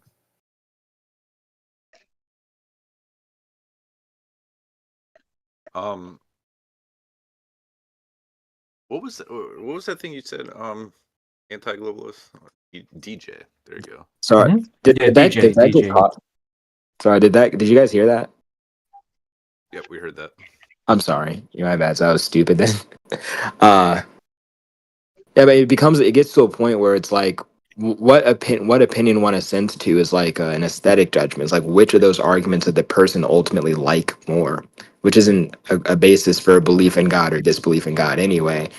Irrespective of how you feel about the argument, the Earth is flat, and if the Earth is flat in the center of the cosmos, well, I can't logically deduce, therefore, that there is a God. I can say that it's very insane to imagine. You are out of your fucking mind on an aesthetic and moral level. There's something wrong with you if you're an atheist on a flat earth. In a way that's not the case if the earth is a globe going around the sun in impossible space. So the flat earth demands aesthetically, emotionally, in 1,000 different ways other than logically, but intuitively, clearly so that there is a God, at least one God. And then So yeah, I would agree with that. I mean, obviously, since Okay. there's no naturalistic explanation for the creation of a flat Earth, if you believe the Earth is flat, then that implies that God exists. However, the contrapositive isn't true. If the Earth is not flat, that does not imply that God does not exist. agreed, and that's why the argument can go on forever, assuming outer space land. You can say the Bible's not true. You can say Bible God is not God, or Bible God lies, or Bible God's confusing and complex, and Yeah, whatever. they'll just cherry pick like which bits. They'll say, "Oh, this bit's metaphorical because it goes against the globe." Why is that? Why is there a God factually 100%? No answer. From Yeah, us. exactly. We can't verify it. It's a circular argument that never ends. That's why I'm trying to just kind of stick to empirical evidence, things that can be tested. What was For the the thing man you who said, believes the Earth is north, flat. north, the like north, south, east, west, and how it's not straight lines? Oh, east and west are circles on a globe or a flat Earth, and north and south are straight lines. And to be clear, Alright, it's the direct flat clockwise and like, counterclockwise and sorry, man. on, Counterclockwise and just- clockwise are both directions. If you can go in one direction and end up back where you started on a flat Earth. One clockwise is a direction, counterclockwise is a direction. That's east and west. I just want to make sure But that's Vom. one thing you could That's, test. that's If you not go in totally a clear. straight line on a flat Earth, then you should not arrive back at the same point. But if you go in a straight line on the globe west, then you should eventually arrive at the same point. Okay, just Sure, let that's me true. explain that. Hold on a second. Just let me explain that really quickly. So, west is just. Okay, so to go west, you have to go in a circle.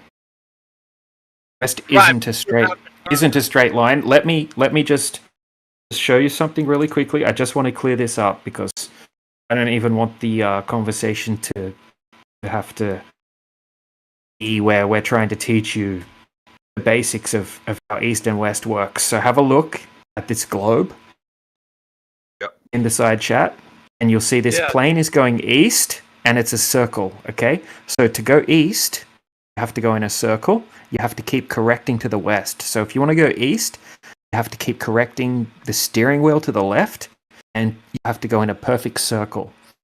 Okay, so whether the Earth is flat or a globe, east and west are just circles, not straight. Don't go straight east or straight west. Yeah, I Isn't get east or that. west. But if you go in a circle on a flat Earth, you would have to turn left, like in the picture. Or also the on a plane is globe. Also on a No, globe. you wouldn't. You could go perfectly straight on the equator and get back to the same place. It's still a circle. If you look at it from a top view, it's still a circle. It's not a straight line. And secondly, nobody's ever done that. Nobody's ever verified that that actually happens in reality. So it's just a theory. So yes, I agree with you. Technically, if the Earth was a globe, you wouldn't have to veer the steering wheel go directly Never around the directly equator. go. You should end up, if you just go perfectly straight in any direction, you should eventually end up back at the same spot. Oh my But god. no, that is true. that is true, but in reality, you cannot do that because you can't go straight in any direction. You need to navigate with a compass in reality. I was just making the point, like that's something that we could test, and I was asking, like, has somebody tested that? Nobody has ever gone north or so on a flat Earth or a globe Earth, you can go east to west, come back to the same point. But and people have done that basically, like more or less. Okay, so someone's gotten in a plane and just gone perfectly straight. People have circumnavigated the Earth east to west, heaps of time, but nobody's ever done it north to south. It's like saying I'm not going to go left to right. I'm just going to go perfectly straight. You can't just go perfectly straight because you don't know whether you're going perfectly straight or not. You have to use a compass. You can't just how would you know that you're going perfectly straight? Because you've got wind currents. If you're in a boat, you've got sea currents. If you're in a plane, you've got wind currents. You can't just go perfectly in a straight direction. You have to use a compass. So nobody's done this? No.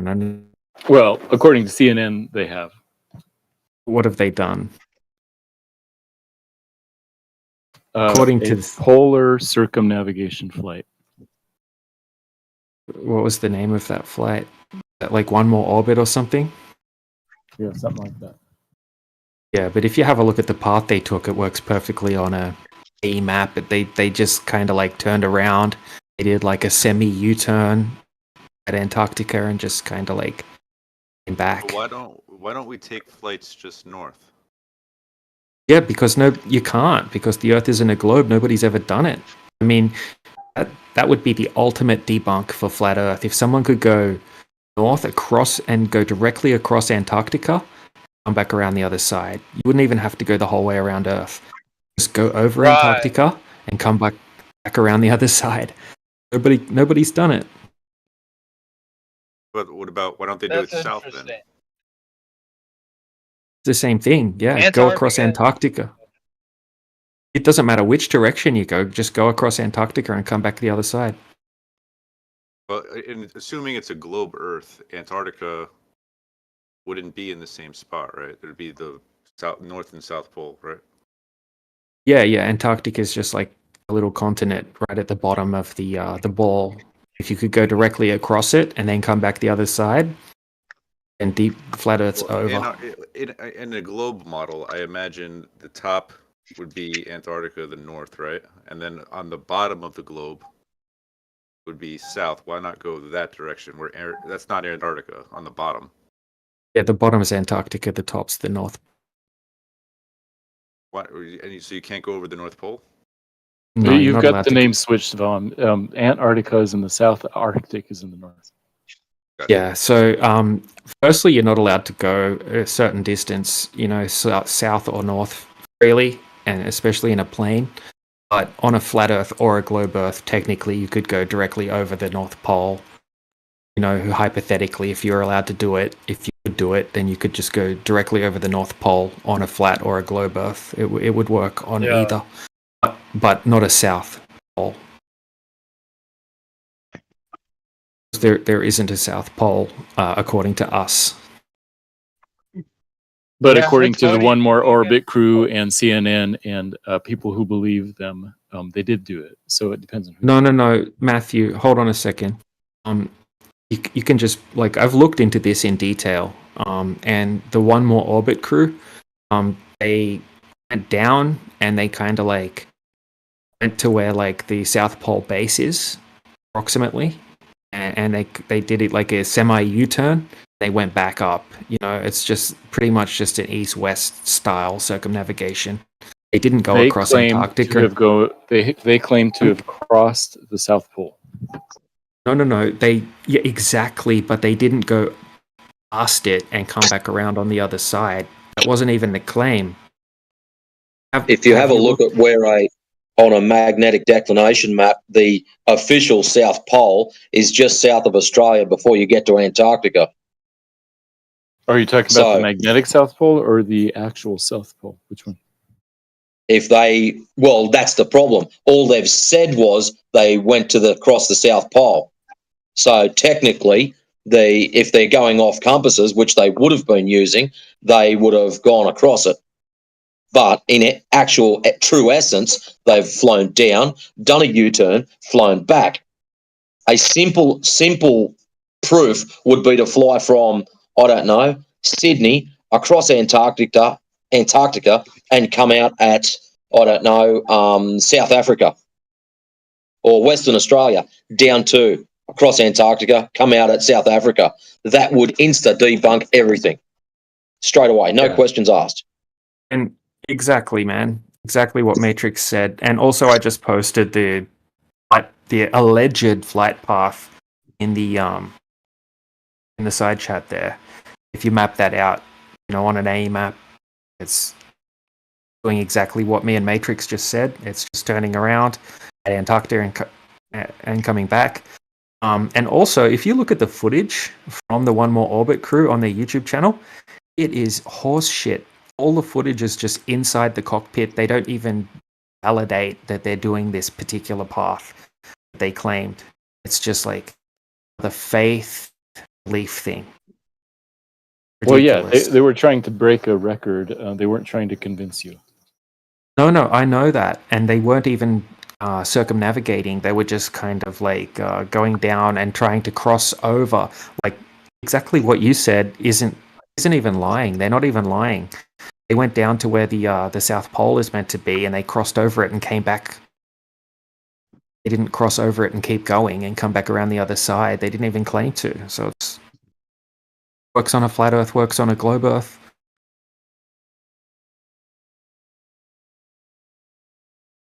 But, still faith-based. But still, even if it wasn't, just say they did do it. It works on a flat Earth just fine.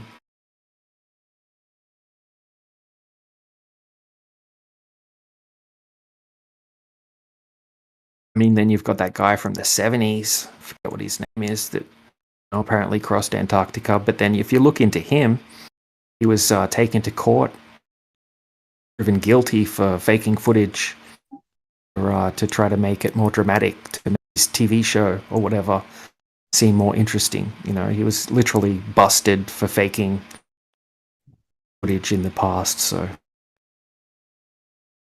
yeah, there's not much credibility or evidence when it comes to a north-south circumnavigation.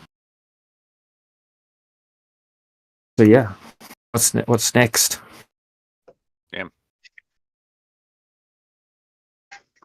So people who've been to the South Pole, which doesn't exist, is what you say, because the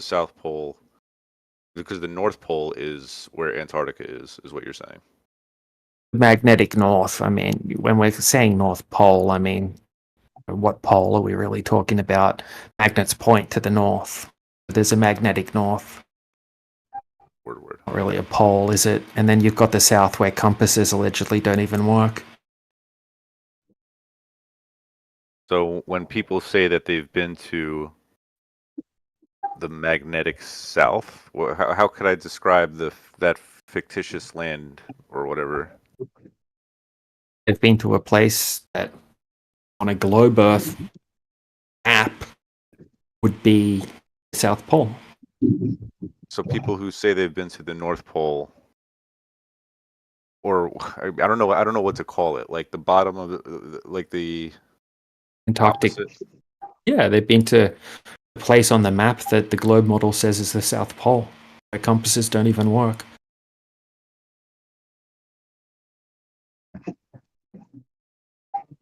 Why do compasses not work? Well, if you set up just say if you put a compass, if you put a magnet, say you get a round coffee table, you put a magnet in the center of the table, and you get a compass and sit it on the table. It's going to point north towards, it's going to point towards that magnet that you placed on the table. If you move it really far away out to the edges of the table, it's not going to work anymore because it's not picking up that magnetic force, anymore. A field. Field. That's what I was going for. Okay. Yeah, it's just too. I guess It's just too far away just from the look- magnet. And to go south, you just go the opposite of north. Yeah. So what Matthew just posted is just you just map that out on a Gleason map or an AE map, and it works just fine. It's not exclusive. What they needed to do was continue going in that straight line across Antarctica and come back around the other side. Turn around Antarctica. And that path that he just posted doesn't even match the other path on the Mercator projection that I It does. posted. It goes from No. Mauritius to South Pole to Chile. No, have a look at where it leaves Antarctica, where it enters Antarctica, and where it leaves Antarctica. That peninsula, I forget the exact name of that peninsula, but on the top one, it goes clearly way above that point on the globe that you posted. It goes to the bottom of it, straight through it there. Oh, So yeah, you I could see. Yeah. Well, so yeah, I wouldn't. I mean, obviously, they didn't fly straight over the South Pole and keep going. They went to the No. South Pole and then made a turn. Yeah, look, I mapped it out. I don't know if I actually have it still saved in my screenshots or whatever, but if you map it out on a Gleason map or an AE map, which, look, at the end of the day, we're not claiming is like a perfect flat Earth map or anything, but it does work on those maps, and it's not what we're looking for when it comes to a circumnavigation, which is doing a circle around the Earth in a way that wouldn't work on a flat Earth. This would work on either. And we can't even confirm they actually did this because the footage is horse shit if you actually have a look at the footage on their YouTube channel. Like, they don't have the data to back up the claim. So I'm flying in a plane, and I see the navigation system, and it like shows like this straight line. It doesn't seem like the plane is turning. Do you think the navigation systems are just designed to confuse us to fit the globe Earth model? No, planes usually they go in like they have like sky highways basically, so planes don't run into each other and stuff. They also like take advantage of jet streams and things like that, but they don't necessarily just fly in a straight line from point A to point B. It's not the most efficient way to do it in reality. So yeah, depending on where you're going, a plane's going to take a specific path.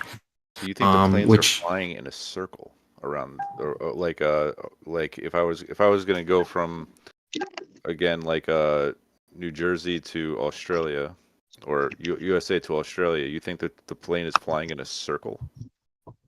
Generally, if you map out a particular flight path on a Gleason map or an AE map, it generally goes in more or less a straight line from point A to point B. On a globe map, like on a Mercator projection or something like that, it's gonna take look like a curved path. But if you map that same path out on a Gleason map or an AE map, it's gonna be pretty much a straight line in most cases.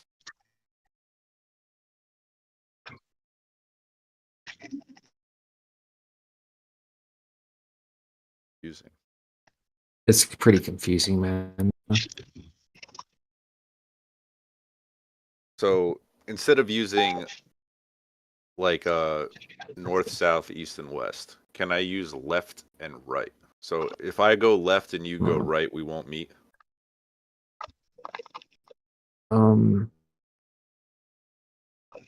In theory, like in theory, it would work, but if you walked left and I walked right in a straight line, there's no. I'm not going west. I'm not going south. I'm just going left and right. So we're not talking. yeah. You would have to make a presupposition in that case onto what the Earth is. If the Earth was flat, then no, we would both hit Antarctica, or we would both hit an ice.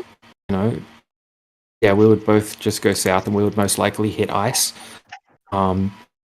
But you know, depending on which way it was on a globe, then yeah, sure, you would meet back up again, in theory. But in reality, you can't just go in a straight line like that. You just can't do it in reality. You need a compass. You need a way to know that you're going in a straight line.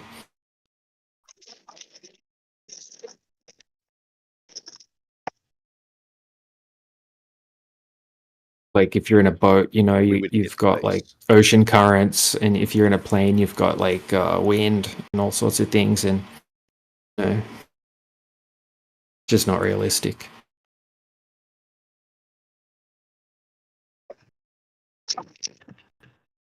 Yeah, sure, it works in theory. You know, everything on the globe works in theory. A theoretical mathematical model, it works pretty well in most cases. Yeah, truth matches mathematics usually. Right, yeah, but when you test the mathematics in reality, it doesn't match. It matches every single time. What are you talking about? Ah, but Mr. Christian is lying right now, because when you he knows for you just said that. Well, I don't think you're lying, but in reality, when we actually go out and test the Earth over a large body of water, we can't find a geometric horizon or any curvature whatsoever. As Matthews admitted countless times in the past, he basically relies on appealing to authority, which is, you know, if you want to use that as your argument, it is fallacious. Textbook definition, appeal to authority, fallacy.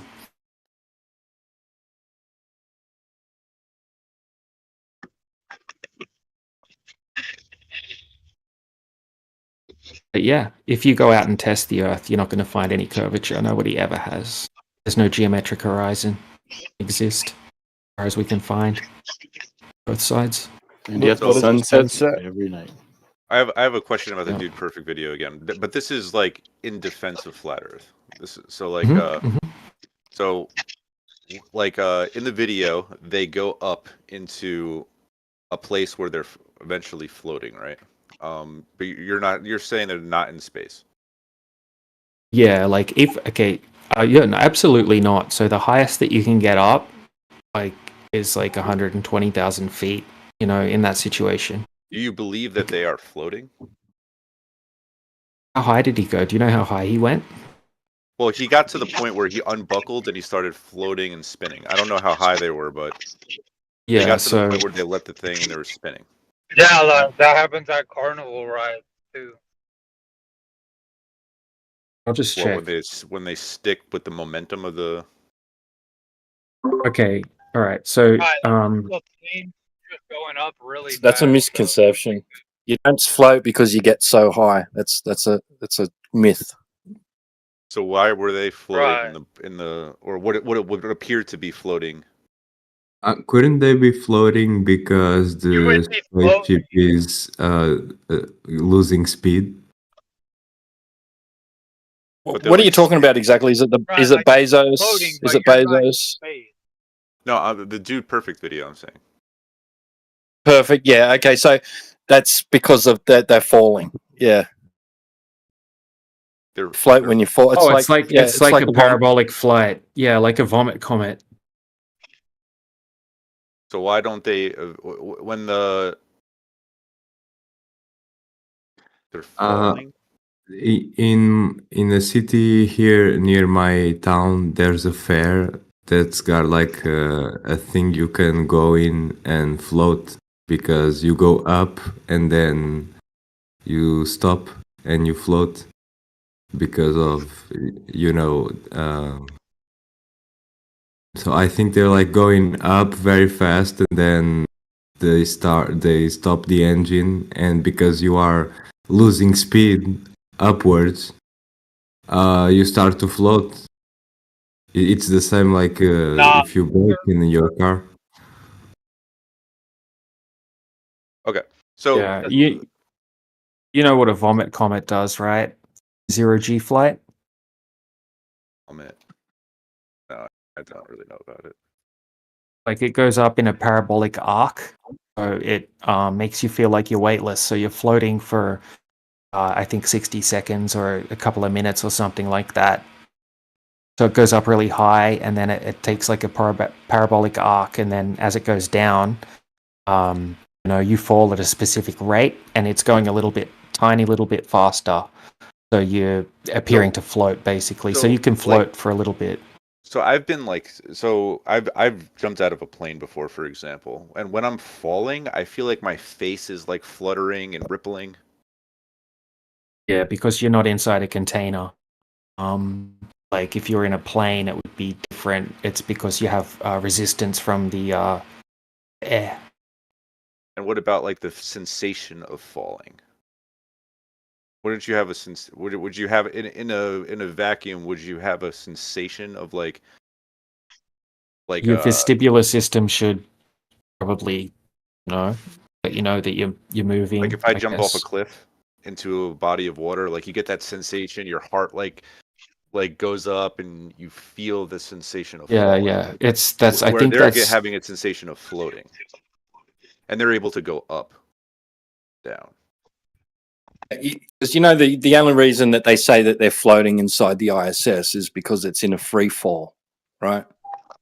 No, it's an orbit. It's actually falling back to the Earth in an orbit fashion, right? So that's why they don't claim that they're floating around because they're out in space, right? And the Earth's gravity isn't affecting.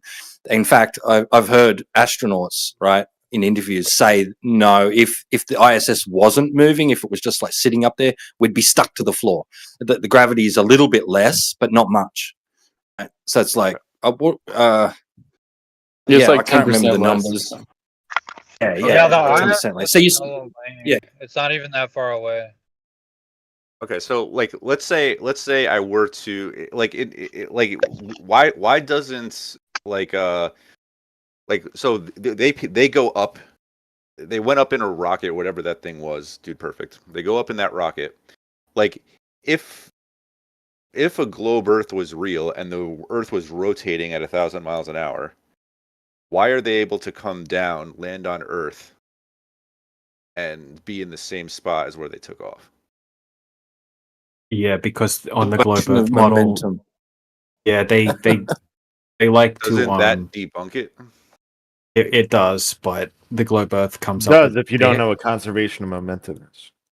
Right, Does so that they debunk like globe to Earth? switch on and switch off conservation of momentum for certain arguments. So When is in it that ever case, switched off? well, it's switched off when pendulum. yeah, it's switched off when snipers, ballistics, apparently, right? Sniper shots switched off. What? How is it switched off for sniper shots? Do they account for Coriolis? Do snipers account for Coriolis? I'm not sure. They claim to. Same with ballistics, right? It's in the manual, isn't it? I got Do you account I have to for the restart my rotation of the computer. Earth? I'm bugging out. Fine, man. Right. So, okay, let me explain it quickly. So, if you hover a drone, the Earth should move under the drone, right? If the Earth is hold on, let me finish. Okay, so if Coriolis false premise. No, but you didn't let me finish. I was going to explain all right, it. go ahead. Okay, so they say the reason that doesn't happen is because of conservation of momentum and that the atmosphere is moving with the Earth. No, is that okay, Grandpa? Yeah, that's okay. Right, so when a sniper shoots a bullet, they say they have to Coriolis, which means that when the bullet leaves the spinning reference frame, which is the Earth, and heads for the target, the Earth spins underneath the bullet. They have to account for that. Can you show me any person who says that? Yeah, I can. I mean, please do. I don't think that it's claimed that that's actually one of the Flat Earth debunk points is that snipers account for Coriolis. Okay. Yeah, I've never heard that. I'd love to see it. Yeah, sure. I can. I mean, it's funny that I'm posting a flat Earth debunk for a Glober. Sure.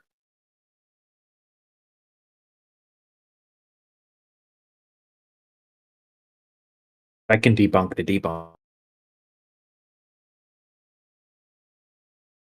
Is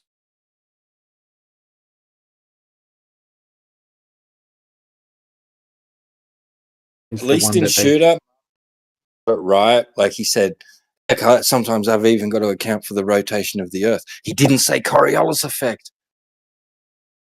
Right. like this is the link that the Globers usually post as a haha gotcha. So conservation of momentum, atmosphere spinning with the Earth, switched off. This one.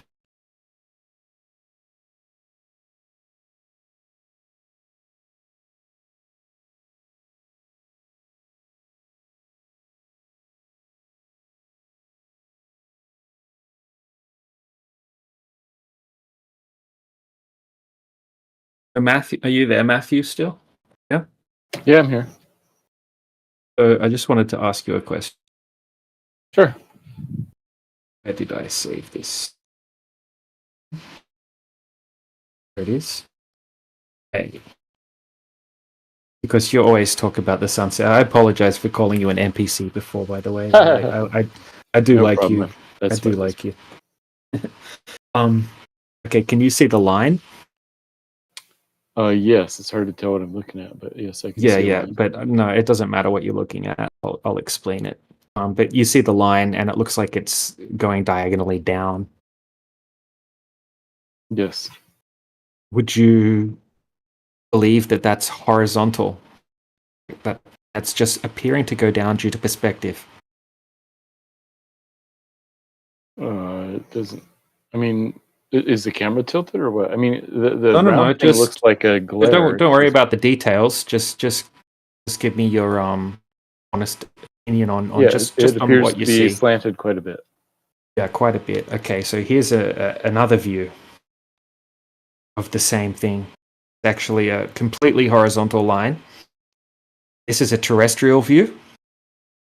Okay. I mean, sorry, this is not the terrestrial view. This is the view from above. And the terrestrial view, or whatever, and maybe I'm not using the right terminology, but the view from the countertop, from the flat kitchen countertop, is the one that is showing that apparent diagonal line. And that's zoomed in, and it's just perspective. So and I can show you. If you're under the line, it appears. Yeah. If you're under the line and you move that like glowing ball across that horizontal line, it appears to be setting, but really it's just moving along the horizontal line. Yeah, I can see that. Yeah, it's pretty interesting. I mean, right. The thing is, on this Earth, we're not ever below the water line or below the Earth. We're right, on the but Earth, right, but perspective, angles of perspective, and vanishing points. Yeah, so perspective moves things around, makes things smaller with distance, that type of thing, but it doesn't like cover up something. Right, but it makes things converge into a vanishing point, and if you're close to a surface, like the ground, like a plane, then it can obstruct things beyond your vanishing point. When's the last time you saw the sun disappear into a vanishing point, like shrink down into a dot, then disappear? Why would it shrink into a dot? Because it's going farther away? No, it's actually just appearing to set due to your angular limit of perspective, due to your perspective. It's not actually it's not actually where you see it. Just like the stars, just like the celestial sphere explains the way we see the celestial bodies. Stars. Sun's a star, right?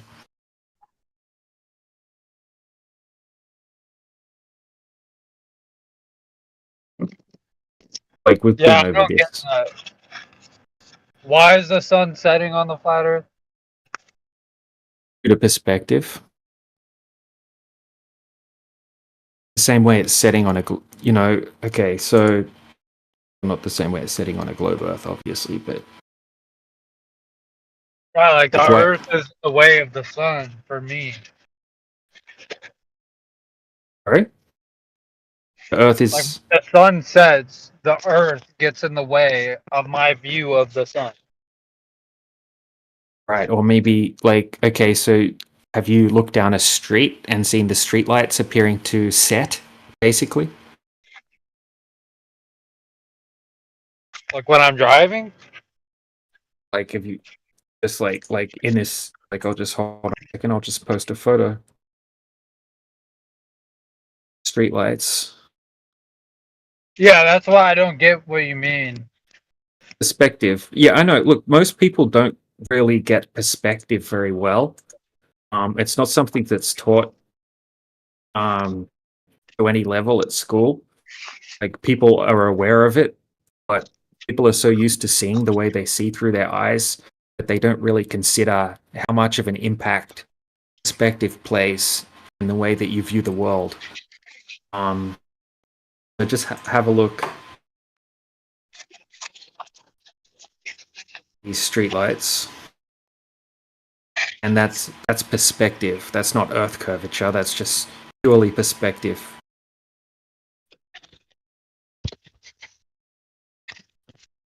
And after that, I'll address what Matthew's trying to claim. Okay, I see what you mean by like when they set. Yeah, so the sun does the same thing. So if you just remove the poles and imagine that's the sun, it basically does the same thing. And let me show you just something that backs up what I'm claiming in regards to the sun. So this person's standing at the beach. Okay.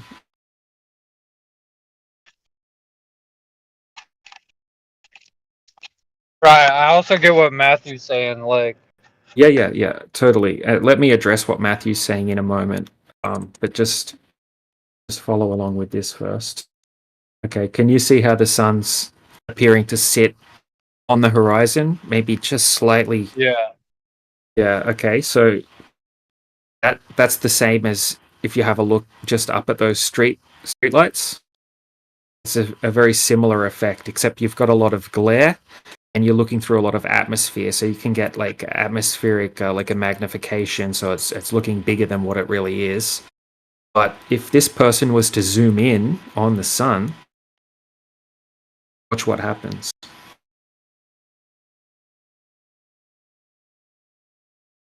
Okay. Here.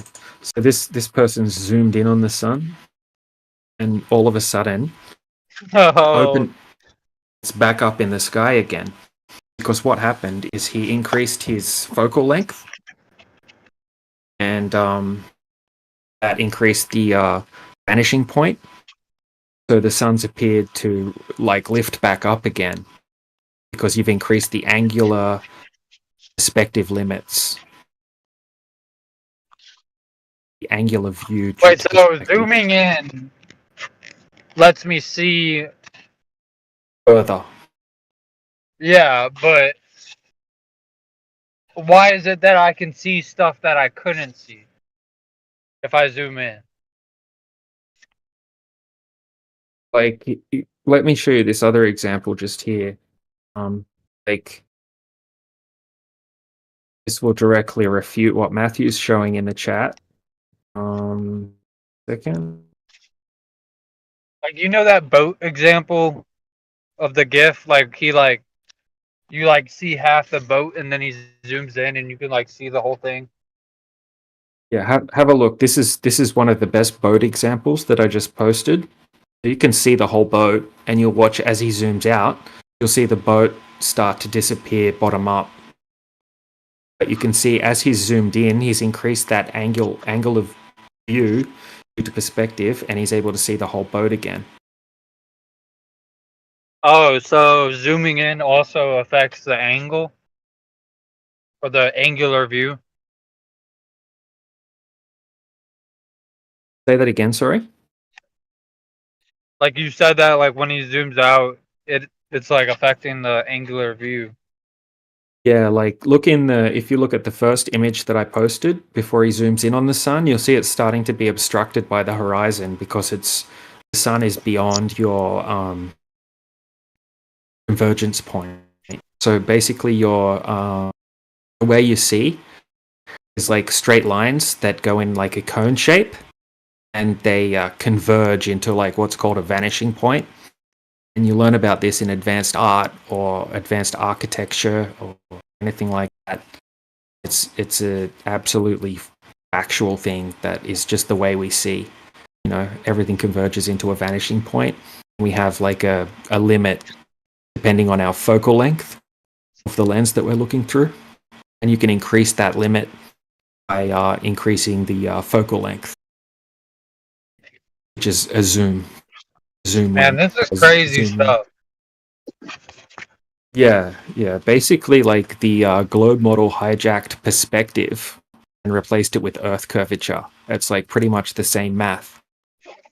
That's why you can't account for perspective and account for Earth curvature at the same time, because it's the same thing. But we can prove that it's perspective. Even if the Earth is round, you can't perceive the curve. No, a horizon is always horizontal. It's always a flat line. Yeah. Yeah, but if it was a globe, then it should From be. your perspective, it would still always be the horizontal flat line. Yeah, but on a globe, there has to be a geometric horizon at a specific distance. So, actually, Aethergress has posted the perfect image just then. So, what he just posted, the camera height is just 1 foot off the surface of the water. And that oil platform that you can see in the distance is like 9.4 miles, I think. 9.4. 9.4 platform habitat. So the geometric horizon, if the Earth was a globe, there has to be a geometric horizon at a set distance due to the math. And that's 1.22 miles. So you can see the horizon past the oil platforms. So you know the horizon's more than 10 miles away or more than 9.4 miles away. Guaranteed, because you can see it there. But on a globe, that second oil platform should be hidden by 46 foot of Earth curvature.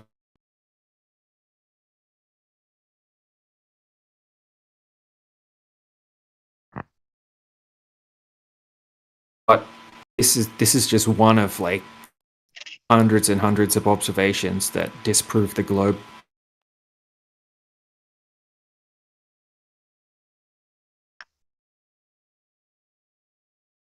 Matthew's trying really hard to debunk stuff in the chat. You're gonna need aren't you gonna need like the horizon to be indicative of the point at which point, you know, the surface of the Earth begins to curve down and like you can't see any more of the curving surface. Like yeah, that's why you can't. That's why you can't zoom in on a half-set sun.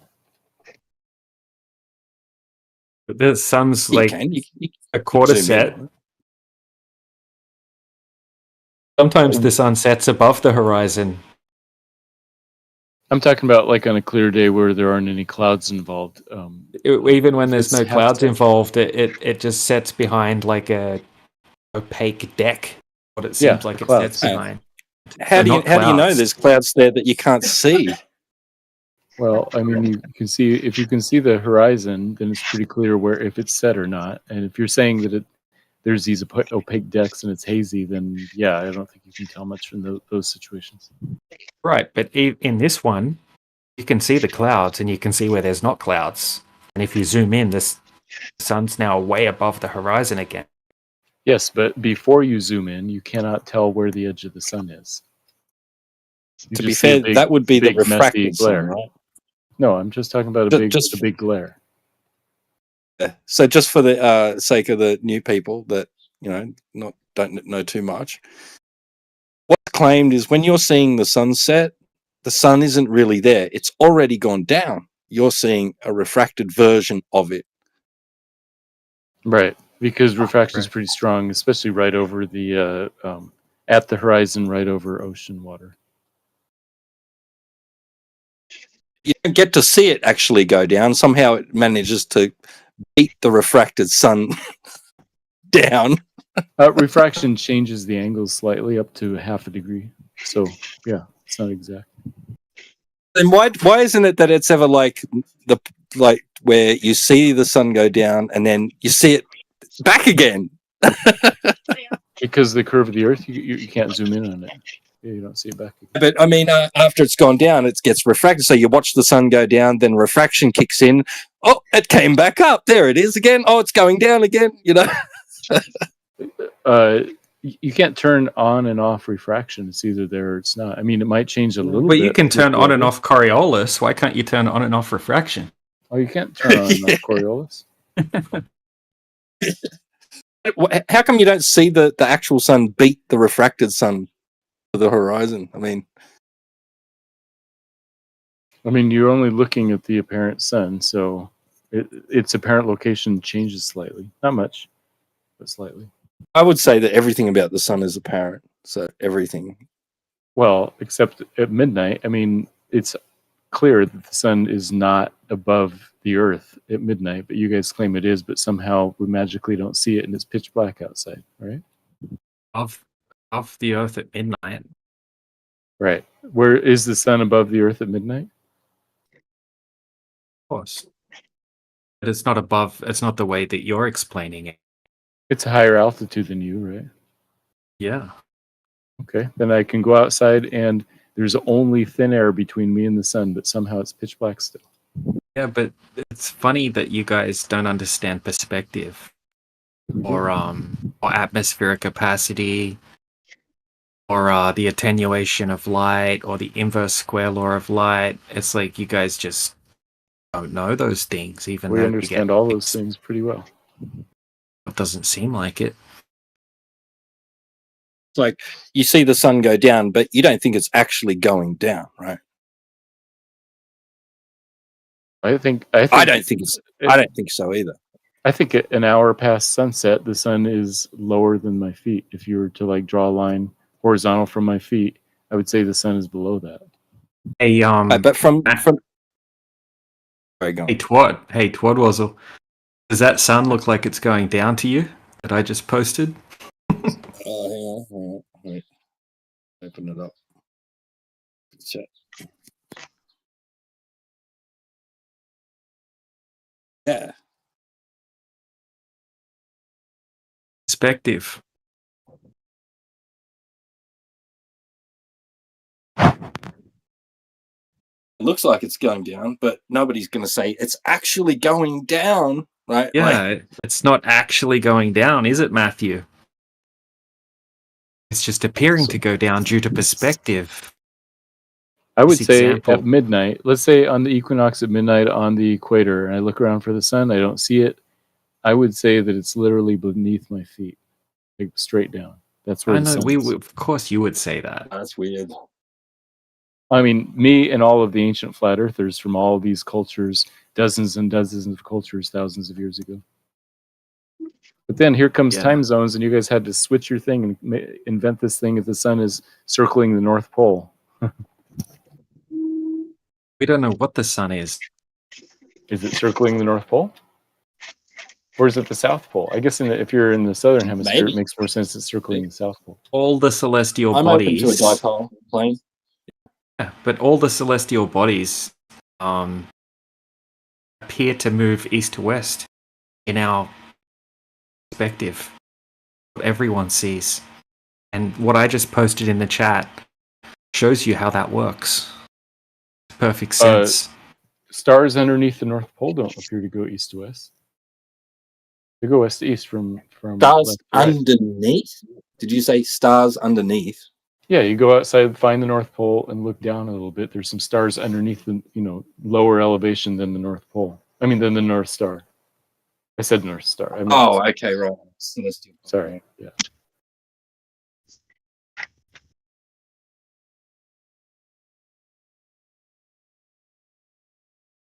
Yeah, just like it looks like the sun's going down, but nobody's going to say it's actually going down, right? The same as like it might look like it's being the land or the sea is blocking your view of it, right? But it's not really, right? Well, I think it is.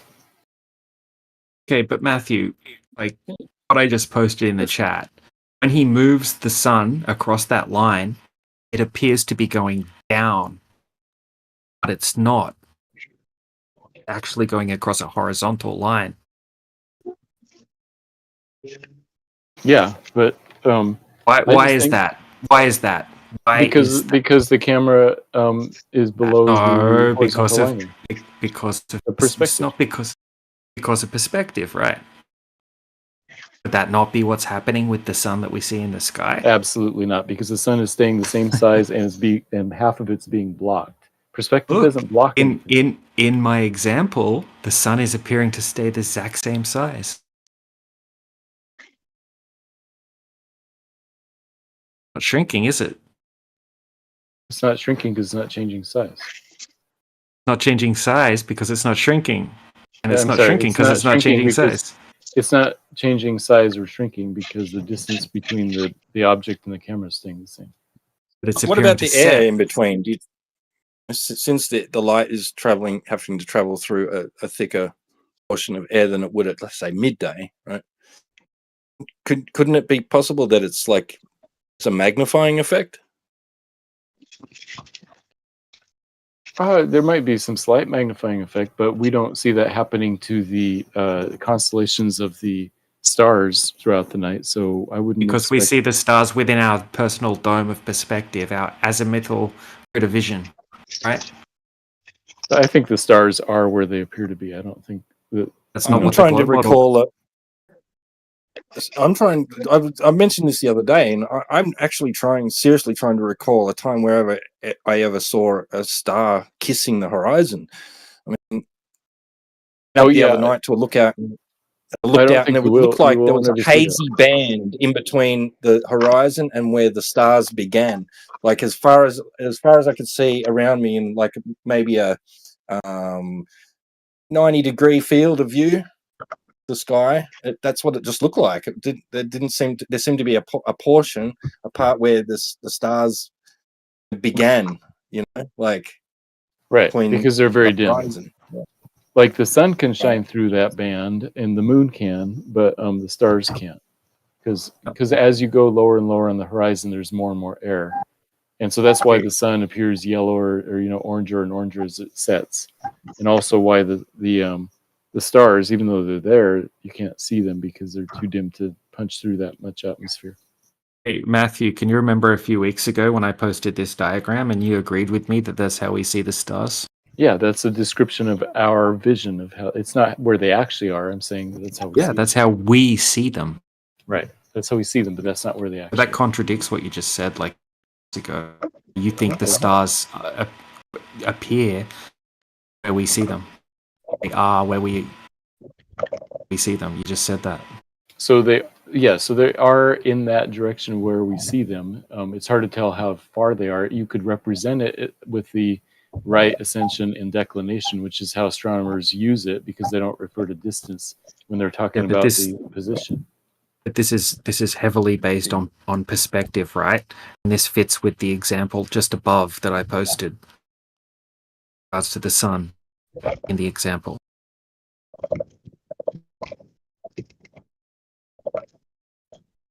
When you say, can you repeat that again, Matthew? About what did you say? Ascension. Right ascension and declination are the two axes to describe where on the celestial sphere stars are. And so it's like the celestial sphere. So declination is how far it appears above the horizon.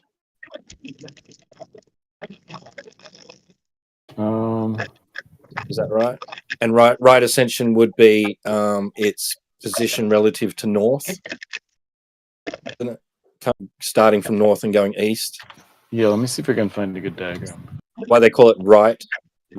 That's, maybe not. Because essentially you're talking about the muscle and zenith, right? Aren't you? That's what it means.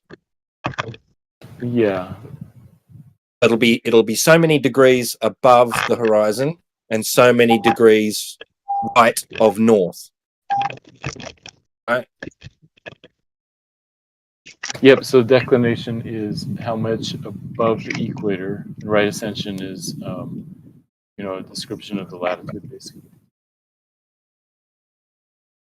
So it's a little bit different to zenith and azimuth because you are above the above or equatorial plane.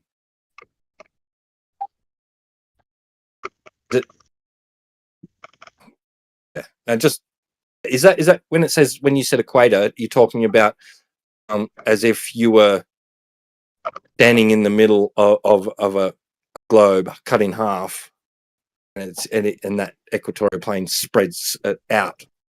Right? Yeah. So that's the celestial sphere model, right? Yeah, where you think of Earth as an infinite plane, right? It doesn't match the first diagram that he posted. I just posted the image from the link that he posted underneath. Oh, his thanks. diagram. Yeah, Completely different. It's a complete contradiction. It's a horizontal coordinate system, I think they call it. Mm-hmm. But it also assumes that the sky is also a plane. The celestial bodies are on a plane parallel to the ground plane, and it's just the way that you see due to perspective that it makes them appear to rise and set. Well, more of a dome than a plane, right?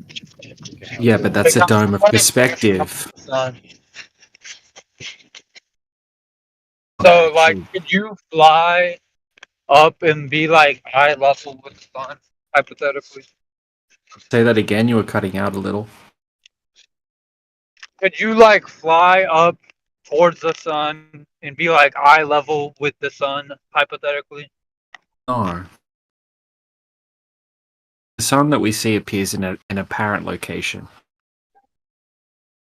So, how far is the sun away from Earth? We don't know. No, there's no way to test. Well, can't you just like measure the distance in the Angles? sky?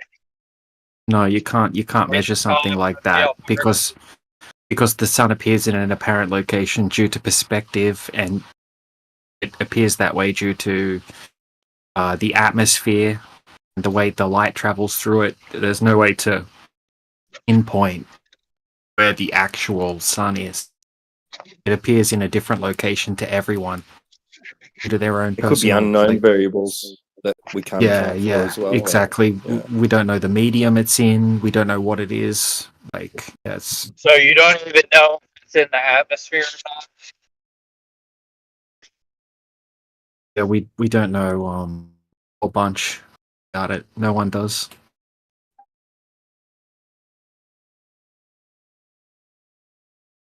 I can give you an example.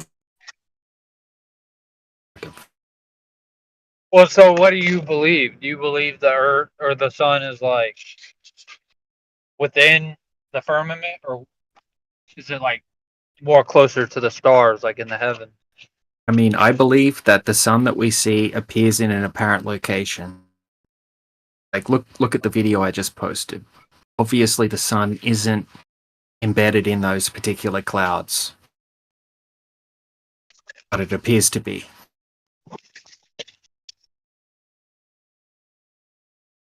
Love those pictures. Spin me out. It's like, no, what? Wait. Yeah, man. That's trippy. I don't know. That looks like a cloud behind the sun. It looks like the sun's like First time I saw that. sitting in the Yeah. clouds. Yeah, the first time I saw that sort of example, I was like, I wasn't even like looking into flat Earth, and I was like, "What? How's this?" It literally looks like the clouds are wrapped around it. You know, like Yeah. Of course, I'm like telling myself it's just an illusion, right?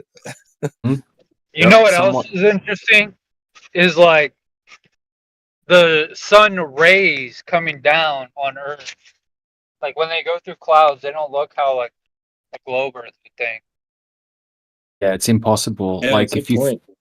if you think about it, like if you set up a bunch of cotton wool, like just say you got a cloud deck, and you set up a bunch of cotton wool balls on your floor to represent the cloud deck, and then you hold the if you hold a light really really high up on your ceiling, like a really bright light, it's going to light up all of those cotton wool balls the same.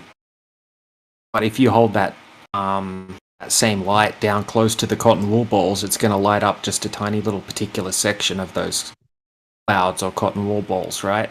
That's what we see. We don't see all of the clouds lit evenly. If the sun was 93 million miles away, that's what we technically should see, right? All the clouds should be... We should see half of the Earth lit up. Yeah, all the clouds should be like lit up bright, but we see like the sun appearing to light up a little section of clouds. But that's when it gets really trippy because those clouds aren't really lit up. Those clouds are only lit up to the viewer. It works like reflected light. Someone 100 miles away will see the same sun, but those clouds aren't actually very far away. Just say you see the sun lighting up a particular section of clouds. Those clouds aren't that far away. So someone 100 miles away, they'll see the same sun that you see, but they can't see those clouds that you see. And they won't see those clouds lit up.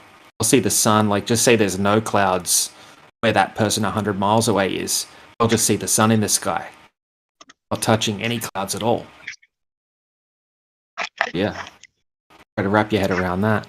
It works similar to reflected light. So like if you're standing at the beach, you've got like that little reflection of sun across the water. It comes to your feet, and you've got someone 50 meters down the beach. They can't see that light that's coming to your feet. They'll have their own beam of light reflecting across the water to their own feet. And that beam of light that you see is invisible to them. Their beam is invisible to you. And that's kind of like yeah, how we see the sun or the moon lighting up the clouds. Yeah, trippy. And I know it's not speculation Sunday, but I've been thinking about that a little bit, and it's almost like, right, wherever you go, right, on the surface, you are at the center of everything. I mean, it's almost like everything is just for you and centered on you. It's really weird. Yeah, man, that fits into that celestial sphere. It's like you're in the center. Like even if you go out during the day or during the night, you'll just see like a big dome of perspective over the top of you. Like during the day, you'll see the clouds wrap around you in this like weird, perfect dome that's like equal in all directions. And same with the stars at nighttime.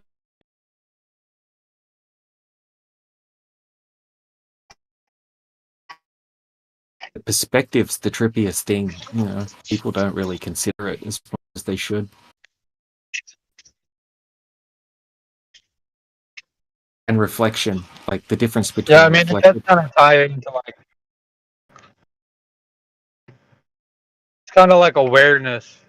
What he was saying, like how everything's like you're kind of like the center, and then everything's around you, and that's yeah, like if what you it look is to be like the Spirit of God. In Genesis 1:2, the Spirit of God was hovering over the earth. moved upon, yeah.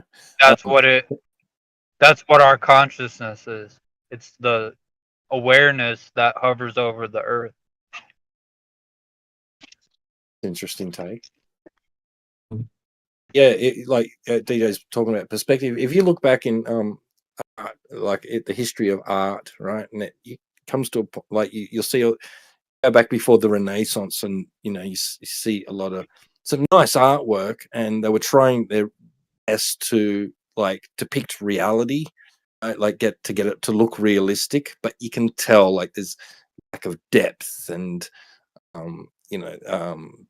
disproportional figures, like sizes and that, with distance, and they weren't getting it quite right, and it's like someone had a eureka moment, sometime around the Renaissance period, and went, oh, right, all the lines are like converging into at a point. You draw your horizontal line, representing the horizon on a page, and then you put a dot right in the middle, right? And anything that has a straight line on it, right, is going to, if it's above you, right, it's like a rooftop, the side of a house or something, it's going to be sloping down towards that point on that horizontal line. The bottom, right, beneath the horizontal line, is going to slope up towards that. And that's how we see. And once they figured that out, right, the artwork just went boom, and we were getting all these realistic images, from artists, and to the point where it looks like it could even be a photograph. They were getting that good at it that they suddenly realized, they're applying how they see in reality onto paper, or with palette and canvas. It really revolutionized art.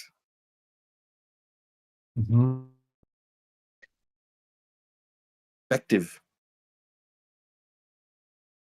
Yep. Yeah, it's like very technical. It's the same thing in architecture as well. You need to learn the advanced aspects of perspective.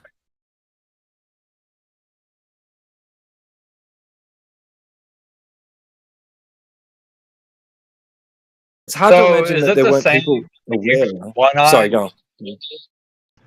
Like if you're looking at a picture and you have two eyes, is that the same as like just looking at like regular stuff? Does that make sense? Like, does it matter if What do you you have mean? one eye or two eyes? Yeah, I think it makes a difference. Like in the picture?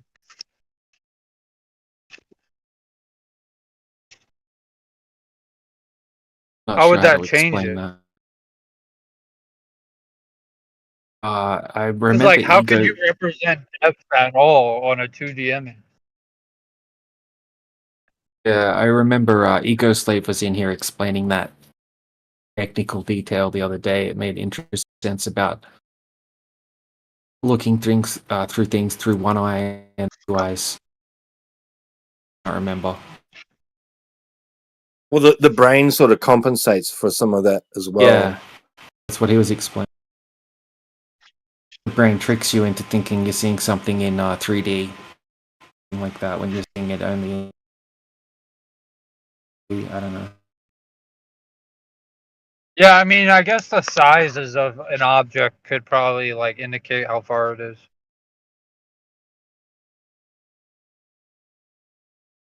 No, because yeah, I guess so, but not really. Yeah, so the law of Because- perspective says if something gets twice as far away, it becomes half the angular size from your eye.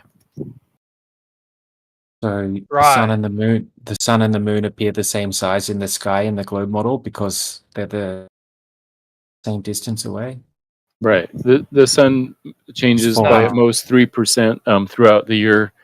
The moon might change as much as 2% throughout the night. So like the full moon is the same angular size all night long. Mhm. We Well, we what think it's happens- because it's the same distance the whole night long. Right, but what happens in this time lapse? The glare shrinks smaller and smaller. Doesn't look very glary though, does it? Yeah, it does. It looks all fuzzy on the outside. You can't see where the edge of the sun is. Yeah, but show me the moon setting where it turns into this tiny little dot like that. It never does because the moon is the same distance. So the moon also is not coming at Same you over a flat distance. plane. Same distance as what? The moon doesn't change distance all night long. More than 2%. Has to. I thought Right, you, even in the globe, your claim is that it it has comes towards you as the moon is rising, and then the moon is going away from you as the moon is No, setting. no, Is that no. right? My saying that claim. are you saying you're at the center of the Earth? No. My claim is that in the globe model, the claim is that the sun and the moon appear the same size in the sky. Right. But in what I posted, you see the sun shrinking into a tiny, tiny little dot as it moves away. You don't see the moon doing that. In what you posted, that's a wide angle shot. The sun is a constant 0.5 angular degrees. It's never been observed to be anything other than that from anywhere on Earth at any day, night, or season. And what you posted is a deceptive video showing, well, not deceptive on purpose, but basically it's showing the glare getting smaller and smaller. Could you show us the moon doing that? No, it does. Neither the sun nor the moon does that. The sun does that in this video. No, the glare of the sun does that, not the actual. If you put a solar filter on that, you'll see that the sun stays the same size all day. The solar filter makes it look tiny, like a tiny little dot, because it blocks out most of the light. Yeah, but it makes it so that you can see the actual edge of where the actual sun is. And so if you use, glare, what do you doesn't do think? that. Well, what do you think glare is? It makes more pixels bleed over. You know, the light bleeds over into more So if pixels and appears bigger. So if I just look at the sun real quick, right, it's really hard to see the outline of the disk, right, because it's the glary. But if I focus, I can sort of ignore that glare and I can start focusing in on the circle. Yep, same thing with you use a solar filter. Right. Solar But filters in some of block these, out most in of some of these like examples that like, you know, I looked at what's posted, you know, like what DJ's probably posted, and you see the disc, you see it's prominently, you know, it's prominent, it's there, you can see the disc. It's not like it's too glary to be able to see it, and it's not like there's just this receding shrinkage of an undefinable light. You cannot see the disc at the beginning of that video. You just see a big wide glare. But we can all agree. Sorry, by the way, I'm new here. Hi. Hey, welcome 1.0. Good to have you. Let's switch. Yeah, people. I just go by blank.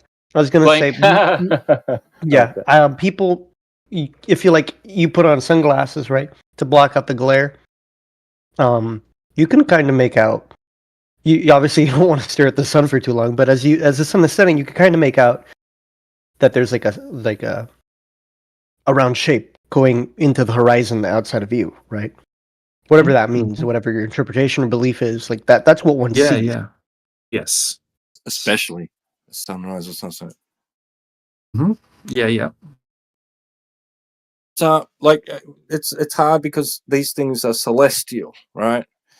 We only have terrestrial based experience, right, to go off, like, and we're observing these celestial things from a terrestrial based perspective, right? And of course, we can try and apply what we understand about perspective and things like that to things in the sky, but we don't know for sure if they're to comply exactly to the way we understand things will work. You know, terrestrially, there may be some factors involved which allows them to not conform to our expectations of the way things work slightly. But we can try and, you know, like generalize our experience terrestrially to things celestially. We're not sure if that's necessarily the case because all we have is the observation of them. We can only experience it with one of our senses, unless you want to treat the heat from the sun as being experiencing, you know, with your senses, the temperature and variations and things like that, and burns, right? Skin cancer, etc. But I mean, like, it's very limited. The information we have about those things in the sky is very limited. We can't anything but else the with sun, them. the sun and the moon appear to be real physical objects, so I don't see a reason to doubt that they're real. Yeah, there you go. Appear to be. Yeah, so I'm going to assume that they are until the Earth proven appears to be otherwise. flat, right? Just like the Yes. Earth appears to be flat. Right, the Earth appears to be flat, and until I'm given some reason to doubt that, that If would they're be not- the good default. What do you mean by celestial? If they're not physical objects, what are they? I'm curious. How would we test I'm that? not saying that they aren't. I'm not saying that they are, right?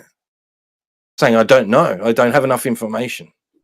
Oh, okay. Everybody does. Yeah, that's the thing. We can't test it, can't like validate it. I mean, I can look at the moon and it appears to be a real object. So I mean, don't know why. I think you can test some things. Like if you have a Yeah, you can test some things. Like you can test for curvature over distance over large bodies of water, and you can't find it. wasn't there someone that had some sort of like really high power laser and had a telescope pointed at the moon, and they saw like maybe I'm imagining it, but I recall something like that happening where someone pointed a laser at the moon and they could see it. It was a really high power one. Maybe I could look that up. Never mind. I'll see if I can find evidence before I start talking about it. Okay. Yeah, I posted what you were talking about.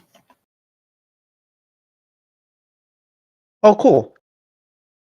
There's a lot of crazy videos on YouTube. Like, recently people have been shining high-powered green lasers at stars, right? And then they'll turn it off, and they get a flash of green laser back.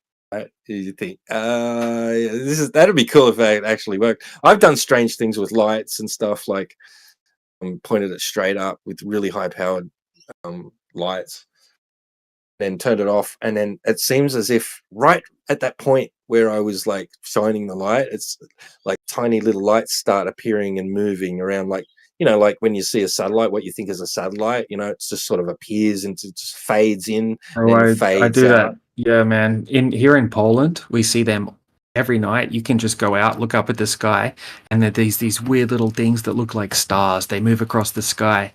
Last night I was looking at one, and it like stopped. It was moving across the sky. It just stopped, and then it changed direction and started moving in a different direction. What? It was yeah, bro. It was the trippiest thing ever. That's a But we satellite? see. They're not supposed to change No, direction. man. There's no Oh. way these things are satellites. Crazy. I would Because love we- to see a video of that. Man, I used to look at the sky, like in Australia, I would look at the sky all the time. I would go out and just stare up at it, just like trying to see something weird. And only 2 times I ever saw these little lights moving across the sky, and it was like while there was electrical storms.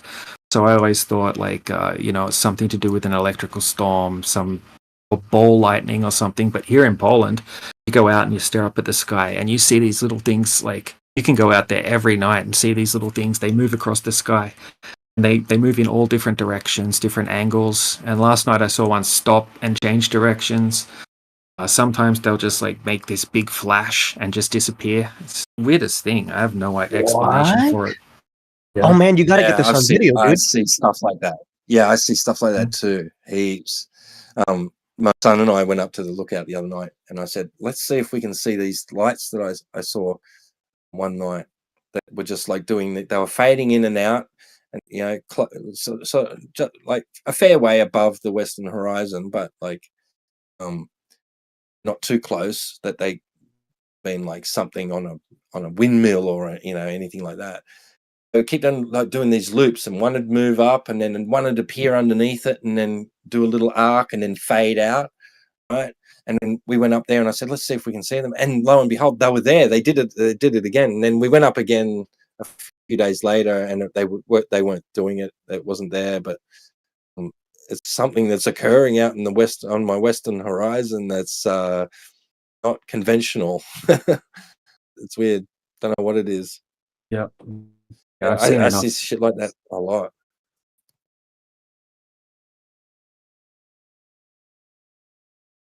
Yeah, UFOs, I guess, at the end of the day, aren't they? Unidentified. I like the new term that they've actually given them, UAPs, unidentified aerial phenomena. Yeah, I like that better than UFOs.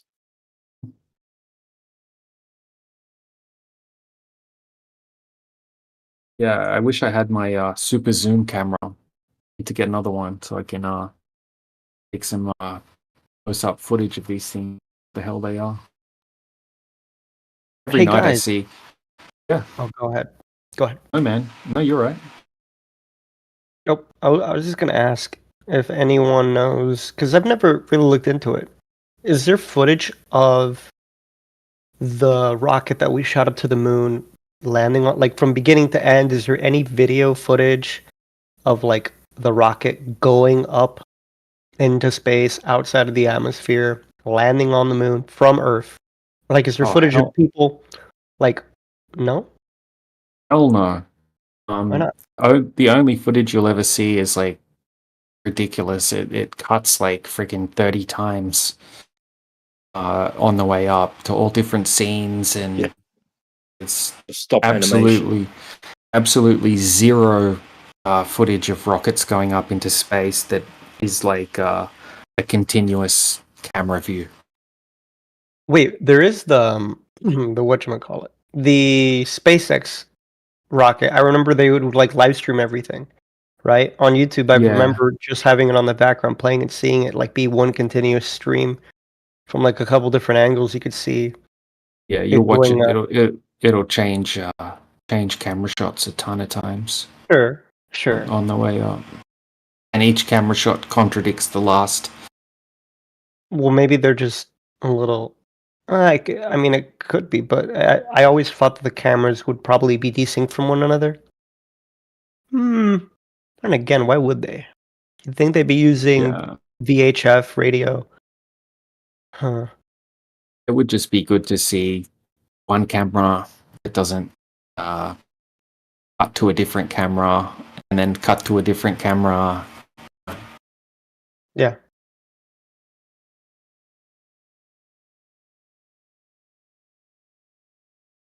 I'll upload some interesting clips of SpaceX rockets.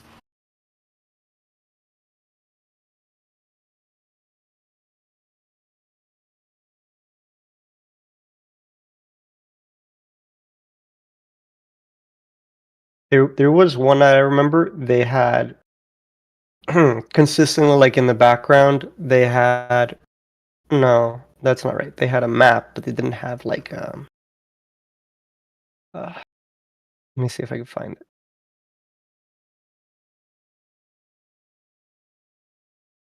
I think it's hilarious. Like the whole thing's like just like a dramatization stage, sort of like media event. I mean, because are you telling me they can't, right? If I was a Glober, this is what I'd be saying. You telling me you can't send something up tomorrow and get those 2 astronauts back tomorrow?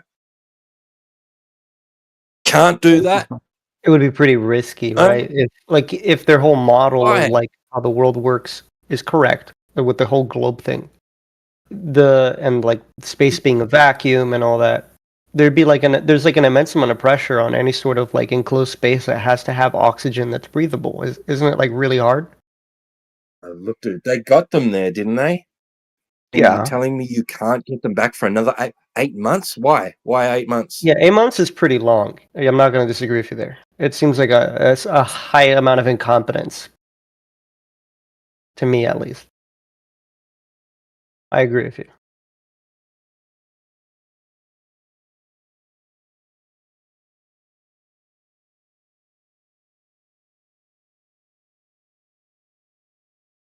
That lady Sunita wears the hairspray.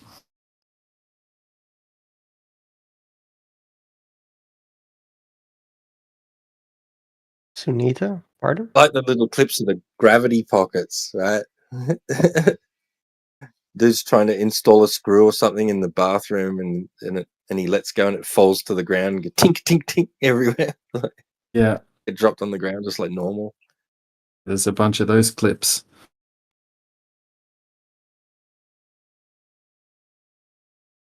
So there is this one video that's, I think I've been seeking through the video, looking at like the thumbnail preview thing, and it appears to be pretty consistently like you can see the footage. Let's see. There's this one. Oh, heart. That's the wrong link. Well, let me watch your videos first.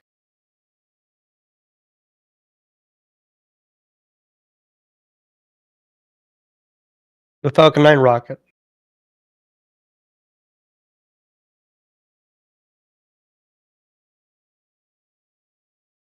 Yeah, the one you're talking about.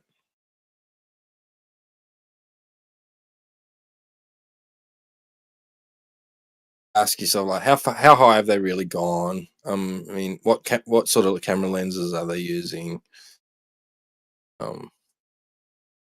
Etc.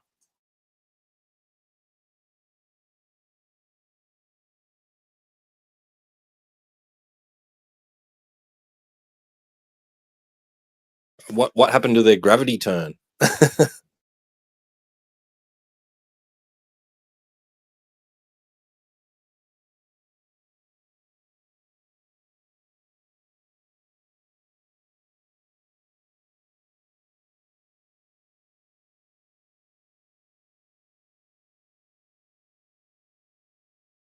Just a balloon.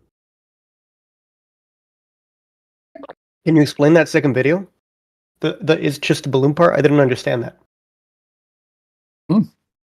It's pretty self-explanatory. I mean, it's not a direct claim. It's just a interesting theory.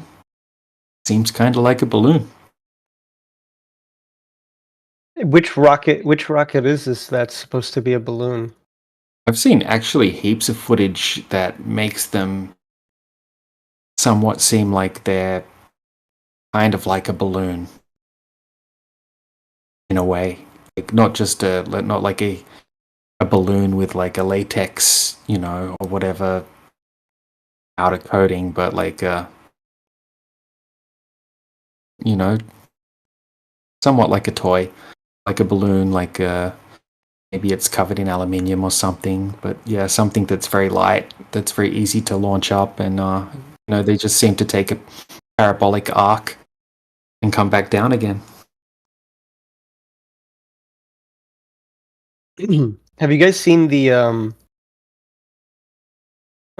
don't know how many of you guys are globers versus flat earthers? We're all globers. Really? Mm-hmm. Okay. I thought that wasn't the case. We were. You were. Oh. Yeah, we're joking. Okay, that's what I thought. There was a couple of years ago where I sort of said, okay, you know what, this whole flat Earth thing, it's getting pretty big. Let me just look into like these videos of men on the moon. Let me look at these let me look at some kind of evidence to see that because maybe I'm wrong. So I started looking up some footage of like the men on the moon. I was like, yeah, this could all be some fake stage thing. I can't know for sure. And then I was talking to my roommate downstairs. We were like having some lunch, and we were like, dude, check this out. Isn't this weird how like it takes off? Like when the thing takes off from the surface of the moon, it's like lifting in a really like slow way, and then it seems to accelerate. And it looks like it's almost like dangling from a wire. And he's like, you're right. That's awfully strange. And so we start talking back and forth because we're like, maybe there's a little something suspect here. And then we were like, oh shit, this is real. We started sort of like looking at GoPro footage. Like there are people that would attach a weather balloon to a GoPro, and then it would land somewhere, and they would find it because it has like a GPS tracker, and then they would upload the footage, and it would be like an uncut, like 4-hour video, all the way just to I guess low orbit. And what was really interesting about the video is when it goes high enough and you can sort of see the horizon, because of the way the video would warp, it kind of when the horizon would be at the center, it almost does look flat. Not quite, but almost. Right. And so, yeah, there was like a period. Under. It concaves and it concaves and convexes and goes back to flat depending on the camera angle, right? Yes, exactly. But if you like pause it and look at the frames when it's like perfectly aligned with the center, and me and my roommate were using a ruler to do this, it was very, very slightly curving inward. So it did look like it did seem like it was only slightly curved, I guess. And so like when it would cross into like the if I could get the right frame here. So whenever Whatever it was- lens, sorry, go ahead. whatever lens you're using, there's always going to be a certain amount of barrel distortion. But sorry, continue. Yeah, so whenever the camera would get, like the GoPro on the weather balloon would get high enough, it would like dangle a little bit as it starts to fall, and that's the point where we would like skip to the video, and then we would find a frame where like the line of the camera. I wish I could share my screen, but I can. Maybe you guys would be interested in seeing it, but I don't know. Yeah, I can give you the perms for that. The what? I said I can make it so you can share your screen. It looks like I can. I can share my screen. Hold on. Oh, you can. Yeah, hold on. You guys see this? You'll notice too with a lot of those amateur balloon footage, right? You'll see just before they let go of the balloon, the camera is like, you can see the same amount of curvature before they've let go of the balloon as there is when it gets to like high altitude. You can tell. Yeah, I right see what there, you're and then saying. Yeah. lens Even is at the surface, you could sort of see like the curvature. Huge amount of curve, yeah. Yeah. When you get all the way up to the top here, I wish I had some kind of extension that could like make a ruler here, but maybe if I like modify the HTML or some shit. So I'll just like, I don't know. Let me see if I could fucking add an element here to like mark the center point vertically of oh man, it's like laggy whenever I try modifying it directly. Am I using some kind of extension? Yeah, let me turn that off. There we go. Sorry, I'm bad with computers, I guess. Let me try that one more time. I'll go over to the container. Sorry, do you know the height that it's supposed to be?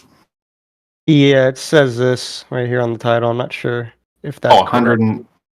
yeah, so 109,000 feet. Even if the Earth was a globe, you wouldn't be able to see the curvature according to the globe math. So the Blue Origin went up to 350,000 feet, and one of the astronauts on the Blue Origin, trained astronaut, he said she was disappointed she didn't get to see the curvature. 350,000 feet. That's so funny. What? And then Neil deGrasse Tyson came out on 2 different interviews and said he did the math and that you wouldn't be able to see the curvature of the Earth from 350,000 feet, which was the Blue Origin. I can post those videos too if you want. Yeah, I can open that. I can open that up. And have a look at what I just posted in the main chat there. I mean, that's the main camera from the Chinese space station. And you can see that the horizon's well out of center frame. And the horizon's perfectly flat. Well, in every video from every part of the frame from the main 2 cameras. It doesn't look perfectly flat, but I do see what you mean. It's like really hard to see any curvature in these. Like, we have a preconceived notion of seeing curvature, but if you have a look at what I just posted just then in the side chat, you can draw a line across these. Yeah. And also, it completely contradicts what you see from NASA. And you got to remember, this is 1.3 billion feet high, allegedly. It's not 109,000 feet. It's 1.3 million. So, yeah. I mean, it looks fake as fuck. Really. Yeah. And it's probably just faking it. Yeah. This one here does look like it has a little bit of curvature. Like here you could see, if I have a tool that lets me move my mouse perfectly horizontally. So I can like do this sort of thing where like it moves up, down, left, right, and diagonally. So if I move my mouse over to the point where the white is at, I can sort of see like there. It's like it starts here a little bit, Let me just start it here, like right at the edge, and then the curvature is like very small. Like it's like 2 pixels, 3 pixels, if there is any. Yeah, very small. Right. You know, like Twad said just before, you're always going to have a slight amount of barrel distortion. But if you think that that's the amount of curvature you would see from 1.3 million miles, and that completely contradicts NASA, proves NASA has to be using a fisheye lens. It completely contradicts any curvature seen 200,000 like that right in the right away. You guys have to concede that either China's faking it or China. What do you mean This is- China's faking it? this is the Chinese space station. Oh, I see. Yeah. How fake it looks. Look at those clouds. I mean, I'll post you the video so you can have a look at all frames. Yeah. Maybe you can even just play it, on your Yeah. screen. For sure.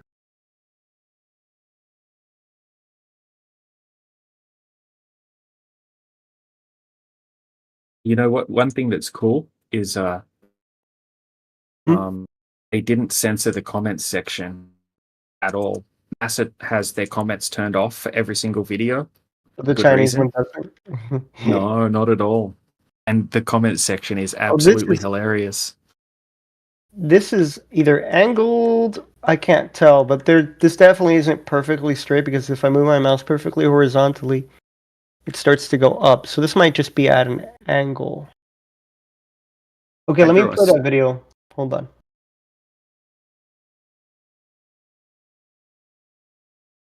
All right. This looks crazy.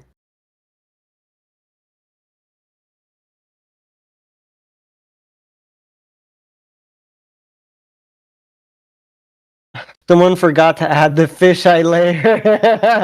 That's what Yeah, I the saw. comment Flat as the section- pancake. And then someone's like, you must have missed this. It's like, what? Wait, what is this? Oh, it's a different, like, camera. There's one like super fisheye lens that they Yeah, it's have very fisheye, yeah. yeah. You see, even the Okay. straight thing is bending over here, and it's, like, far past the left. Yeah. Look at the clouds. Look at the way the clouds are moving. It just looks so fake. That does look weird, doesn't it? Yeah. Wait, let me go Classic back to that. China. Yeah, look at that. Maybe they're just Chinese clouds. Maybe they just behave differently, right? Like Asian clouds probably are different from American ones. Yeah. Yeah, I guess like if the wind currents push things in different directions, like it might make sense what's going on down here. These clouds aren't even moving.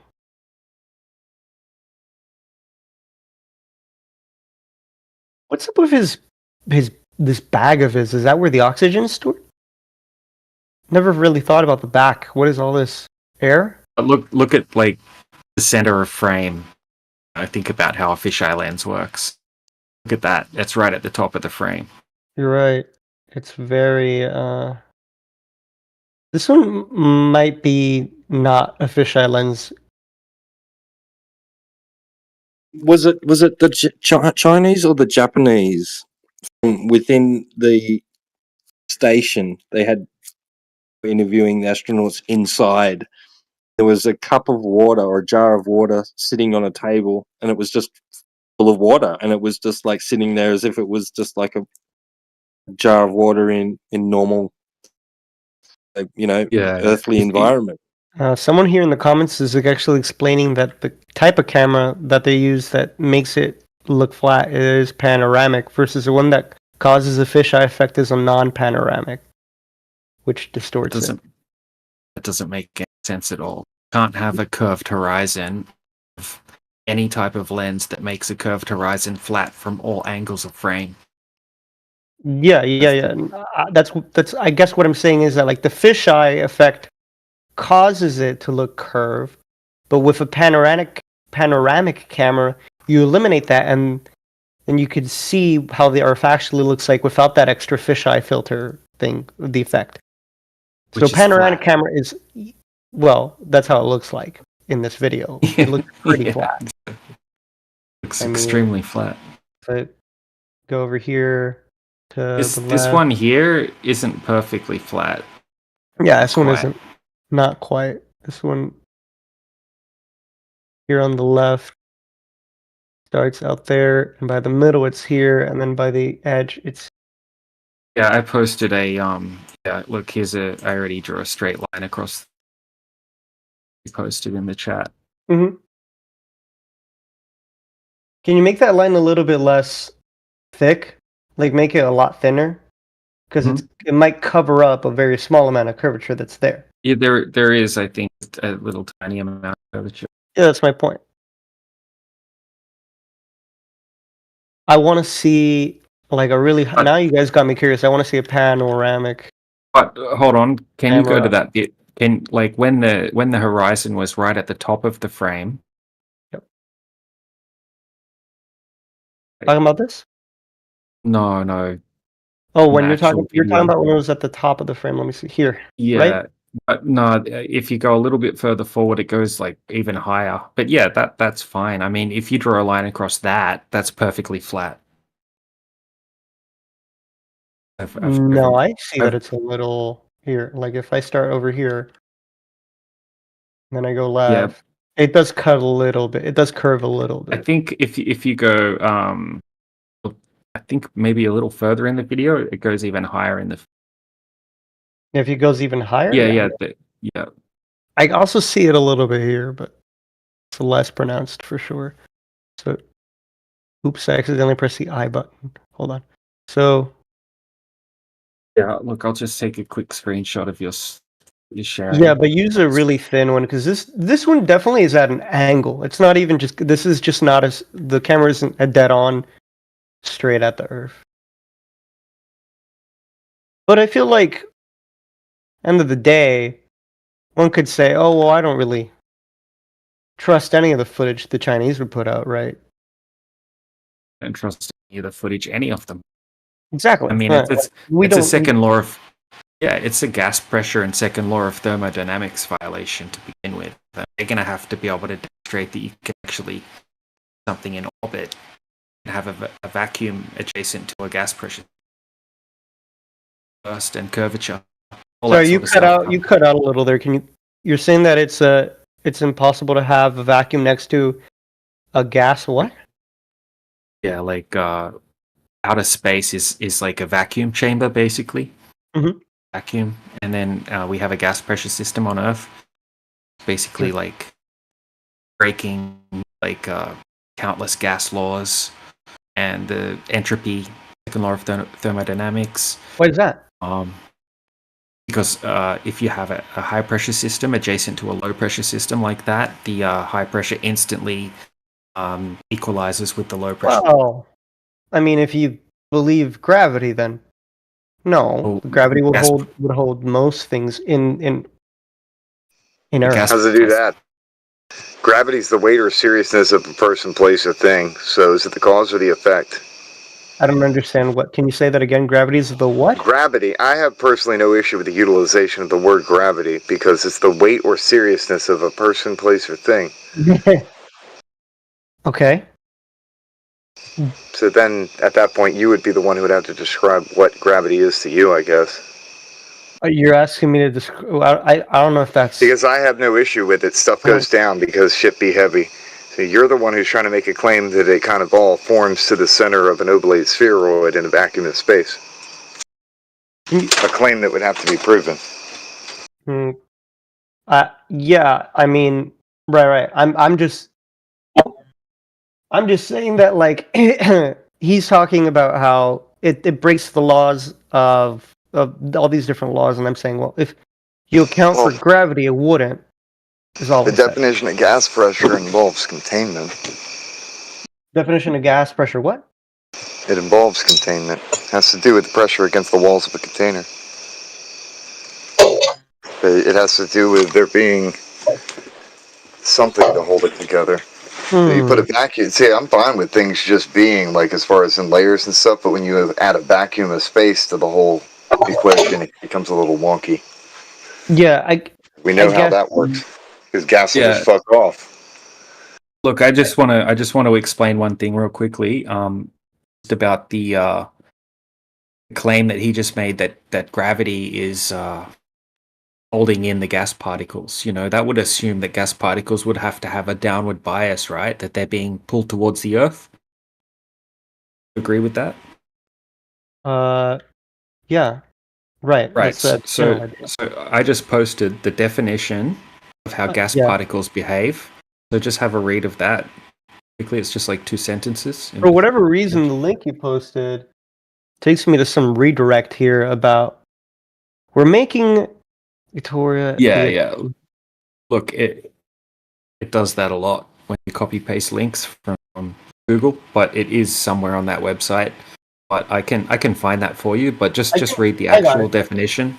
Yeah, I got you. What I'll do is I'll just search it by quote. There you go. Found it. Gases. In gases. Here we go. Scientific view. In gases, the particles move rapidly in all directions, frequently colliding with each other and the side of the container. With an increase in temperature, the particles gain kinetic energy and move faster. Actual average speed, temperature. Heavier particles move more slowly than lighter ones at the same temperature. Oxygen and nitrogen molecules in the air at normal room temperature are moving. What's the important part about this that relates to gravity? I don't understand. Okay, so it's the part right at the start where it says that in gases, the particles move rapidly in all directions. Right. And you're not able to demonstrate that gas particles have a downward bias or are affected by gravity at all. You're saying that gas isn't affected by gravity at all? Not in any practical demonstration that I've seen. It was affected the same as what they claim it, solids and liquids are affected by it, right? You'd have all this gas, right? Eventually just initially spreading out, but then gravity's pulling it back, condensing it right down, like pushing it, squishing it, pulling it harder to the so you'd have gas acting like as if it was a solid or a liquid, right? It'd be just all like compressing, coming down and compressing and forming liquid on the surface, right? So it's lets gas be gas and behave like gas, but only sort of, I mean, and you got gas expanding up and out in all directions, and it goes up as well, right? And so it didn't stop it. Gravity didn't stop it getting to that altitude, or didn't stop it getting to 1,000 meters, didn't stop it getting to 10,000 meters. It didn't stop it. So where does it stop it? Like what's happening there? Is it slowing down? And gravity's the most powerful at closest to the Earth, allegedly. And then gravity also follows the inverse square law too, so it just decreases as it goes. Isn't it the case that the reason why gases go up just because of the pressure of like the amount of other gases that are so close to like the bottom? Like there's a ton of oxygen at the bottom, really close to like the surface of the Earth. From what I'm remembering, huh? That's where it's created. Right, and it stays there, and then certain gases, like for instance, evaporated water, will like slowly flow up. That's not a gas, though, is it? Yeah, evaporated water. Yeah, water it can be in gas form. No. Yeah. The vapor is the gas, but I mean, the vapor, But no, hold on. It's not, there's nothing telling oxygen you can't go past here, like unless there's a physical barrier, right? No, well, oxygen in particular stays denser medium the surface because it is, I guess it's a more heavy molecule. So that's why we're able to breathe it, because it stays closer to the surface, no? Well, that might be a misconception, because they claim that there's O3 gas at extreme high altitudes. Right. Huh. Yeah, that's heavier. Sounds like it's heavier, right? As opposed to oxygen O2. And plus they tell us that we have so the air, all the gases in the air mix kind of evenly, right? So that you scoop up some air and you're going to find all different gases inside it, right? Because it's not layering out and settling like that. It's mixed. It's they call it homogeneous. That means even throughout, right? Yeah. It's a mixture of gases that is evenly distributed. So this is the thing. There's nothing stopping a gas particle. So if there's a gas particle moving upwards, right, nothing's going to stop it from moving upwards except the physical barrier or other particles that it's going to collide with. So you could have a denser medium of gases, like a lot more of a particular gas, right, which isn't allowing for much room for other particles beneath it to get past. But those particles are still going to try, and if they find a gap through there, they're going to take it. There's nothing's going to stop it. Don't just get to some arbitrary point and go, I can't go any further. I'm going to turn around and come back. Just keep going. I mean, you have an extremely powerful space vacuum, and gravity is such a weak force, a pseudo force or whatever you want to call it. I mean, Yeah, it's not. I guess it is not a force, but like a curvature of space is how it's described. yeah, a pseudo force or whatever you want to call it. But that's a powerful vacuum. I mean, in reality, if you have any kind of vacuum like that adjacent to a gas pressure system, as soon as you remove the valve in like the whatever's barrier is separating the two, you're going to have instant equalization of the high pressure to the low pressure system. Instant. It's a good question why ozone goes up. I'm looking up what people say is the explanation. Gravity is the only explanation. Huh? Gravity is like the blanket statement for many holes in the globe model. It's just like a blanket. People are just like, oh, gravity. Gravity solves that.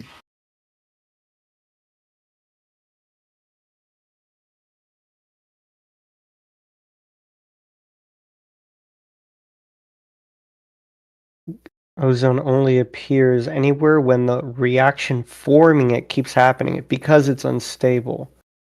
But what causes ozone to get created?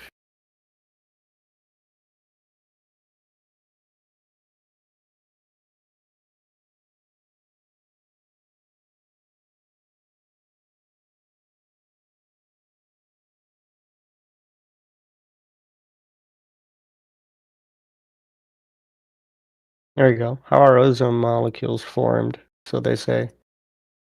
UV light hits an oxygen molecule, and then so this is O2, which is what we breathe, and then it breaks up into two. And once you have a spare oxygen molecule that touches an oxygen molecule, it creates ozone.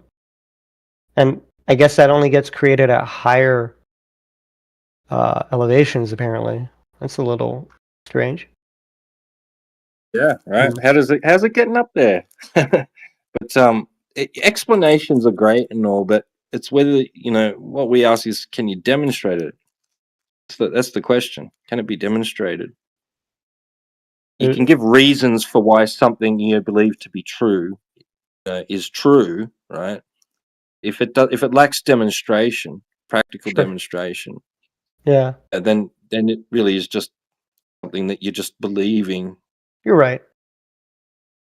Yeah. I've never really tried to do any kind of experiment on myself to see anything about like how ozone or oxygen molecules float up or down, and so I wouldn't know. I wouldn't know. Those are very specific things. So that's a good point. It's interesting. I'm not sure how it works.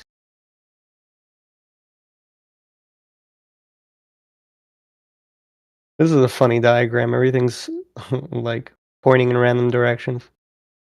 Like this balloon is like facing up instead of like away from the Earth. I guess it's just to make a point.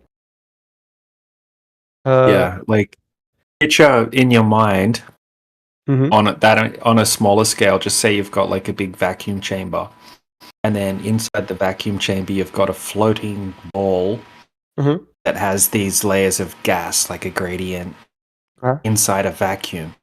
Yeah. It's crazy. That shit crazy. I mean, I guess you could see it as crazy if you feel like a lot of it doesn't make sense. Yeah. I mean, it's not scalable in any way. At least you would have to agree with that. Scalable. Yeah, if you try to do it on a smaller scale, like if you take a vacuum chamber and try to try to make a ball of gas inside that vacuum chamber, you're never going to be able to do that. You're not going to be able to have gas pressure inside a vacuum chamber. Oh my without gosh. physical...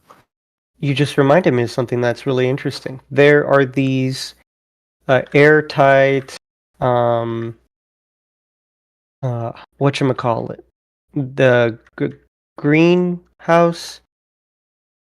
There's these airtight greenhouse balls that people have. I'll post you a cool meme of one of those. Yeah. Oh yeah. Okay. This guy's had one of those things 50 years. Never been open. Yeah. What are you talking about? I posted some stuff related to an African time lapse because we were talking about things related to the sun earlier, but then I was busy and it wasn't loading my animated GIFs fast enough. It finally loaded, even though it's too little too late. But hey, those are there. Yeah, I see them, Ether. Thank you. Oh, dude, I love this picture with that dude. That jar is one of the coolest things I've ever seen anybody create, and the fact that it lasted that long and it just kept going. Auto garden. Yeah, that dude had something. Pretty cool, man. Imagine that inside a vacuum without the barrier. Wouldn't last a day. I mean, yeah, it's tiny. A bottle terrarium, closed terrarium. There's actually big giant ones that people make. There's awesome YouTube channels. They've got ones that they fill up like half a room. Huge, self-contained systems. This one's like a do-it-yourself one, but they're really tiny. I want to see a bigger one. Another thing, some weed growers, they have a completely sealed grow room. Just like the self-contained ecosystem inside.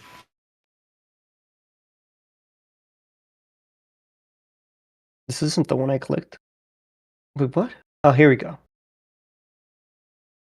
Yes. So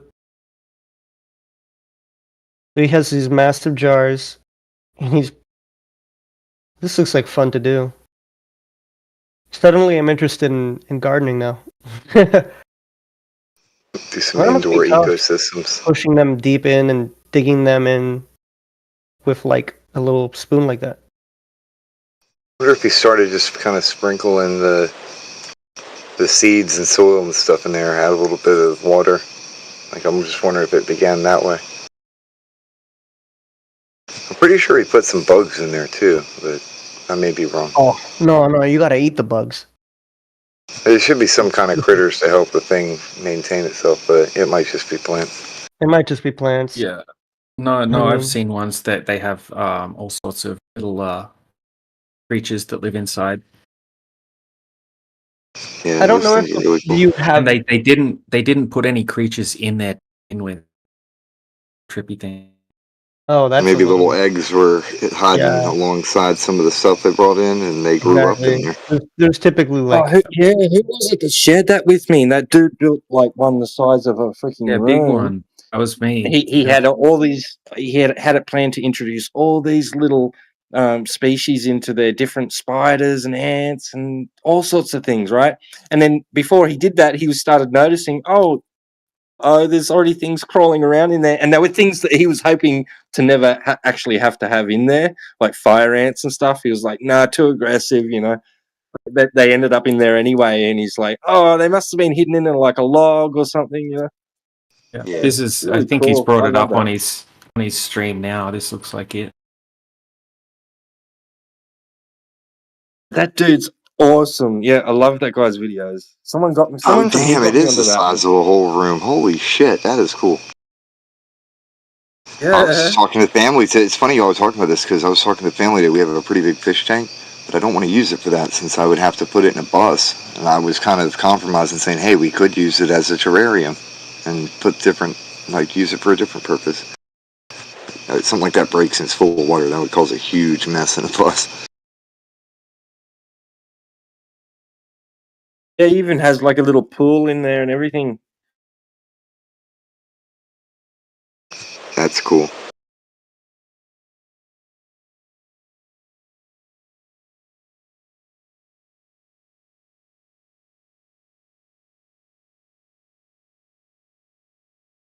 Films all the little fights that the creatures have together and the struggle for power and dominance, and it's really cool. I like it. Kind of feels like he's playing God in a way, building all this out and then having it in enclosed space. Well, hey, if we're made in His image, and I guess like father, like son, we're supposed to be trying to do what? Create. Yeah, we're made to make. Made to make. Create to procreate. But be fruitful and multiply applies more than it's not just going and multiplying in the bed. You can multiply with anything you apply your hands to. Make it grow. You could clone yourself.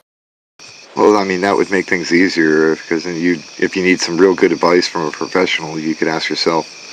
Yeah, the Chinese have apparently made like hybrid human animal experiments that are really fucked Dude, up and gone bad. I'm pretty sure they've been fucking with that shit since like the 40s and 50s, man. I think the Nazis were fucking around that already. He spent all day on just setting up all the different pieces. Wow. Yeah, well, there's already baby shopping, and already Baby shark. can design your baby like so. Oh yeah, You don't want to designer leave it baby. to Yeah. chance. You pick the genes Yeah. and all. Yeah. Oh, dude, and there are websites right now you can go and get yourself cloned. Gangster. You just have that, and for what 20,000 in a hair sample, you can clone your dog or your dying cat. Oh, that's actually not that expensive. That's crazy. I thought it would be like 50K, like It might 80K, like some unaffordable thing, but for 20K? Well, I was thinking between 25 and 50, but I mean, for $50,000 to get your best friend back, kind of thing. There's a lot of people that spare no expense. Clone of your best friend, but yeah. Yeah, well, a copy, so that gives you the hardware. Now it's up to you to get the software back on par. Yeah, but it's not really them. It's just an imitation. It's impossible to replicate the same exact life Unless- experiences that made them. So you're right, it will never be them. Unless Hey Tom, you remember when we did that? And he's like, no. But Pantheon shows you how you can create. There's a show called Pantheon. It's a kind of American anime that gets into the weird technocratic stuff, and cloning's involved. And it involves using certain points in somebody's history, trying to meet these key points in order for their brain to develop a certain way. And they were getting into some really deep, like, engineered, like you're saying, basically engineered humans. Yeah. And paying for the exact baby they want. I mean, if they can clone a dog, like surely they could just do that with it. You remember the rumors about Dolly the sheep eating meat or something? I'm not saying she did or didn't. I'm just saying that I remember being a teenager and hearing rumors of a cloned sheep that eats meat, and I'm like, that is weird and disturbing. It's funny that there's like entire clouds and then it rains instead of these things. Oh, dude, this reminds me of a giant pool area, like an indoor pool. And a guy went in there and he either made noise or hit something, and all of the raindrops it was like raindrops falling inside of it. Anyway, you could see like a cloud above, and it was actually water stuck to the ceiling and a bunch of Atmos stuff happening up there. But then he made it rain in that room. Like, that is trippy as shit. Crazy. Dude, this dude he literally built a jungle in his house. This is so dope. I want to do this one day with my kid once.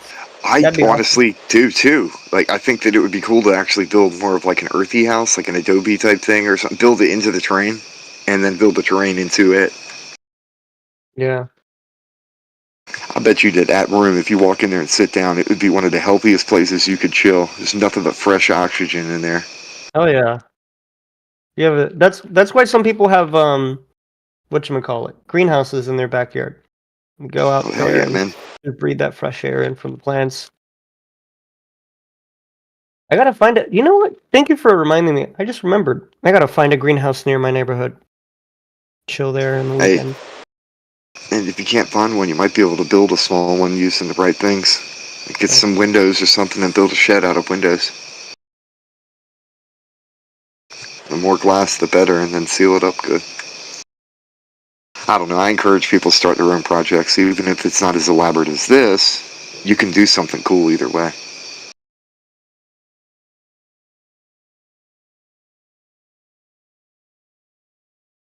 I feel like this dude enjoys walking around the forest outside his. These are all local plants. He went and got the moss. He's got all kinds of things. There's little ferns in there.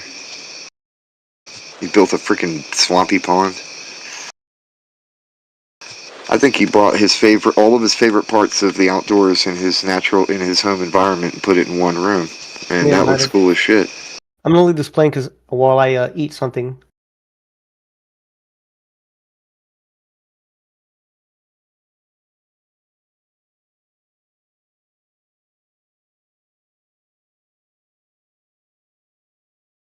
That one spot in there, though, they had the camera pan up to, looked like some fairy tale princess shit. I'm like, I'd get my wife and my daughters to sit there on that and take a picture of them with that as the backdrop, because that junk looked pretty cool.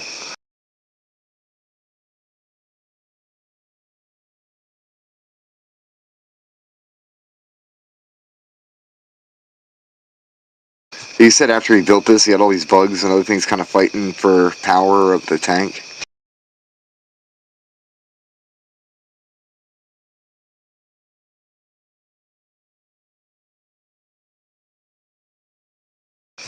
It's pretty trippy.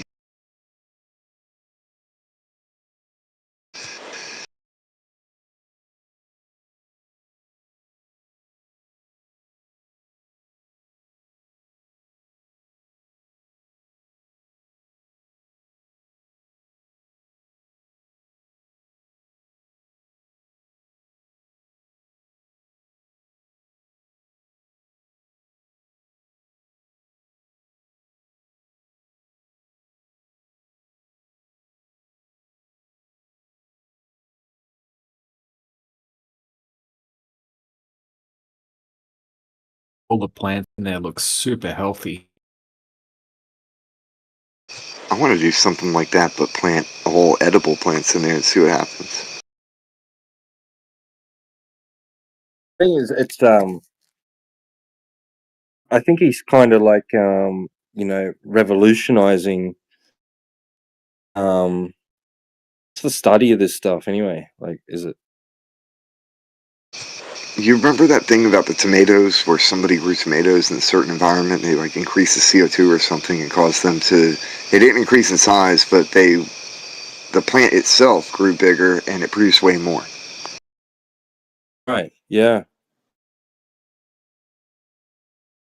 Like for someone that's like studies plants and animals and insects and whatever, like he's witnessing relationships between certain species that behaviors right in those species which might not have ever been observed before, and it might be on the fact that they realize their space is more confined, or it might be just that nobody has ever witnessed it before to that degree. Like he's got like a really good view of what's going on in there, and that's what I'm somebody thinking. might have thought. Yeah, because he thought that's because he didn't want to introduce those dominant species that he ended up finding out were already in there, because he didn't want them to just take over the whole ecosystem and wipe out other species. But it turns out that they're actually kind of balancing out anyway. What he thought was going to happen didn't happen.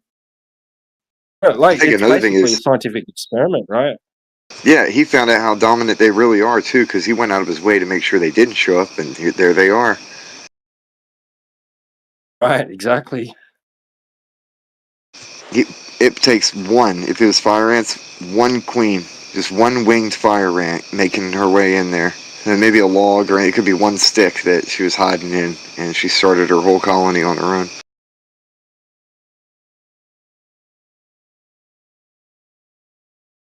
Yeah, it's amazing. I got a little bit bored after like 3 episodes. I think I was watching, but I was like, I'm definitely going to come back and watch more of this.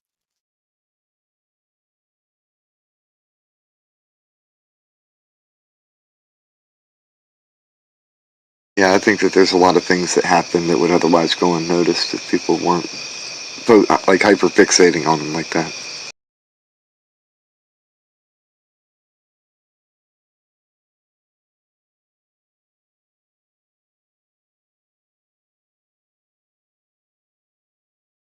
Right? Yeah. Did you see that part where one of the bigger bull ant type things was like having a fight with these other smaller ones or smaller species, and there was like a crowd around them, and they just let like 1 or 2 go in to fight it, like, and then it was like they crowded around, like they were like go, yeah, come on, yeah, fight. Wow, that's crazy. Like, what? Yeah. You would think I would just expect ants, like if it was on, they'd all just pile in there, but actually like backing off and letting like just 1 or 2 go in there and try and make him take down this bigger ant.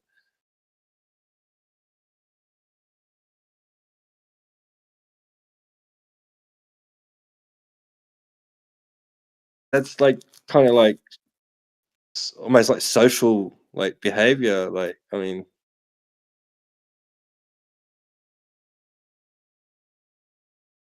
maybe maybe creatures like that, like have more about them than we understand. Like, There's a lot of bugs that can actually almost like dehydrate completely and then reanimate after suspended animation. yeah, I used to do that when I was a kid. Hey, anybody who ever owned the sea monkeys, like those little shrimp, the brine shrimp things, they can be dehydrated and reanimate after a long period of time. I think that they're originally from desert regions. Right.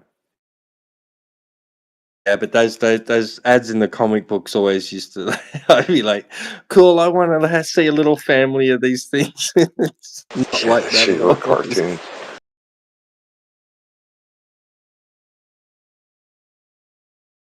It's advertising.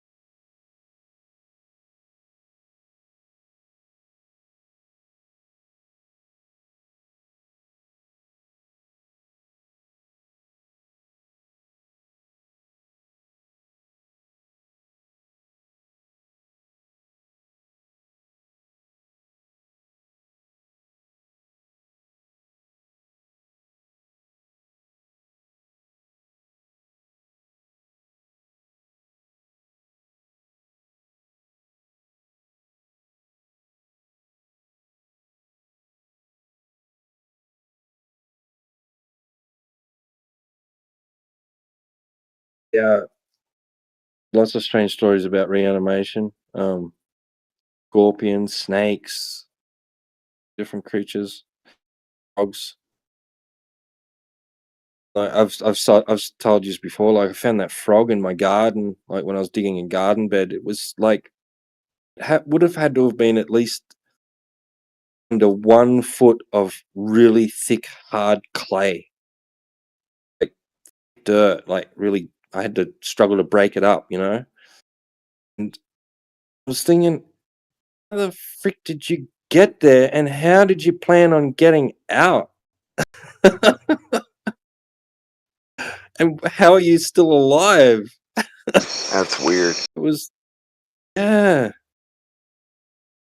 I let him go. I let him go near a drain pipe, and I hope he. Okay, I lost track of him, but yeah. It's so strange.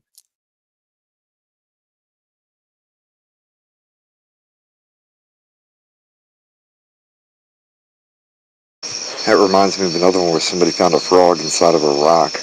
I don't know how true that is, but the fact that there was a frog in a rock on a video is pretty trippy to begin with. Could have been faked. But I've heard stories of that kind of shit over the years multiple times, so that's why it's weird. Yeah, I've heard the same. People breaking open rocks, even bricks that were like part of a structure for like hundreds of years, and they've like broken it open, and there was frogs in it.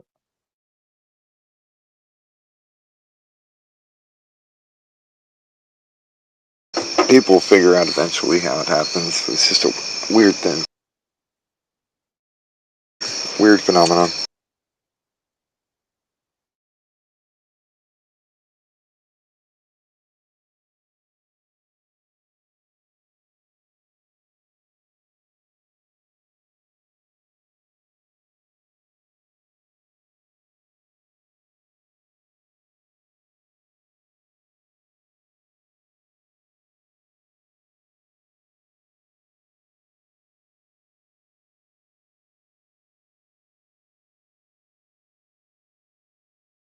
I'm a bit tired today. I'm probably going to fall asleep at a normal time tonight.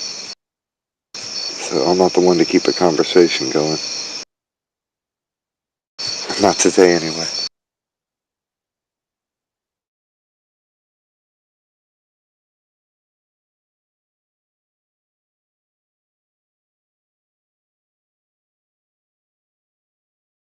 Yeah, same here, bro. Like 10 past 5 a.m.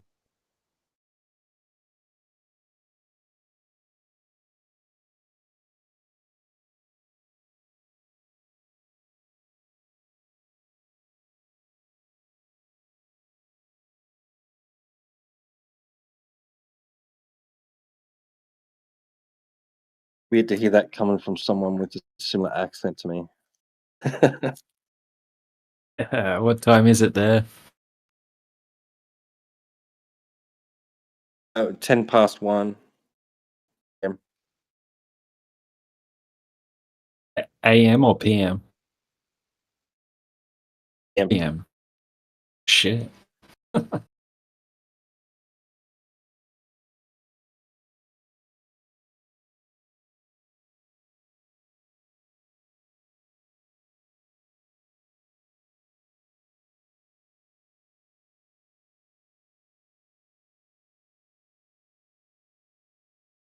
I shotted a whole bottle of whiskey with my Polish father-in-law. I've been up all night doing that.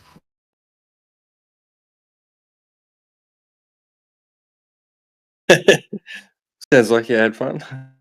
Yeah, yeah. No. I'll drink you under the table, young whippersnapper. He could. Sure.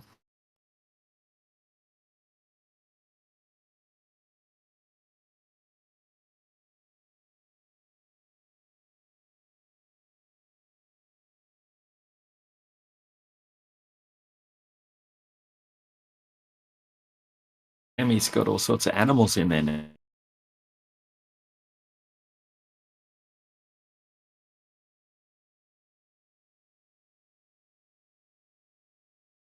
I don't know if he ever introduces a mammal.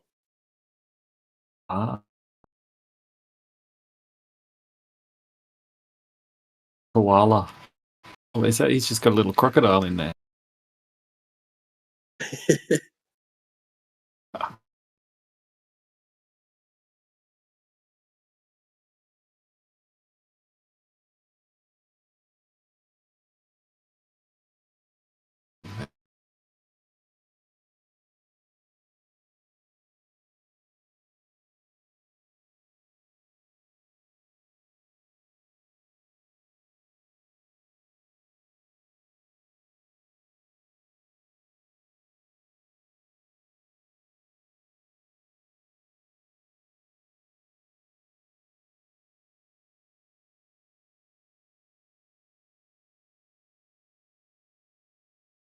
All right, so I gotta ask all the Aussie folk, because I've seen these videos on YouTube or whatever, where the koalas are kind of mean little grumpy things. Is that true? I mean, obviously they're a wild animal, but are they kind of ornery and mean? Yeah, in the wild, they're not friendly at all. They make hideous noises, man. Like if you go into like a place where there's koalas at nighttime, they make like screaming demon noises from the trees. It sounds like you're in the most haunted, horrific place ever. Very creepy. Oh wow, that's crazy.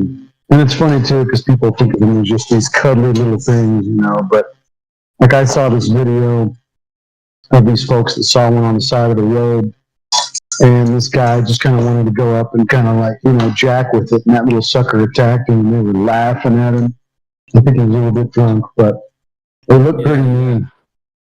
Yeah, they make like grunting noises, and yeah, they're super creepy. That's awesome. I've never actually seen one in the wild, unfortunately. Never been privileged. Yeah, I've seen one in the wild. It was freaking massive. I didn't even know they grew that big, but they just kind of run away and they make a bunch of creepy noises. I don't like them. Wow.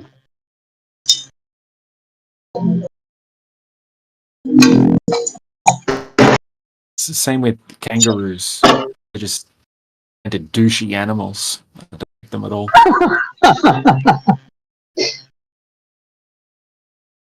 It seems that way. Like they're kind of territorial, right? So they're gonna fight with whatever, and they'll square up with a dude. And Yeah, they'll like you've probably seen those videos where they'll just grab someone's dog, just like holding the dog captive and challenging you to fight them to get the dog back or something. oh my gosh, yeah, that's so funny. Interesting. How do you survive down there with all these spiders and kangaroos? The joeys, right? You call them joeys? Well, we don't really have any like big predators. It's pretty safe. Like the only big predators you have to watch out for is up in northern Australia. You have crocodiles. Okay. Other than that, we don't have anything to worry about except for sharks, obviously. But don't go in the water, Sure. But you can go the if you mythical go Black hunting. Panther. We have black panthers. There's like it's in the sort of allegedly they've been sighted, right?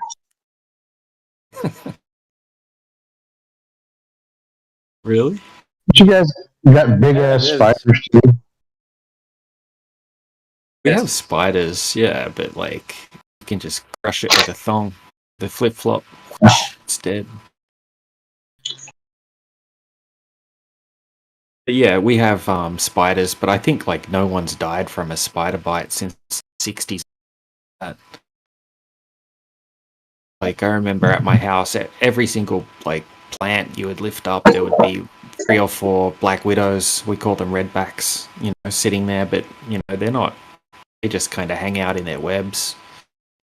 Yeah. We have You have a funnel web, right? yeah, we have funnel web spiders, but they stay in their little houses. The most dangerous one, yeah, I guess probably the redback, but I don't think anyone's died since the 60s. Redback, a black widow. And then we got snakes, and the only snake you have to worry about in Australia is the brown snake. I mean, there are other bad ones, but unless you step on them, they're not really going to bite you. But yeah, brown snakes are the worst. But I don't know. I think like people say you can die from them, but I think if you get bitten, generally you're not going to die from any of these. It's pretty safe in Australia. I mean, I'd be more worried about wolves and bears and stuff like that in other countries and what we have to deal with. So like you can't. It's can't not that stop a dangerous. bear. It's not that dangerous in Australia with like Gotta worry. black widows, for instance. Man, they're everywhere. Like Really? you know, yeah, black widows. It's not like, deadly at all. It's deadly, but it's just a tiny little spider. They stay in their web. You could probably swat them with your hand, and you're not even going to get bitten. Huh. They don't bite very often. Nah, like they're not going to crawl on you while you're sleeping or anything. They're not like a huntsman spider that like travels around the house. They just stay in their web. They'll just hang out like under a like a pot plant or something like that, and they'll stay in their web and wait for something to come in the web, and then they eat it. Like, yeah, they don't cruise around. Like,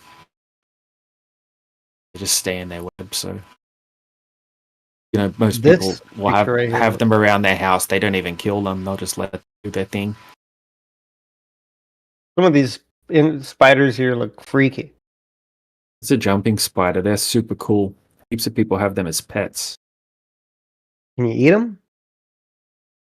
Spiders. Eat the bugs. Eat the bugs. You'll own nothing. You'll be happy. You'll sleep in the pods. You'll eat the bugs. Yeah, the dangerous creatures in Australia are teenagers on meth. Oh. Wait. Stab you. Meth isn't legal over there, is it? No. No. Ice. Ice. What? Meth. Ice. Ice? I don't know what the difference. Yeah, ice. It's like a drug. It's like meth, I guess. It's legal? Worse. No, of course not. Oh, yeah. But yeah, all these little teenagers, like they like listen to rap music and they take ice and then they walk around in little gangs and they carry knives and they're idiots, so they'll just stab people without thinking about the consequences. They literally like Bloods and Crips, like they call themselves the Bloods or the Crips and they dress up in the colors. That's crazy.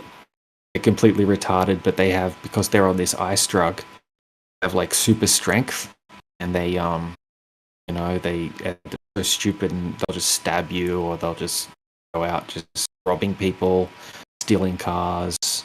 Damn. And that's becoming more of an issue? Yeah, it's a big issue in Australia, like just breaking into houses and stealing cars and just going around in little groups. Like, there'll be like 10 of them, there'll be like 13, but they're fearless. Just, like, stab you or whatever. It's pretty dangerous, actually. I pulled up a video here. Big problem in Australia.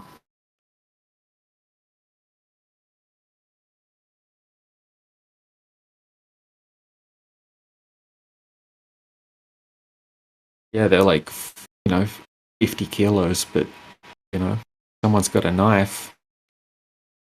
What I'm wondering is, like, if these kids are running around with knives, like, damn, it makes me think, like, I don't know. Earlier today, I was having a conversation with Clipper Dots in Clubhouse channel, voice chat. We were talking in text, but we're basically back and forth talking about how, like, if we wanted a utopia, we would have to, like, basically eliminate psychopaths from society if we wanted, like, an ideal perfect world. But then the issue becomes psychopathy is a variable thing that you can't eliminate even if you did eugenics, right? Because being a psychopath boils down to, like, how many mirror neurons you have. And there will always just be people that will be born with almost none, with very few, or like very low activation of that part of their brain that activates the mirror neurons. Like, that is what psychopathic brains are like. They just don't have that part activated as much because they have less mirror neurons, or because it's harder to activate that part of the brain. And so, even if you eliminated all psychopaths, or you had some sort of underworld where, like, all the psychopaths are thrown into, and then utopia is, like, up on the surface, you would still have psychopaths being born in a utopia. And like that's the heart of the problem is like looking at these teenagers, most of them running around in gangs with knives, they probably aren't even psychopaths. Like a lot of them are probably just like, misguided in a bad crowd, doing these drugs that like inhibit their capacity to like think clearly. And it's just like you can't convince me that utopia in any sort of human society, the way that humans are now, is ever going to be possible. There will always be crime because there will always be psychopaths being born. And parents love their kids so much, they'll hide the fact that the kid acts psychopathically. You know? You heard of the Rat Utopia experiment? Yes, I have, but that's a little different. But yeah, like it actually mirrors what's happening now in society.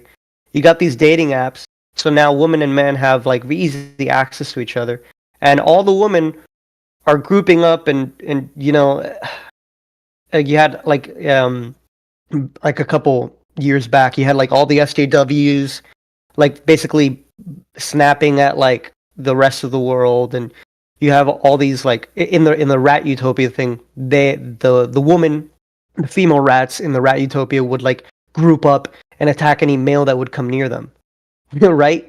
Which is kind of similar to this whole like hyper feminism stuff that you're seeing, and then just like how in society now with dating apps, all like in the Rat Utopia, all the chads, all best, strongest male rats would get all the women. The few strongest male rats would get all the women.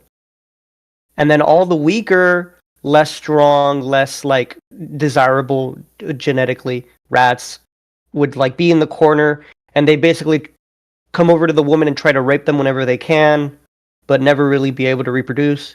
And that's basically how the Rat Utopia would play out. And it's really funny because now you see the incel community popping up, and there's like this hatred towards women from like the incel community. And then you have the opposite of that, which is MGTOW, men going their own way, where like men just aren't interested in commitment because they could get so many girls, like the hot men that are like chads can just. So it's really funny to see the dynamic of the Rat Utopia playing out in the modern world today. Yeah, it's really interesting stuff.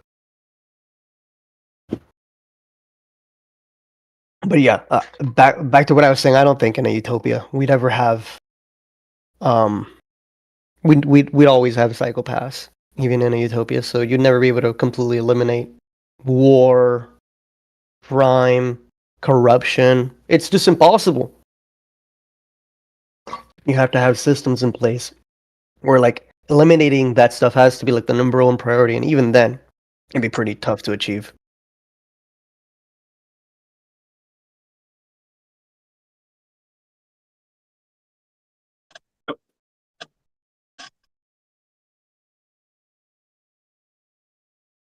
Let me see this. I'm gonna unmute this. What does this have?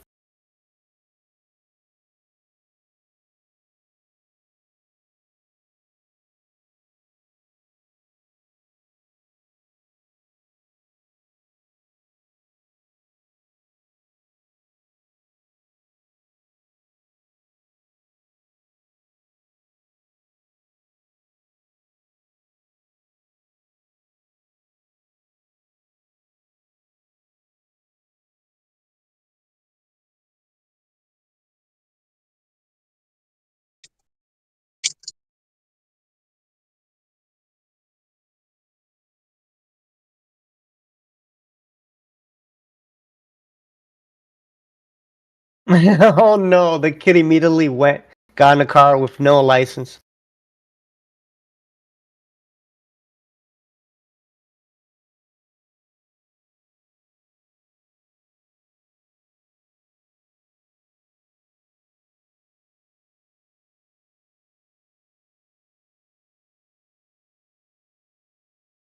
I'm gonna post. This is the kids that I'm talking about. This is the type of kids.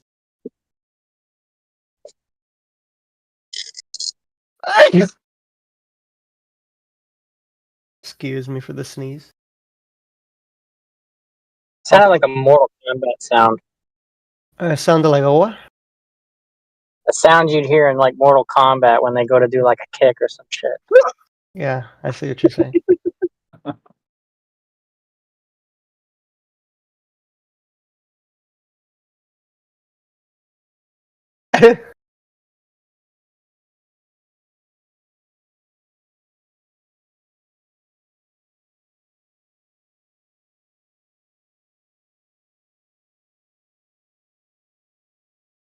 Wow. You're so fucking cool, dude. Look, wow, you're such a cool kid. Look at that. You're wearing Nike. You got your hat on backwards. Is that what's going on? Damn, bro. How old is this video? 10 years. It's a 10-year-old video.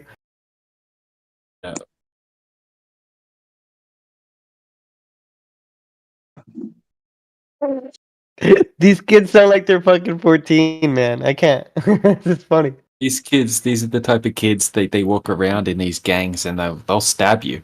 They're Oh, crazy. they'll stab you. Yeah. Yeah. They're retarded. Like they don't understand the consequences of their actions. They take like methamphetamine and stuff, and they just like rampage to these towns. Like these, that's the If town that only they're we talking about. had guns to defend ourselves. They would have the guns. That's the thing. But they're the ones that would pull the guns out first and just shoot you without hesitation. They're just because they're so stupid. Yeah. Do the police have guns? Yeah, but they have pretty strict rules on when they can use them or not. Yeah. The You police see are shit like that- just as bad, bro. I'd be more worried about the police than these kids in Australia.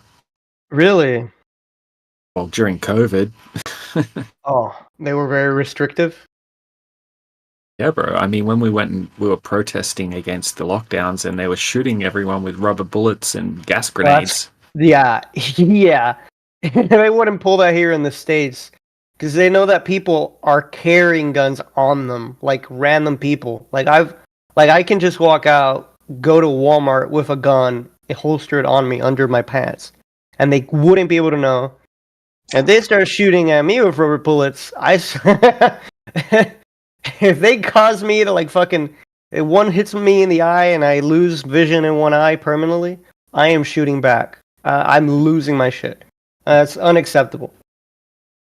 Yeah.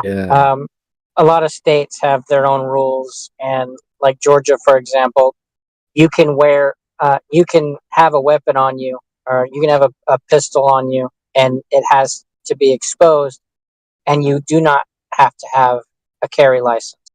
If you have it concealed, in Georgia, you have a carry license. Yes. If you have it concealed, you have to have the concealed carry license. If you have it exposed, you can carry it.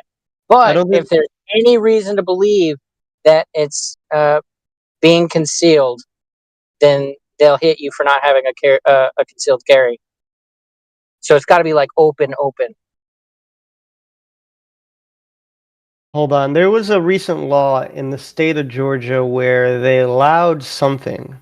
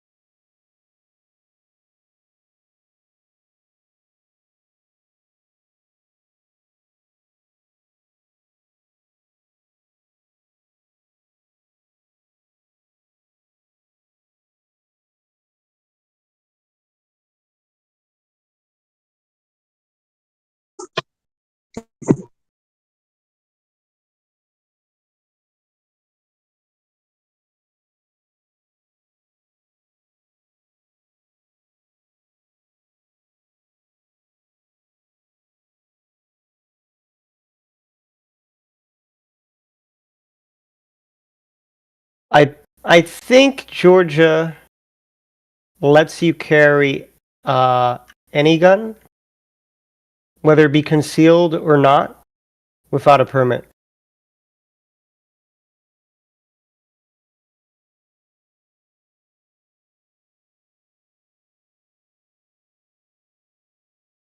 Let's see here.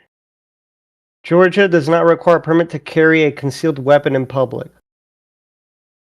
Its permitless carry law went into effect in 2022. So in 2022, you don't need a permit to carry a concealed handgun in public. You can have a concealed handgun on you without a permit in Georgia. Oh, you're good. Yeah. And then the white ones requires wait, why isn't New York on here? New York isn't here. You need a permit. And in New York City, it's completely legal, isn't it? New York City is a strange place to me. It's like if I can't have a gun in my car, someone pulls up to me, starts smacking my window, I want to be able to defend myself. If I have like my wife and kid in there, you know. Yeah. I remember one of my wife's friends in Ohio. You were not allowed to have your magazine on your person. You can have your weapon on your person, but your magazine needs to be in like a glove box, right? And she was going from her job to her car and ended up getting raped. And she was unable to reach the magazine in the glove box. And then her husband went and was with her, and she spotted the man who did it randomly. And the guy went and killed the man in public instantly, right then and there. And they let him go for what the fuck was it called? It's like not premeditated. It's all reactive, and he's just overwhelmed with the emotions, right? I can't remember what it's called. Shit, I'll have to ask my wife what it's called. But at the time, it was some like reference you can go to, or the lawyers can point to and be like, look, it's not premeditated. It's obviously an emotional situation, and he can't be held liable because his emotions took over, not his thoughts. What? Right? Yeah. I can't remember what it was called, but it's able to be done. You just can't have it in any form of premeditated. Because if it's premeditated and you take that case, you get fucking hammered.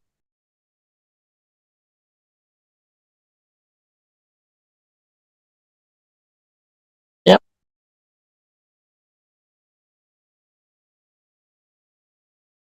I think this was like 2009, maybe 2010, 2009, somewhere around that time in Ohio.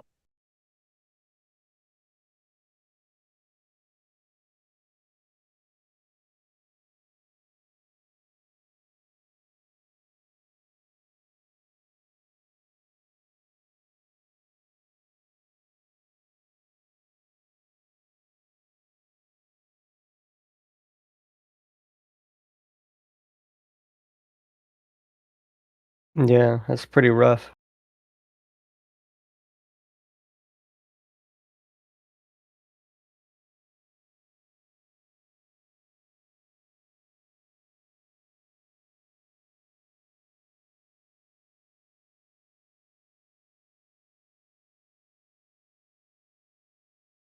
So, I've talked to a couple people, and I've heard different things.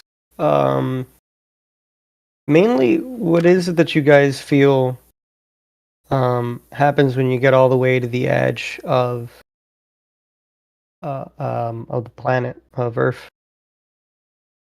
Well, you're assuming two things.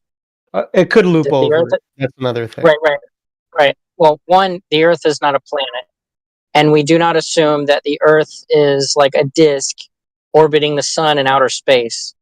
One, we live in a pressurized environment. It's 14 average, 14 psi at sea level, right? And you obviously have the gradient. As you increase in altitude, you decrease in pressure. Similar to being at the bottom of the ocean and you return to the surface and you're high pressure at the bottom, low pressure at the top, the gradient's there. There's pressure. The pressure is established by it pressing upon the walls of its container. Okay, so the ground is basically the floor you walk on, and the lights in the sky are just in the sky, right? You're inside of a contained environment, and the contained environment is not moving. There are people who think that Antarctica is like a ring of ice because like a wall. The fucking sun. No, the wall comes from the people who do the geodesic surveying and all that shit. Whenever they went out to do studies, their label for Antarctica, its description is giant ice walls. So it's not flat earthers making this claim. It's the globe earth people making this claim. It's just apparent. You know what I'm saying? But anyway, there are people who think that the earth is a contained environment and Antarctica is the edge of this container, right? Because the sun is not producing heat over there to cause the ice to melt, right? So it's a snowy environment, and out there would be the container, right? Whatever it's made of. Antarctica's not the edge of the earth. And then there's other people who like think a specific location. It doesn't encircle the earth, right? I love you. Just listen for a second, right? Because he asked the question, and I'm giving him my best answer. Antarctica. Some people believe that Antarctica is a ring, and outside that ring is more land and Are more those people sun. retarded? I think so. And then there's other people who think that the moon is a mirrored image. Not exactly, but like what would be called craters is just like reflecting like a negative image of the oceans and the land. And they've made this big idea by using the craters and mapping out the azimuthal equidistant projection map and placing it somewhere in the craters on the moon, right? And then there's other people who think that there's just other ponds out there, right? The oceans that surround the land that we live on, they'll just label it a pond. And then out in the Antarctic, in whatever direction, there are other ponds just like ours, and there's more land and suns creating warm spots, and people live and exist out there. And that's their answer for aliens. So there's a lot of answers that can be said, or a lot of speculations as to what it is, but it's not a planet. We're not existing in outer space. We're not flying around. The Flat Earth Society is a society made by Freemason globists who want to create an idea and push that idea so that when people come to us and ask us what we think, they've already got the pre-charged idea of what the Flat Earth Society says. And then so we have to double down and say, hey, no, this is not the case. You can't come to us with somebody else's idea and say, yeah, that's your idea. I need you to defend it. You know what I'm saying? Because it's very difficult. It's very annoying. Like, yeah, we're not a disc in space. It's not a planet. The lights in the sky are just lights in the sky. We don't exactly know what they are. We know that they look round, right?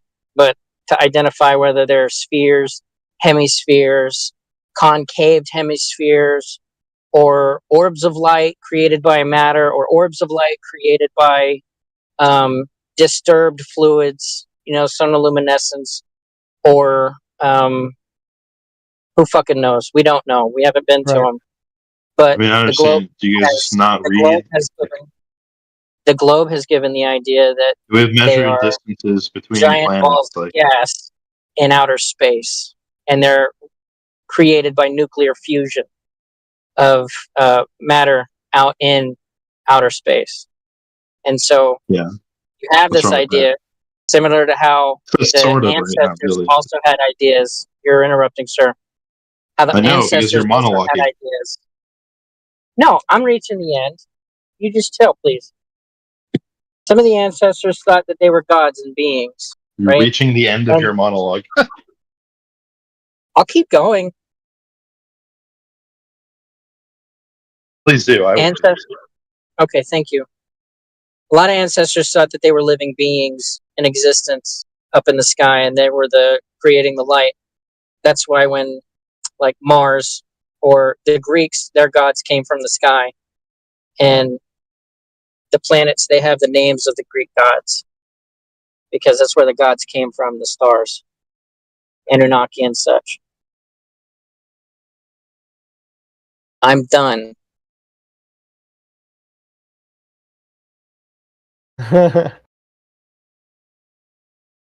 Well, yeah, thanks for your answer.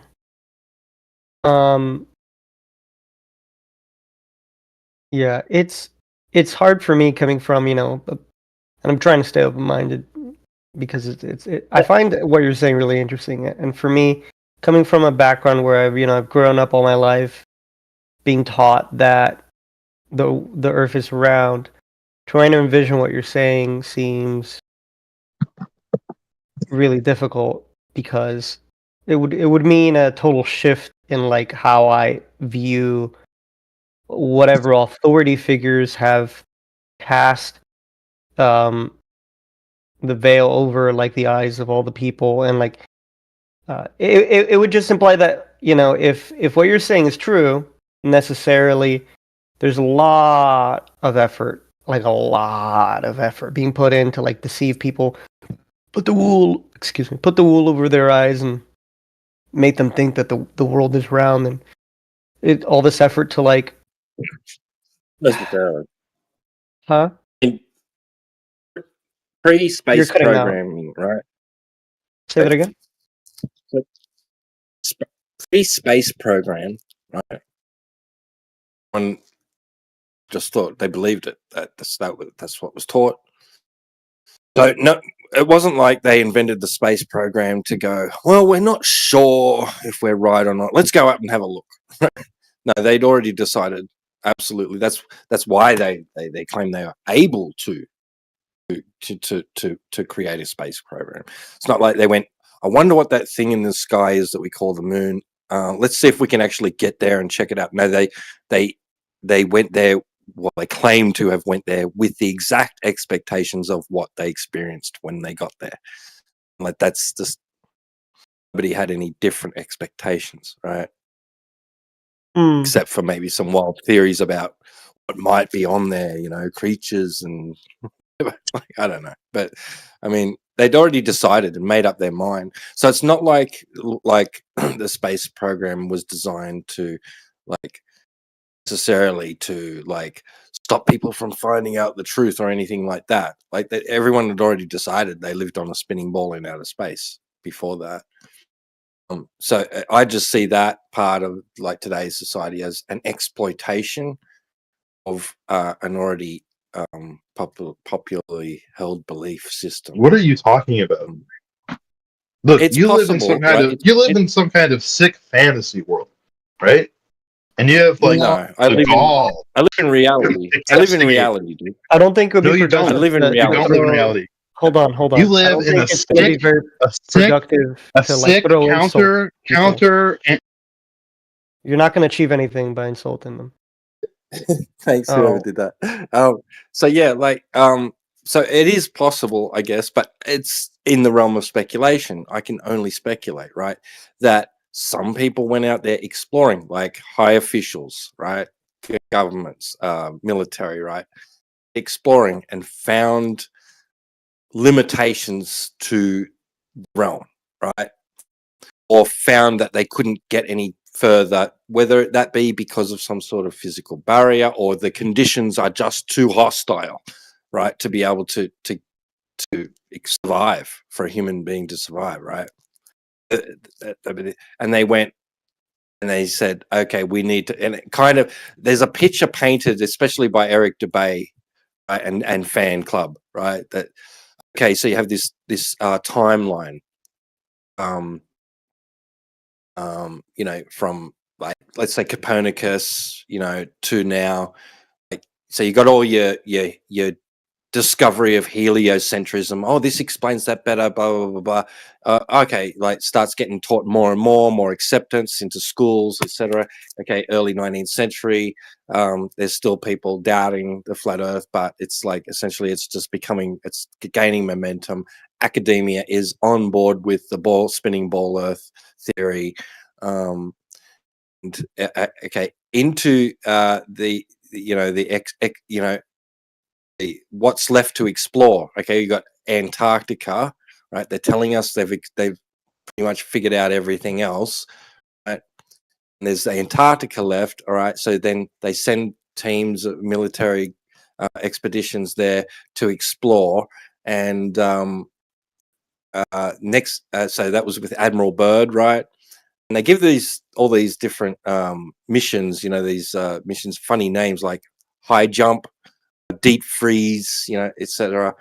Okay, so there was a series of explorations to Antarctica. What did they find out? Are they telling us everything? Are they transparent, with their information that they've gained from their exploration of Antarctica? All right. Then next minute, right, Byrd's dead. They've signed a treaty that prohibits free independent exploration beyond the 60th South Parallel, right? Then they're shooting rockets into the sky, right? To test. They're saying they're testing nuclear weapons or testing the reactions with the Van Allen radiation belts and all this, right? But what are they really doing? So there's speculation out there. Oh, they were trying to test that. So they found the limits to horizontally, right? Now they want to find the limits vertically, right? So they're shooting stuff up into the sky to test the barrier that exists in the sky, right? The firmament, the dome, whatever. They're seeing if they can break it, like what's outside of it, etc. So that's like that. But they're telling us they're not doing that, right? Of course, they're just saying they're testing their nuclear weapons and seeing what the effects are on the atmosphere and the Van Allen radiation belts, etc., etc., etc., right? But they called those operations, they called them Operation Fishbowl and Operation Dominic, right? Now, Dominic means of the Lord. So you got Fishbowl of the Lord. Very strange terminology to want to use for these operations, these military operations, right? Yeah, it's a funny name. Right. What happens after that? NASA is born, all right? So now there's the speculation is that they've explored the limitations going horizontally, they've explored the limitations going vertically, they've discovered the truth that we're in an enclosed planar realm and it's not moving, but because there's already existing belief system that we're on a spinning ball in outer space, right? They're going to just keep going with that and reinforce it with the establishment of space agencies and space exploration. Right, so now they can to keep everybody believing that, well, they have this secret knowledge and power, that of the true nature of reality, right? Mm-hmm. So that is some thoughts that are put out, right, in amongst people like that say the Earth is flat. But I'm not necessarily on board with that, but I just thought that you should know that these speculations are out there. Right. Yeah, it's interesting. I'm going to be transparent with you, right? Also, in the same time that they're doing their Operation Dominic and Operation Fishbowl, the United States and Russia are also digging in the earth as deep as they can. The United States stops digging in the 60s or something, because they were starting to put more money into the NASA program. Russia continues digging in the Kola borehole, and they go 7.6 miles deep. I think that's the depth. And that ended in the 90s. And then they stopped digging. But then also prior to them doing the dig, right, they had already established that, well, we're using sonar and radar or what other, wavelengths of electromagnetic waves. They're telling you ahead of time that this is what the ground looks like underneath your feet. And there's a mantle underneath the crust. We know what the crust looks like, the mantles underneath, the inner core, the outer core, and all of that. They've got all of these descriptions of what underneath the Earth looks like, the center of the Earth looks like. Right. Well, while they were doing the Kola borehole dig, whenever they would get to depths, they would find that it's not matching what they were thinking was going on, right? What is it in called? zones where they How do you spell it? Kola or what? Kola. Kola. It's in Russia. They were also finding like whenever they thought there was supposed to be a specific stone at this layer, there was actually a massive layer of water. And it's just their seismic predictions were way off, right? It's destroying their mythos in real time. Yeah. And I'm glad you brought that up because it's almost like it's almost as if they were trying to explore the limitations going horizontally, vertically, like, but not just up, down as well, right? Like, okay, so how deep does this shit go, right? Yeah. It's like, like they were trying to figure it all out, right? Fascinating. And I'm looking at the Wikipedia article now, yeah. And so going back to whenever I first jumped in and you was talking about, we were talking about the rat utopia. Pretty much the reason why they would continue lying is to maintain their rat utopia, right? Everybody is, playing the game according to their rules. All of the thought processes in the person's mind are going to be based on their subconscious bias. If they can control the subconscious bias, they can control your conscious bias. They can anticipate all of your actions based on your behavior, right? And then so you get events where like they made that movie where the guy they can predict when somebody's going to be conducting a murder, and they can prevent the murder before it ever happens. Yeah. So the behaviors of people have already been logged, tracked, and pretty much predictable at this point. So whenever you go against the game, you're no longer playing the game by their rules. So then you get people who are controlled opposition, who create an idea that's obviously not within their game rules so that they can update their game rules. You know what I'm saying? It's like adding a DLC, right? Well, all of these flat earthers are starting to disbelieve in our heliocentric model. So now they're going rogue and they're not actually playing the game like we want them to. So let's put in some plants to, feed their conspiracy mind. And we'll get them to continue playing our game the way we know. That way we know what they're going to be having happen next, right? Because the unpredictable mind is not the controlled mind. So that would be like one of the reasons why I would say that they would continue to perpetuate the lie.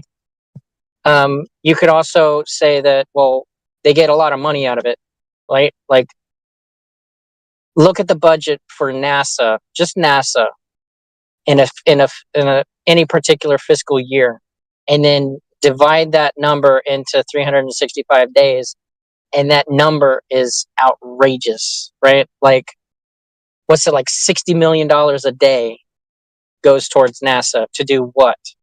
If it's obviously not sending anything into space, what's it for? It's a massive money funnel. So 60 all they million gotta a day? do, That can't be right. 60 million? 60 million a day. Hey, another thing is this: you can prevent people from freaking out if you paint your military test rockets white and put a NASA logo on there. And you can launch rockets whenever you want to, test whatever you want to. Everything else is just a matter of national security. Right. Yeah.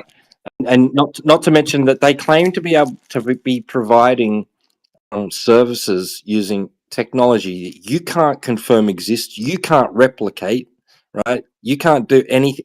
You're totally reliant on their word about the source of this service that they're providing you with. Holy cow, you're Namely, right. satellites. The NASA budget really is $22 million a day. It's 22 billion divided. Wait, what? Divided by 365. Well, the Space Force stuff is going to be ramping up in popularity because they're the ones who are apparently going to go rescue these stranded astronauts. So here we go. It's actually 4.4 million a day. Whenever they did the Artemis prediction, right? Whenever they pitched their budget plan for the Artemis program, it was going to be like 88 million a day. But then obviously Artemis didn't go to the moon at the way they were planning to have people go there. And they obviously kicked the can down the road. And so they reduced the fiscal year budget because they didn't have to go to the moon. So it was no longer 88 million. Yeah, it's a use it or lose it kind of thing. So yeah.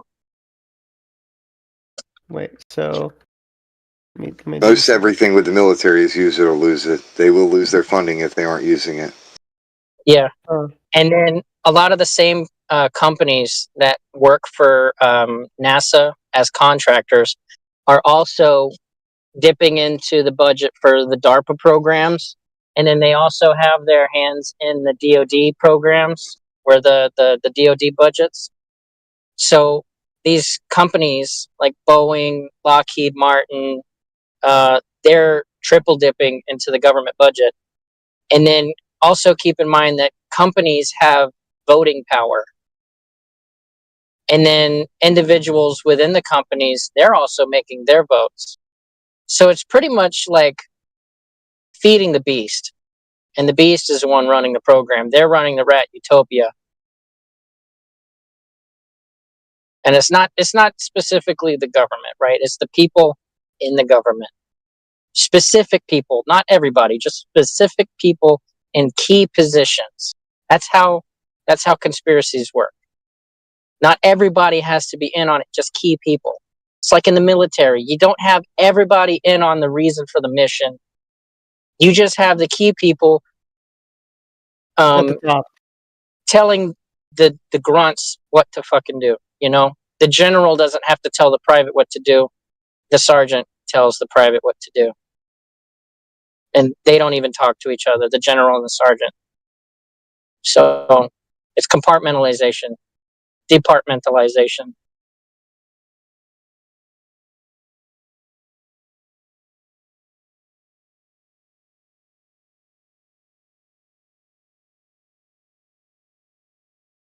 Interesting stuff.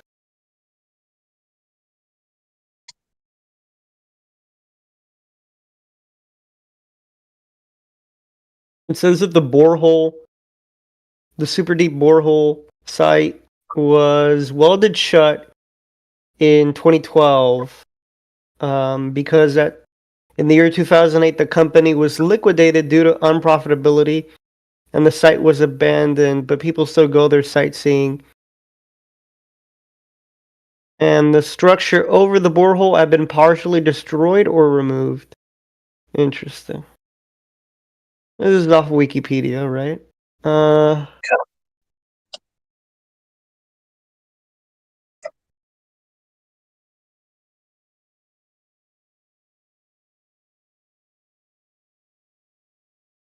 Damn.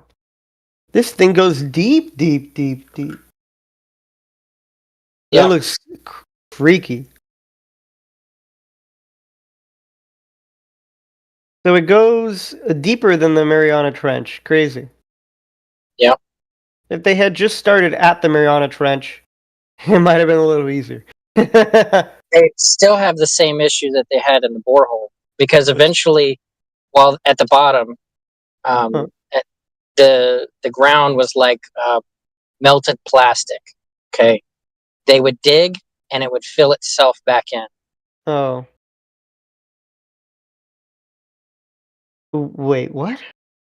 What do you mean melted plastic? They the earth in that depth, the consistency of it was like melted plastic. It was destroying their tools as well. No, I see. So they had to probably switch over to using diamond tools or something that wouldn't like break. I think they're already using that. Crazy. Right. You want to talk about the bottom of the ocean? Okay, man. How's this? So there's these documentary makers, and they're in this little sub, and they're like right down deep, and they're not even at the depths, like of the Mariana Trench or anything like that. Mm-hmm. And come across a freaking pool, a lake, the water. The dude's telling in the interview. Right? And he's like, "Wait a second, I'm already underwater." Right? And they tried to go down into this lake that's under the ocean, right? And they bounced off it. It was that dense. The saline was that. They couldn't penetrate it. Oh, is this one of those blind pools? Ebbs and waves, like as if it was its own I've little seen pool of that water. shit years ago. Yeah, I remember that. It's in the Gulf of Mexico. That's where he had it happen. And whenever they descend into the Marianas Trench, they have to use different subs. So they got to descend in a main one and then deploy into a different one and deploy into a different one, each being more dense than the previous. Oh, that's fucking nuts. Yeah. That's really weird. That's where That my it just god keeps getting more Enki lives. Huh? That's where my god Enki lives. Sumerian bullshit. Yeah, he lives in the So, Apsu. you can imagine, right? There could be shipwrecks, right, that are just laying like midway down, like they're not even sinking, like they haven't reached the bottom of the ocean. They're floating on They're fine mermaids and solution shit. underwater. Yeah. That'd be You guys nuts. know about the mermaids?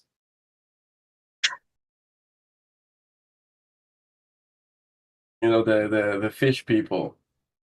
Yeah. You guys know about the mermaids and shit? I don't get into that anymore. Well, they work for my god Enki. That's nice. But, yeah, when they used to teach humanity about stuff and shit, right? Like before the Great Flood, right? Yeah. And then we were building pyramids and shit, right? It was a good time. You have one. Right, but then you know what? Like Zeus fucking flooded the world because he's a piece of shit. Habeas corpus. What's habeas corpus? Exactly. Present the body. Do you have some kind of siren or mermaid type creature to present to the class? Now, how are we gonna fight Zeus? I don't care about fighting this Zeus character. Exactly. That's the problem. How do I punch a cloud? Well, he's almighty and shit, right? This conversation's just gonna go into some weird theosophistry shit and not it.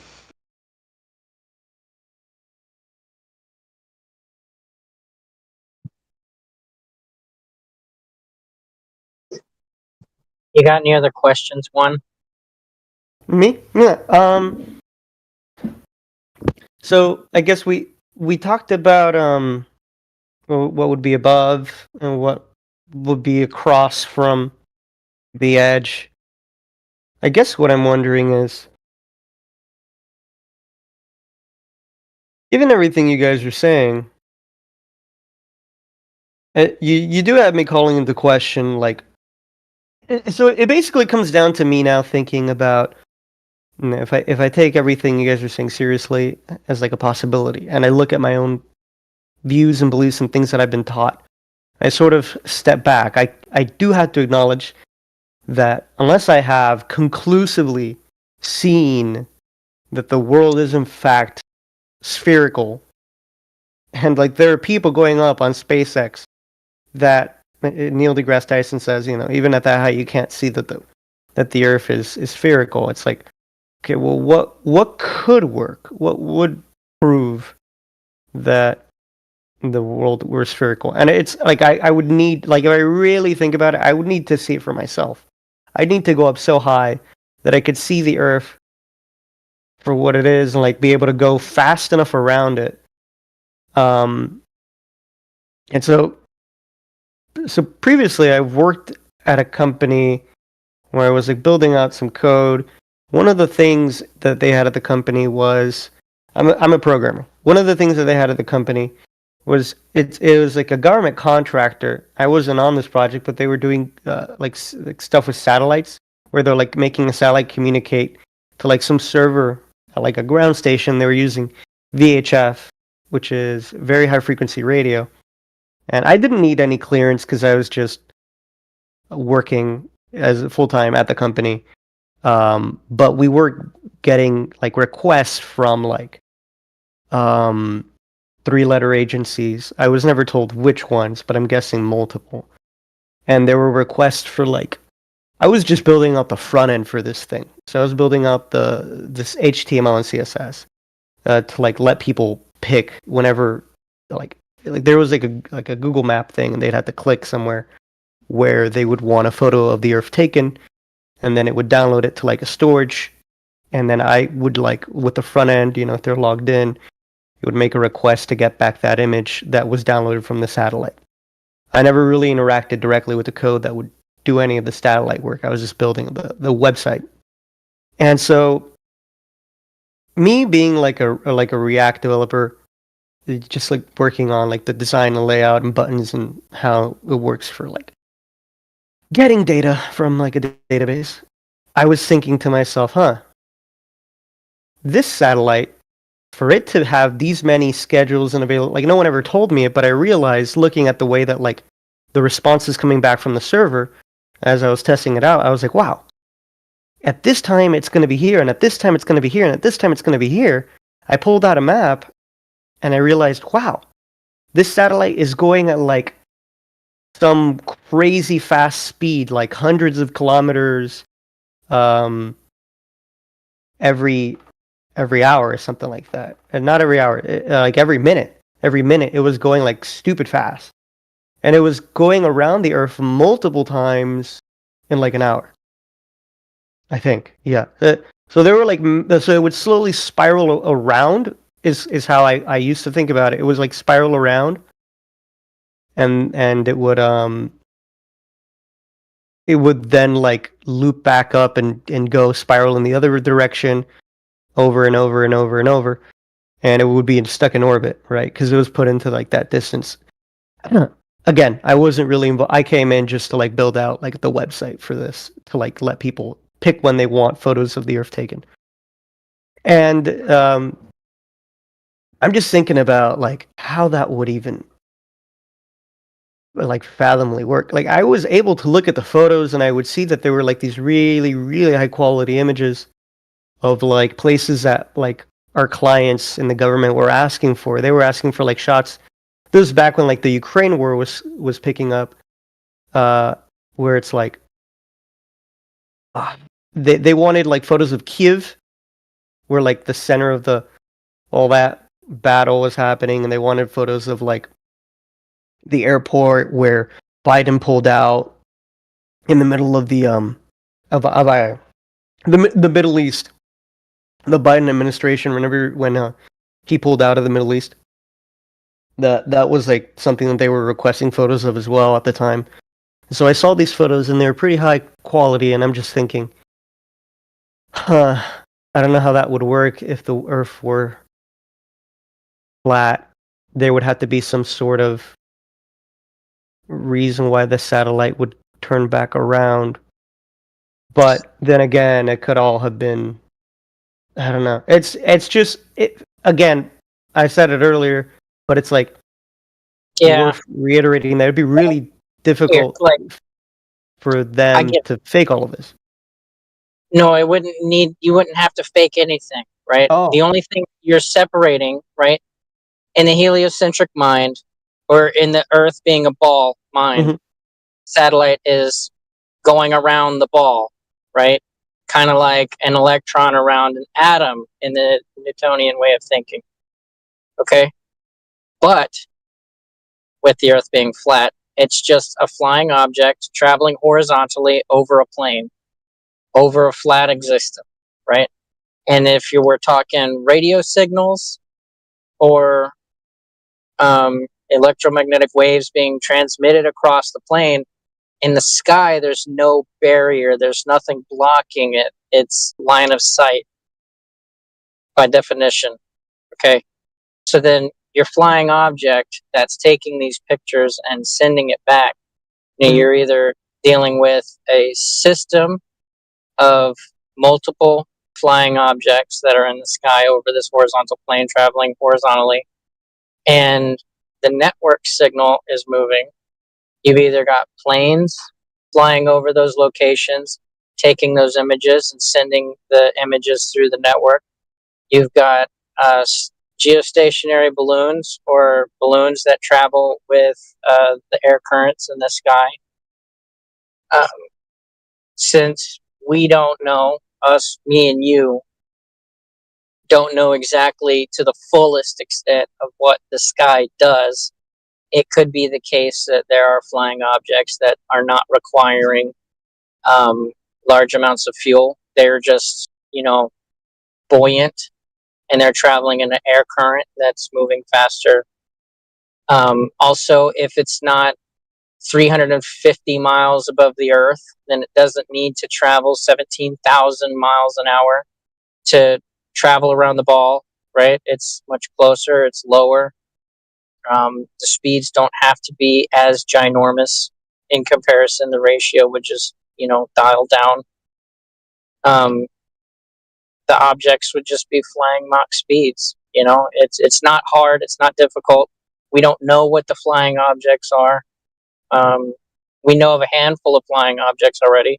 That's why I mentioned planes taking the images, balloons taking images, and then 2 modes of travel for these balloons.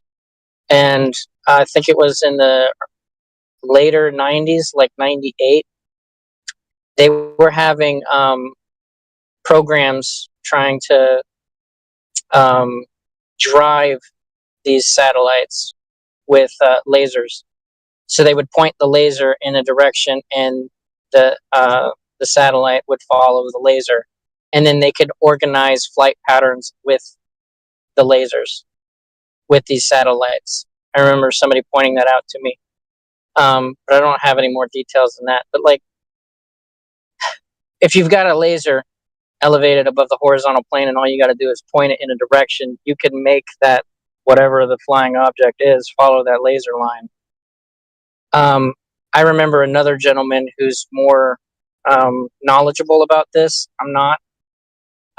He was talking about how you can have radio signals travel around in a specific area, and if you point the receiver at a specific location in between these 2 signals, you can pick up the radio signal as if you're looking directly at the transmitter receiver. So I wish I could ping the guy to have him talk about it, but I don't know if he's awake at this moment. It doesn't necessarily have to be a single object. Now, if we're talking images, obviously something has to be there to take the image. I would say it's a low-flying object with the camera that has a pretty good lens, pretty good camera on it. You know what I mean?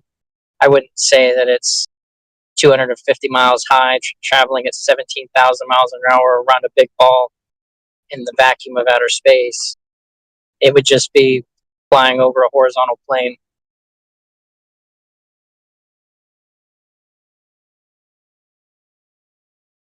Yeah, it all sort of gets tricky, because now you need I guess I need to sort of integrate like a new model of like how the world might work and then there's like it doesn't feel like there's any sort of like formal thought out. Well, I mean, I guess thought out, yes, but not like with the heliocentric model, right? Where most people think that like the world is ball. You have like this whole like scientifically explained, thought out like way of how everything works together, and it makes sense. But then if you start, trying to think of how, at least to me, it makes sense.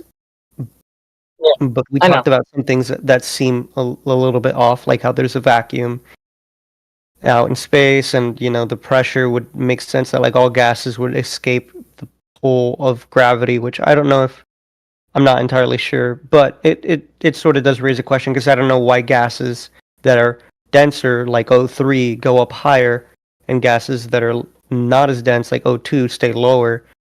But, yeah, exactly. But regardless, yeah, having a new model where everything is where the Earth is, not a sphere in space, is going to require a lot of, I guess, like thinking about how would this alternate way work, and sort of yeah. I remember maybe 7 years ago or so, I started listening to a group called the Thunderbolts Project, and I think they're still Globers. But what they were doing was talking about how the universe is electric. And whenever I was in that time, I wasn't thinking that the Earth was flat. But whenever I came across, people describing the Earth as being flat, the electric universe was actually blending very easy from one to the other. So, like, there's a lot of not taught in schools way of thinking, and people have already been making these thoughts for the longest time, and everybody's content with what they've been given in the school system, and it gives them comfort. I know what's going on in the world around me because the schools told me this is how the stuff works, so they don't have to worry about it. But then there's other people out there, like PhDs and such. They're like, there's some about how things work. And I remember a friend of mine being in college. He was talking. I think this was like 6 years ago. I remember someone.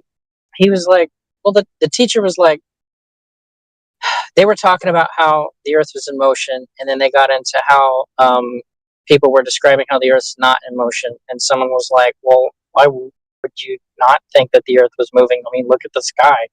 And then the teacher was like, no, stop. The sky is moving. The Earth is not being detected as moving. So it's very likely. It's not irrational to accept that the Earth is not in motion and that the sky is in motion, right? He's like, you don't have to be closed-minded about this because people have already been talking about this, right?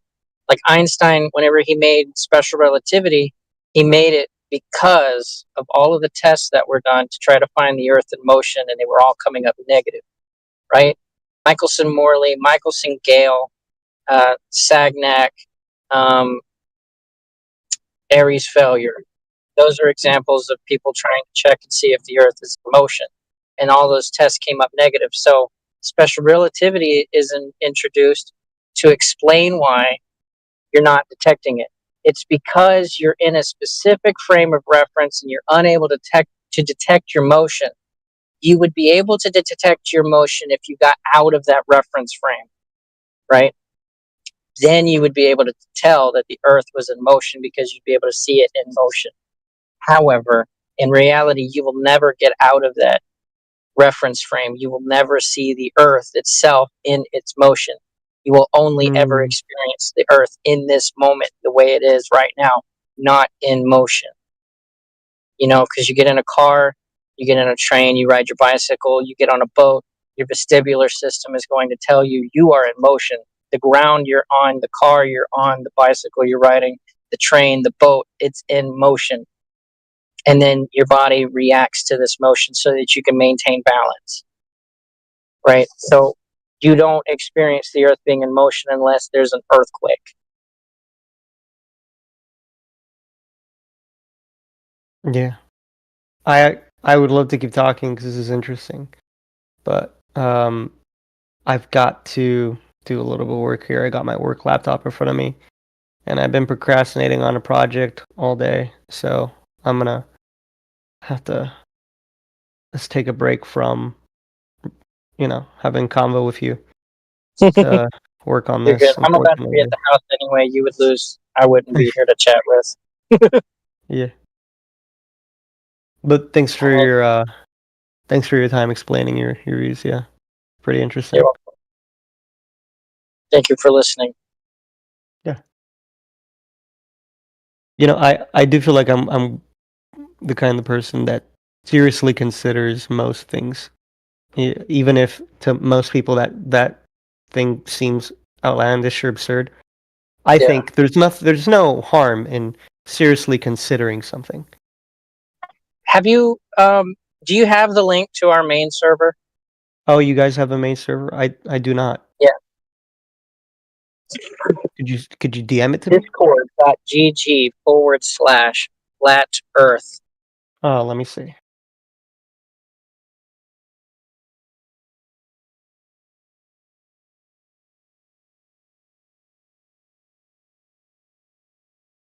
And then Damn, if you guys own the /flat earth? That's crazy. Yeah. When you get in there, ping me and I'll try to get you the voice verified. Simple rules. In the live stream, we don't talk about hot topics like COVID and war conflicts and such. If the server is going to get deleted, it's going to get deleted because we're talking about flat Earth, not because we were talking about some terms of service violation. Right. And then at the bottom of the server, you're going to see like additional information, and in there we've got like links to websites and explanations and YouTube videos on things like light, gravity, firmament. I don't remember all the names, but like it's alphabetized A through L and M through Z. It's a pretty big hub of information.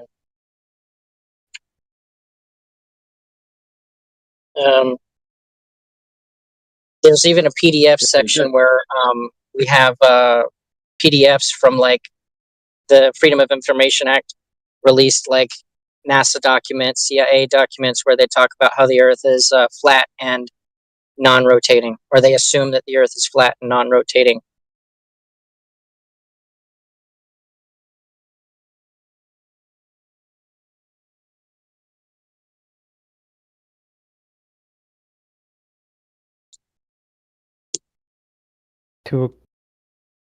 And these are the conversations that we like. And yeah, it's always fun to get into a heated debate or whatever with somebody, but I mean,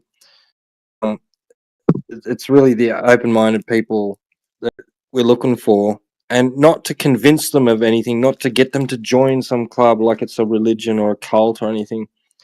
But it's the only those type of people are the only people that the information that we provide is going to matter to anyway, no matter what they walk away deciding. At the end of the day, I mean,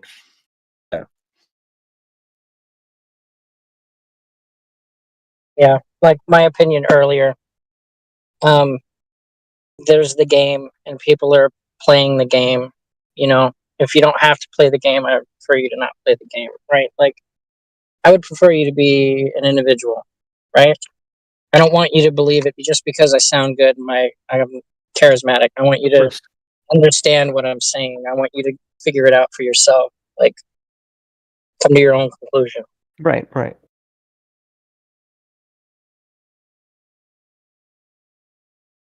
we're all about empiricism, What can we observe or experience? What can we go out and test regarding that observation or experience? Can we measure about it? What can we falsify? What claims can be falsified? That's all it is.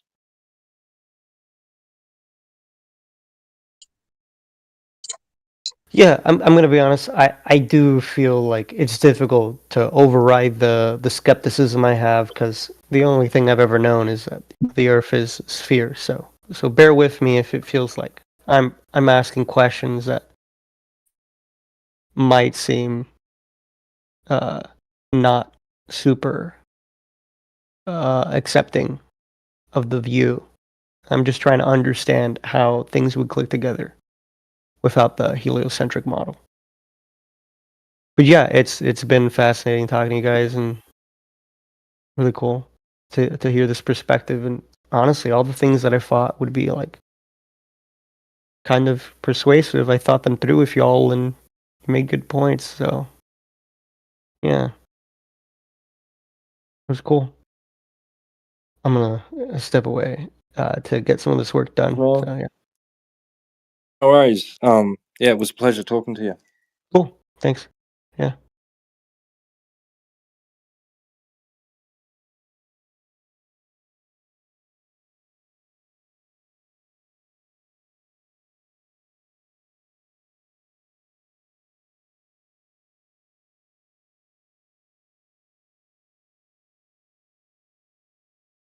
You want to have a laugh, T-Dub? Yeah. All right. I've been on Twitter. I don't know if you use Twitter or not. Some people are all for it. Some people think it's a waste of space and oxygen. But anyways, I've been on Twitter. So what I'll do is I'll copy paste and show you each of the whole chat sequence that's going on. So I'll just snag hold of this here, grab this first one, and hopefully my add-on. Yes, that's going to work. Good. And I'll chuck that Control V in there. All right, enter.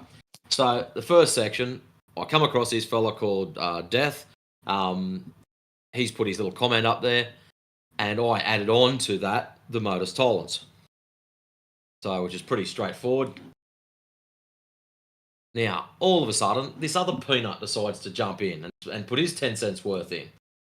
So, I introduce you to my new friend, Dave. Funny. Oh, wait for it. Right. Are you gonna post it? Oh, shit, yeah, it's on its way. It's just a bit doughy. Okay. Should have popped up about now.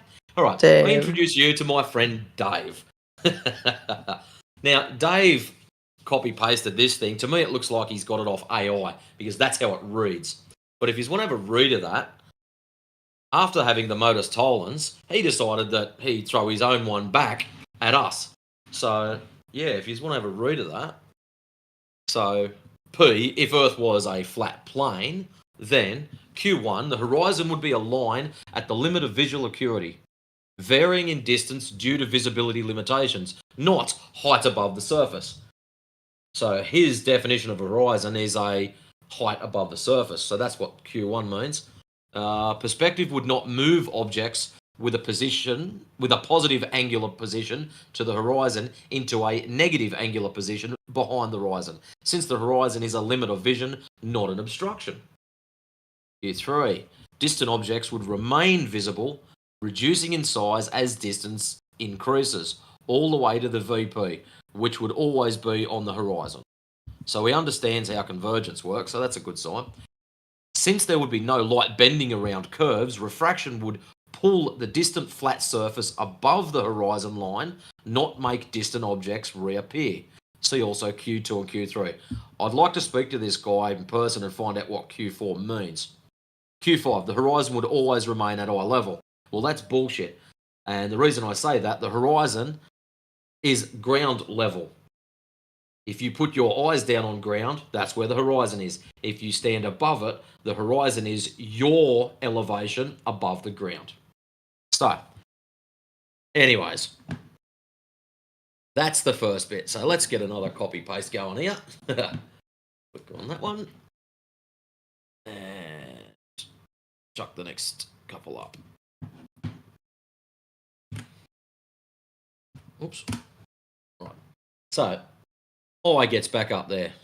Got to learn to spell, but anyways, your AI copy fails at Q1. He gets back.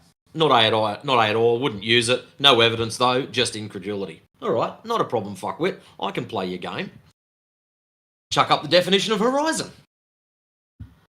Off the Cambridge Online Dictionary. The line at the furthest place where you can see, where the sky seems to touch land or sea. You put C2. Did you add the C2? Or was that No, I just copied it straight off the AI? Off the Cambridge Dictionary. Oh, okay. And then he goes, we can get a whole string of them here. Good.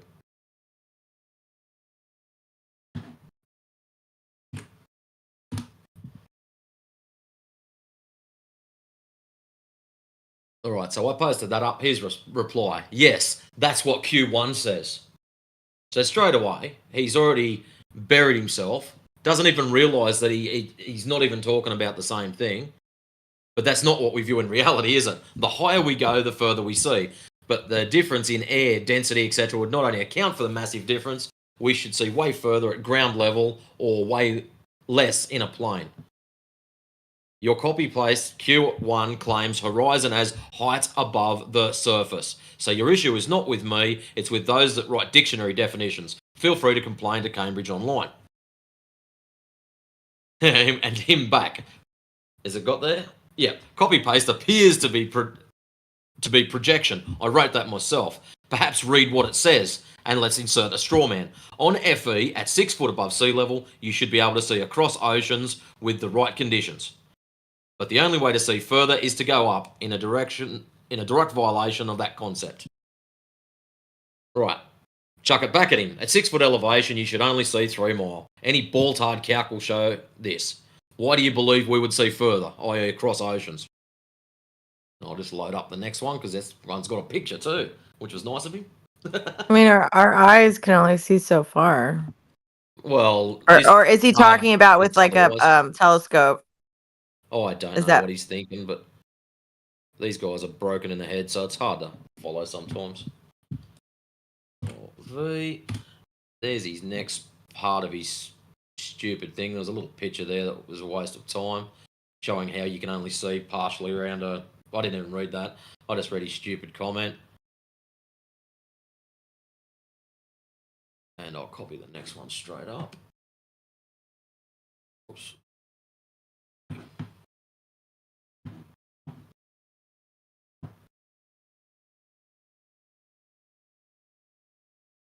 And there's the tail end of him.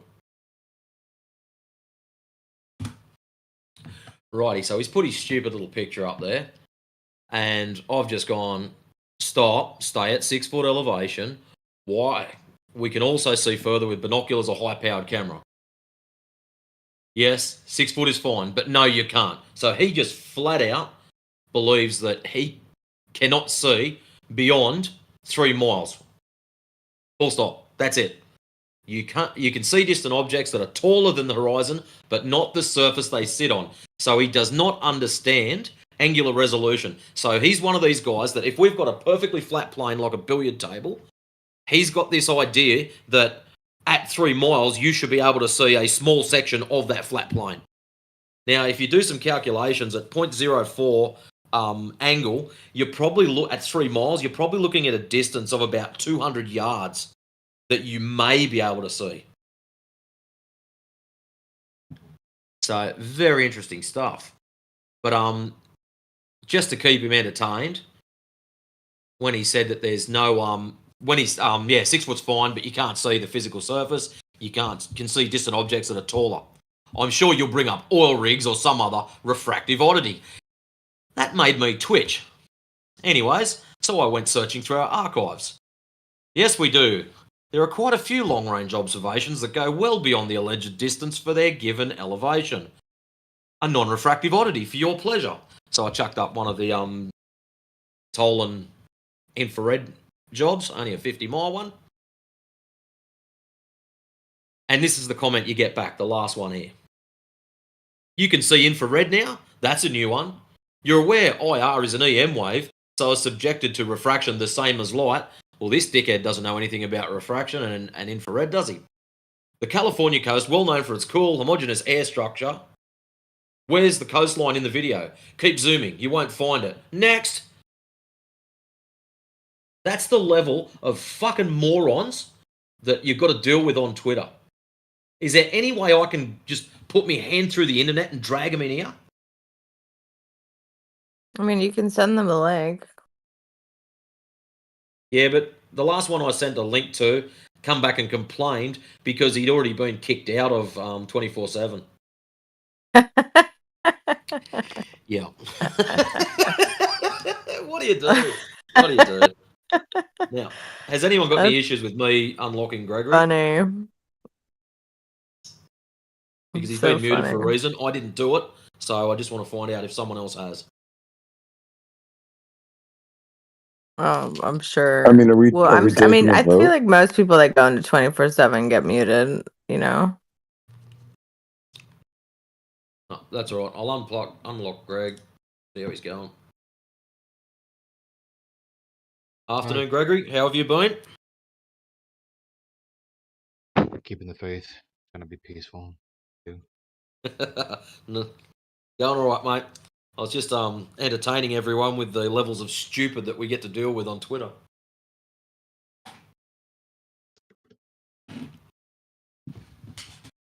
I haven't decided what I'm going to send back to him yet.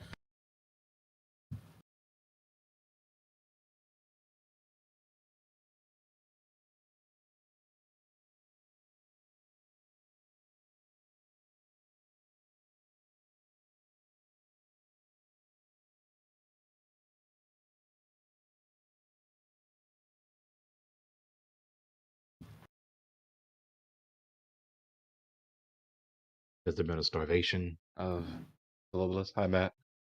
Has it been, not well, Matthew, I should specify. Hey, how's it going?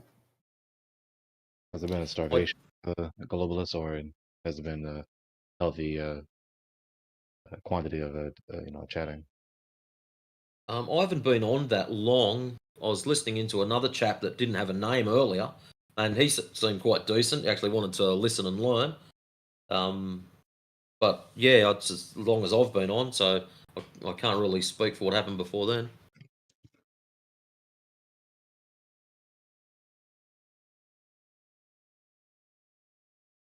In general, we've had a couple of spin-outs on politics. What was it, yesterday? There was young Donald C. having a meltdown. Oh. Yeah, I think you've come across him before.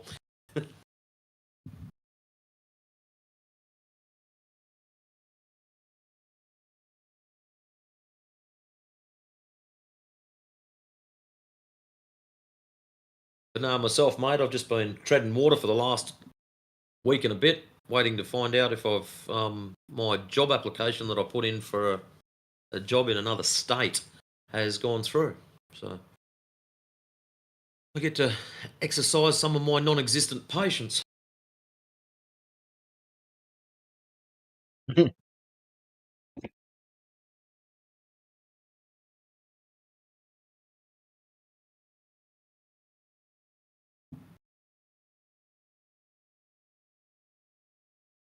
Viceroy entered muted.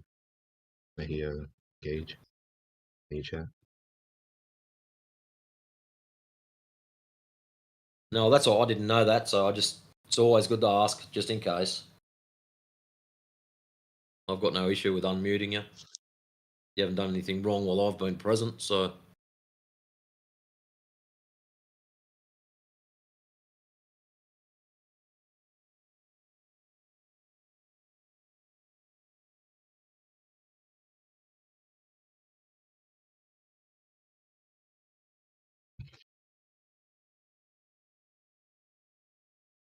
The only thing you'd probably be guilty of is educating the masses one moron at a time. I accept the charges, Your Honor. Guilty. God, wish I had the soundboard. I've actually got a gavel sound effect. Law and Order. Dong dong.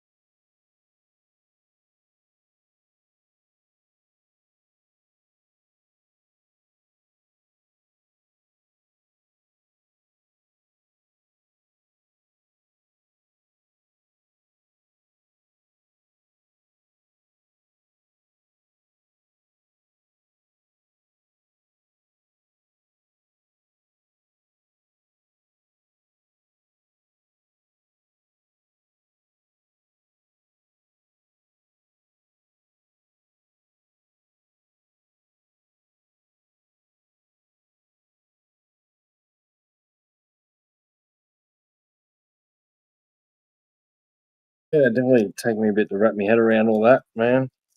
You posted. They've got broken brains, haven't they? Yeah, it's breaking my brain. I don't know. Yeah, what sort of straw man are they straw men? Yep. Or- If you have a look back at Yeah, his modus tollens that he put through on the very second post, it's got the horizon would be a line at the limit of visual acuity, varying in distance due to visibility limitations, which is correct. That's what it is, not a height above the surface. So he's claiming it would be that if it wasn't something else. So on Q1, his claim is the definition of horizon is a height above the surface. So straight away, he shot himself down. He's put that in as a claim. So yeah, if you read through those, Q1, he fails at that. I was talking to Flat Lloyd about it the other day, and he sort of had a bit of a chuckle too. He said, yeah, it doesn't even get past Q1, so...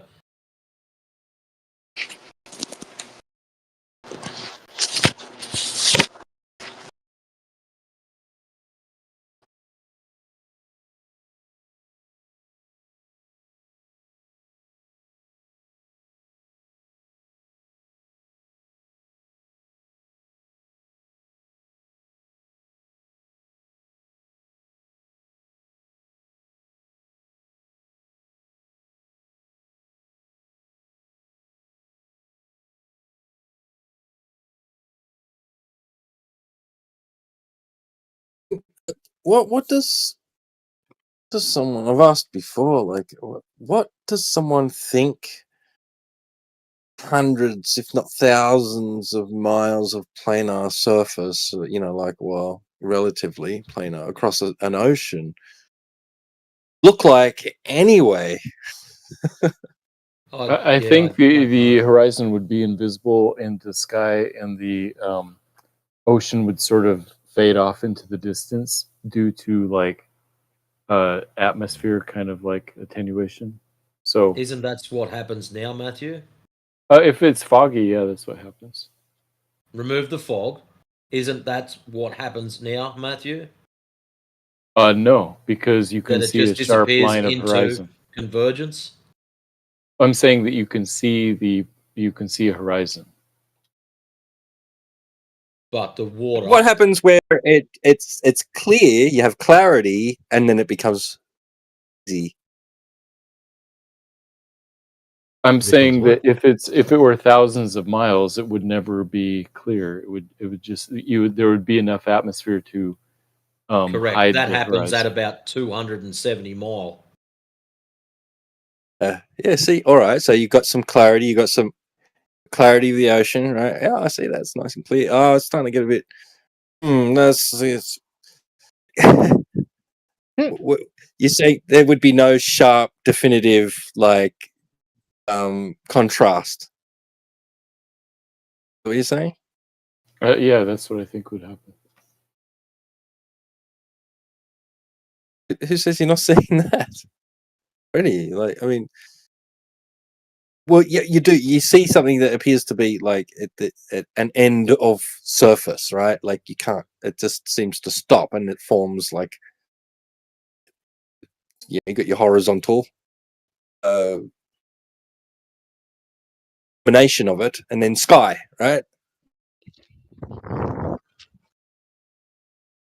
There's a point where you can't really distinguish like the features of the surface, right?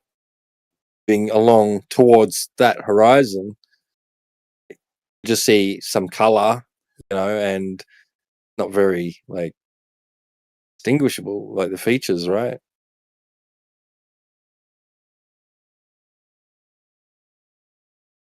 So basically, when it comes down to your vision, at 1 mile, the item has to be larger than 18 inches in order for you to make out what it is. Because that's your index of about 0.004 or 0.04? I can't remember now. That's 0.02, I think.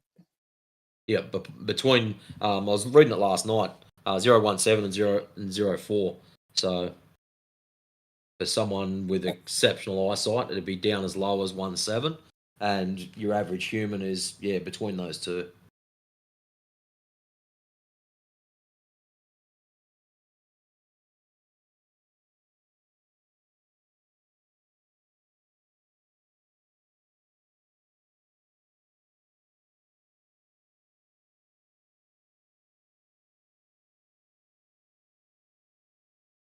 I posted an image of what I think it would look like if there were thousands of miles of ocean that were on a planar surface. That happens at 270 miles, Matthew. It might, yeah. No, it does. That's what happens if you've got a shit hot telescope and you point it horizontal at about 270 miles. There is that much air with dust and whatever other crap floating in it. It just whites out. It just becomes fog.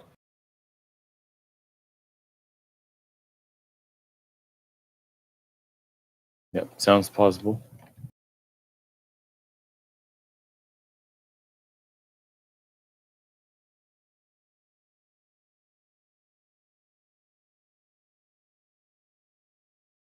You've got conditions there where the air above the surface is kind of like almost mimicking the color feel of the surface, like, so it's like I don't think that's what you see. I think it is what we see. Like, I mean,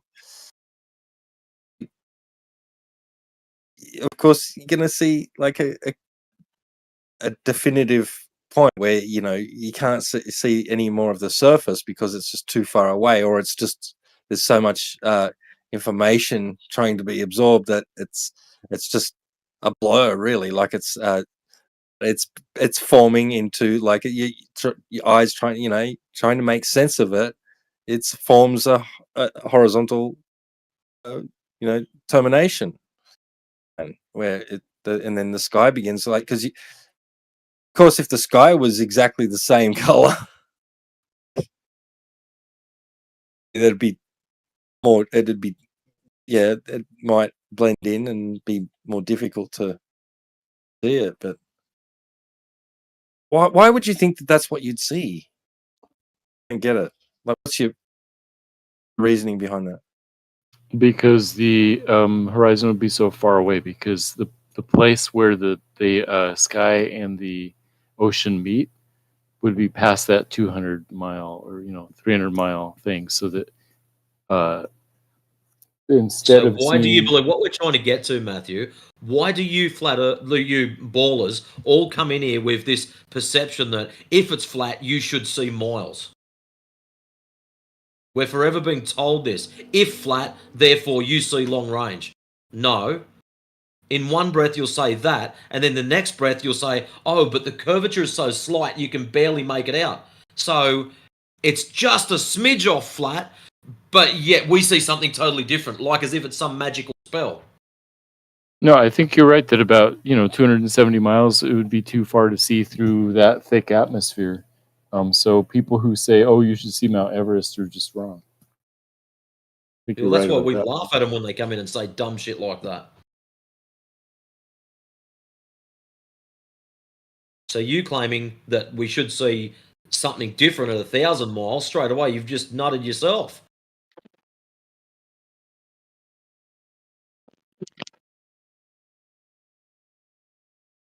I mean, the surface of the Earth being horizontal doesn't necessarily entail that you will or would see anything. It's not just the horizontal, it's not just the orientation. It makes the difference between a greater or lesser distance of visibility. The other factors.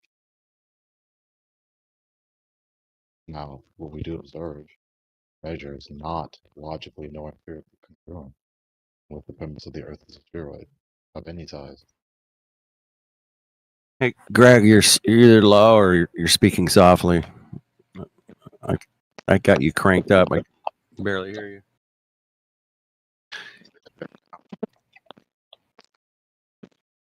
Better now? No. Now you're scratchy. What happened?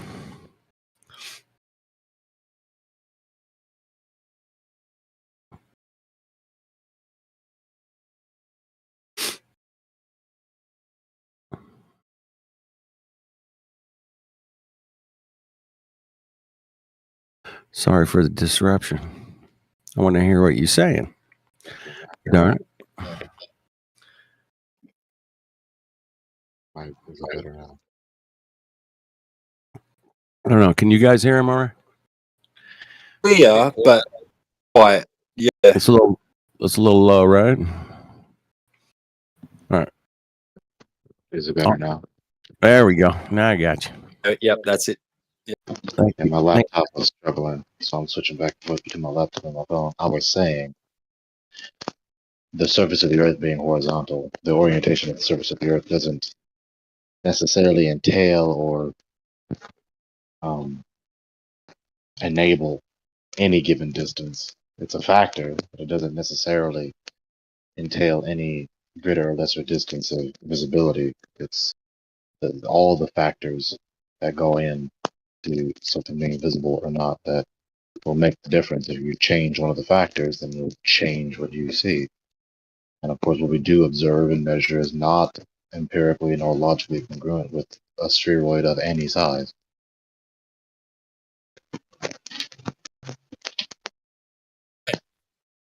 And like, look what they had to do with the black swan to make the horizon more prominent, right? That image, you know, original, like from the video still, it's difficult to make it out. Much like what Matthew's talking about, anyway. Still there, you can see it. You just give it a little bit of an enhancement with color, you know, color changes and that, to say you can see it. It's a little bit better. Stands out more. So often when I present the dilemma that the spheroid has, I'm like immediately met with like demeaning, condescending retorts. Like not a hasty effort to make a rigorous argument, like just dismiss it, hand wave it, ridicule it, demean it out of hand. Really a interesting pattern.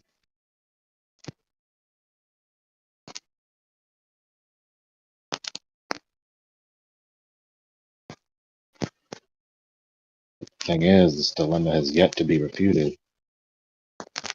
Usually what happens is that they think the first horn is so easily dismissed. Well, no, it's not only the intrinsic aspect of our visual perspective. Okay, then you're impaled in the second horn. But of course, as it concerns the second horn, they refuse to be logically consistent. Right?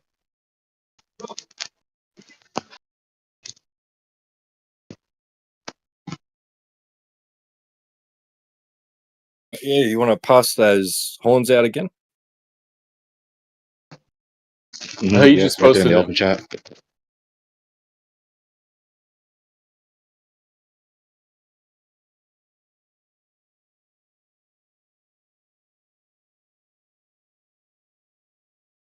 So I have a background disruptor, so I have to manage my mute button.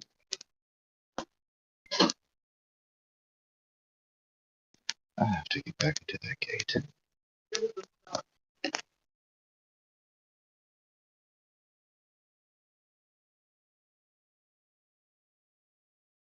All right. What else is going on? What's happening? Hey, it's a bit early for comedy, Al. What are you doing in here? It's not early. It's not early. I watched SpaceX launch this evening. Yeah, you saw that? Yeah, that's kind of cool. Yeah, was it good? It would have been better if they'd launched half an hour earlier, because then you could have seen the contrail in the sunlight. Right, but yeah. You could still see it. All right, well. Yeah, they got to do these things when all systems are go. This one was a National Reconnaissance Organization satellite, so super secret spy satellite. Super secret spy satellites. Woo! All right. Very exciting stuff. Very exciting. I'm sure they're going to be talking about it on the news. Super secret stuff.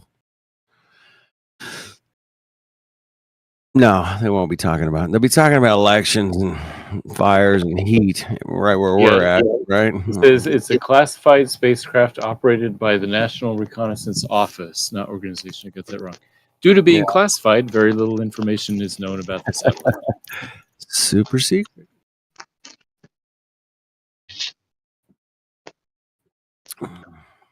What was I saying? The second one, right?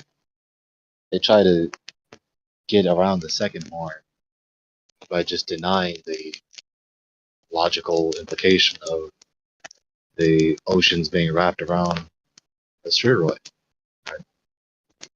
That it would be that there would be a fixed summit, as it were. That line in your field of view is the surface of the ocean. That horizon, it is supposedly as it were, the summit of the convex surface slope of the ocean. So it's not going to move here, there, and everywhere, especially by several miles. Right?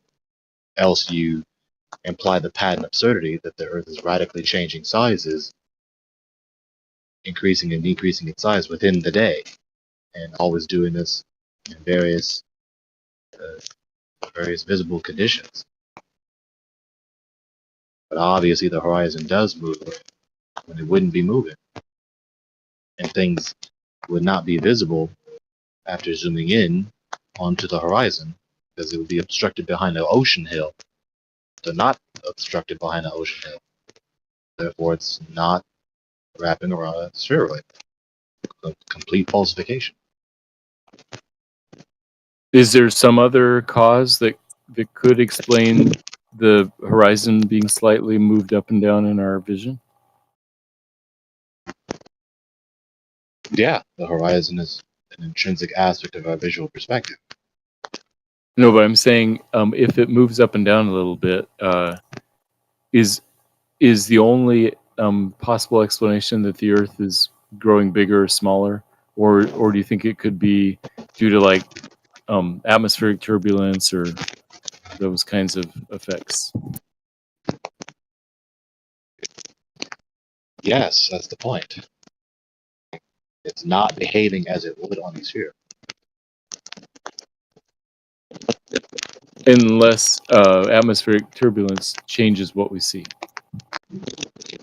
No, what we observe is not consistent with a ball. The horizon is not going to move here, there, and everywhere. If it were the fixed summit, the convex surface of the ocean. So that at this point, it's just a refusal to be logically consistent with the premise. The whole point for centuries appealing to shift bottom-up disappearance is that it's being obstructed behind that ocean hill. But we know that's false.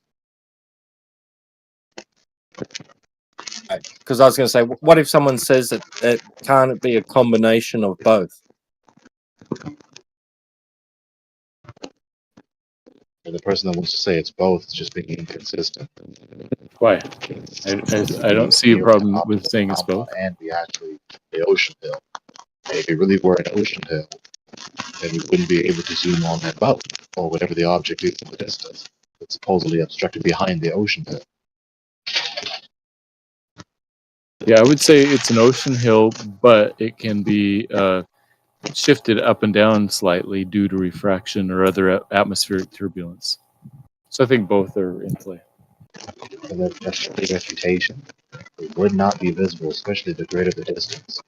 The greater the distance, the greater the ocean hill between the observer and the object at the distance. And we know this is verification. This is just a defiance. I don't have to pretend like it's up for this is up for grabs. We know that this is why for millennia the argument has been the ships or whatever else are being obstructed behind the ocean hill. But they're not obstructed behind the ocean because we can zoom in on them.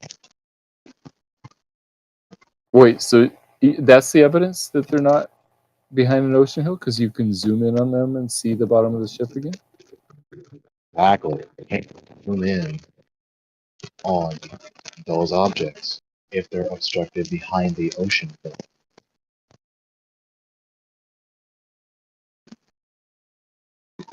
It's very simple. You have to. Yeah, appeal I to- don't agree with that. I don't think that's always possible. I don't agree with it for whatever reason, but not a good reason. That is the logical implication of the premise. I mean, at this rate, it's just a refusal to acknowledge it. Yes, I refuse to accept that observation Refusal because to I don't think acknowledge it. that's It's a very true simple observation. refutation. It's a very simple refutation. You Don't see what you would be can't zoom on happening in on a ships. ball. If ships are over the horizon, zooming in doesn't bring back the bottom of the ship. It just makes it bigger. I can't hear you. The problem is, Matthew, your example, you always tend to use lenses that are already at the full capacity zoom, not at wide angle and then zoom in afterwards. Do you understand what I'm talking about? Yeah, but even if you zoom in halfway and then zooming in more doesn't fix it. Yes, it does. No, it doesn't. If something is disappeared behind the They horizon, are you not cannot. behind the horizon. Have you not seen the they are. National Geo demonstration where they've got the striped flag? Have you watched that? I have. It's been a while though. Yeah, where they said that the stripes were behind the horizon. And then what do you see behind the boat even further? The horizon. You see, yeah, I don't know. horizon. Was Yeah, it the exactly. horizon or was it just the other On horizon. side of the lake? Yeah, the thing that was claimed to be blocking the Right. bottom stripe is behind the boat, clear as day. So it's not the horizon that's causing it. So it's flat, as per the horns, if you want to read through them again. That's why I have to keep saying it. The only reason I keep saying it because he keeps repeating himself. I wouldn't need to keep repeating it.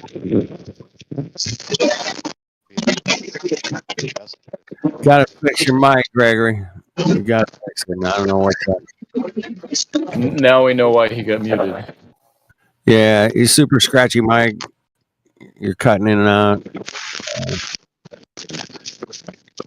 It's probably the heat wave we're having. I don't know. It's atmospheric distortion, electromagnetic, solar wave. I don't know what it is. Did you guys were hearing all the scratching, right? Yeah. Yep. Yeah. Okay. Hopefully you can fix that. Keep talking. Keep talking. Is it better now? Yeah. It sounds better. I don't know if it's a bad connection where I am, this motel, or I don't know. But what I was saying was, it's just a refusal to be logically consistent with the implications of the Earth being fall. On the one hand, they want the ocean to be obstructing the objects in the distance bottom up. But it's just bottom up disappearance because of the acuteness of the angle between the object and the surface of the water, not because of ocean hill. And then when we see further than it would be possible in the ball, then then it's not appearing as it really is. It's really this illusion, right?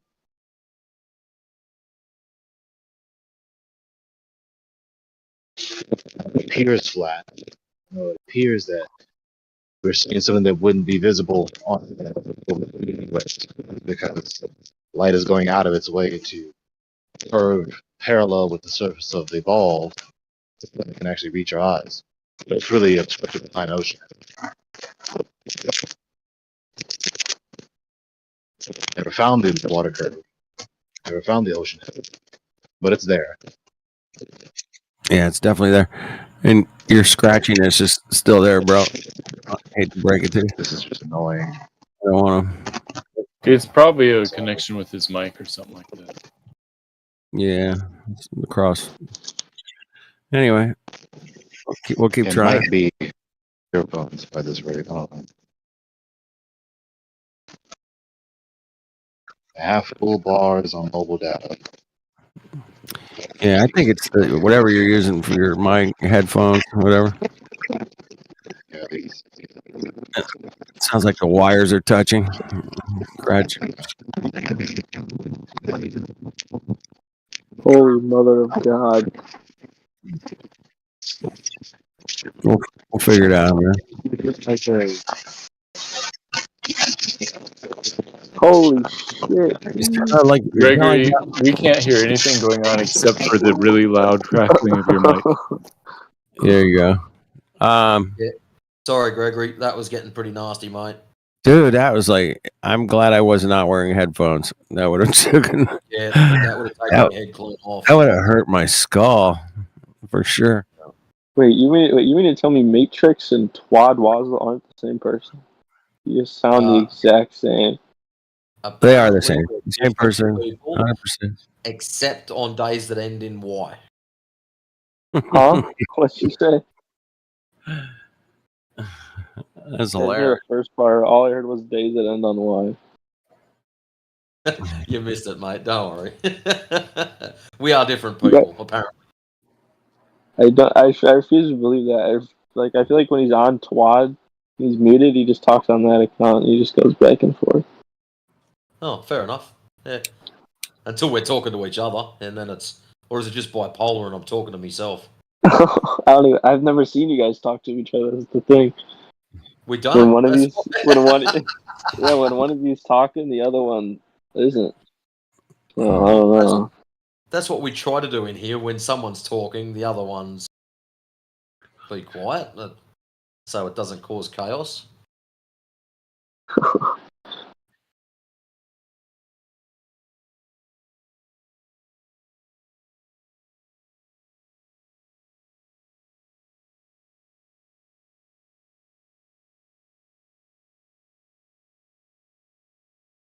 Yeah, Gregory, it's your headphone mic or your, whatever your, what'd you say, your earbuds. Yeah, that's probably the problem.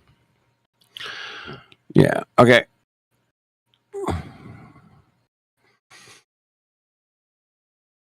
Anyway, seeing the horizon behind the horizon. What? What the hell were we talking about? That's okay. That's the Black Swan. The Black Swan. That's the Nat Geo, whatever it was.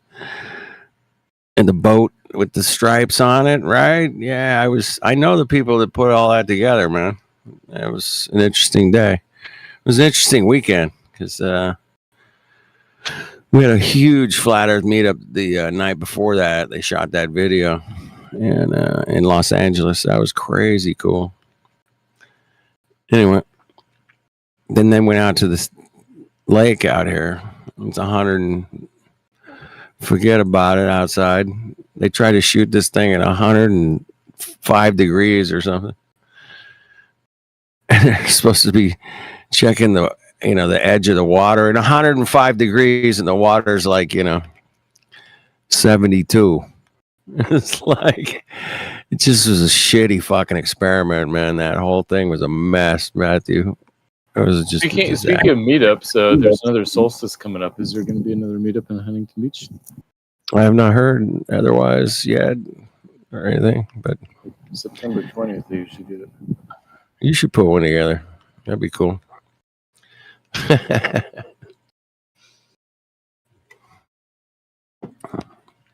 Bring a bunch of globies, man. That'd be great. We'll have a good time. Whoever believes in a flat Earth, do you have like a model picture? I just want to see because I've never seen one. Like I've never seen the flat Earthers. Like never given me a model. I guess. Yes and no. I mean, there's conceptions that are going around. Potentially could be. It's where we're working it out, but you guys had like a couple thousand years to figure out your model. Give us a couple days, would you, bro? Give us a little time, man. We're kicking ass, but it's gonna take a minute. This shit ain't gonna happen in fucking 2 minutes. You guys got shit on all Eratosthenes, bro. You had Eratosthenes figured out the fucking radius. Flat earthers have been around for so long. And I tried to read his book, but or any of his writings, but I got nowhere, bro. I got nothing. That's interesting. Yeah, it's because he wrote in Greek. Well, he didn't write anything down that we have today, and But even if he had, it would be hard to read. well, there's some pretty sharp people out there. I'm sure we can figure it out. But it's just hearsay stuff, right? It's just like, yeah, whatever. Couple angles. Well, you and I did the same math he did, right? Yeah, pretty much. Pretty much, right? Yeah. Well, you did the math. I just sit there and followed along. Thank you.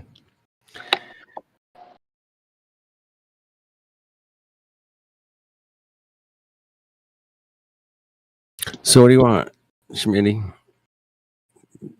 I just wanted a model. That was it. That's all you need? Is a model? Uh-huh. Did you ever do like little models, like when you glue stuff together and little pieces of plastic? You make a car? Hell yeah. Right? You use the model glue? Yeah. No, I don't know what model. I've never heard of model glue. It comes with, usually it used to come with the model itself, but now they sell it separately, I think. But yeah, you just making a car, you put little decals on the wheels. It's a model. You know? Yeah, I made a house today. It's pretty good. Are you framing or are you doing roof? What are you doing? Framing. Awesome. Just doing some trusses? Hell yeah. All right. I love a good truss, man. Gotta love 'em. Put some beams up. Yeah, support beams. Nice. Hell yeah. Where are you guys? Where's everybody from? Where are you from, Flat Earth dude? From Disneyland. What?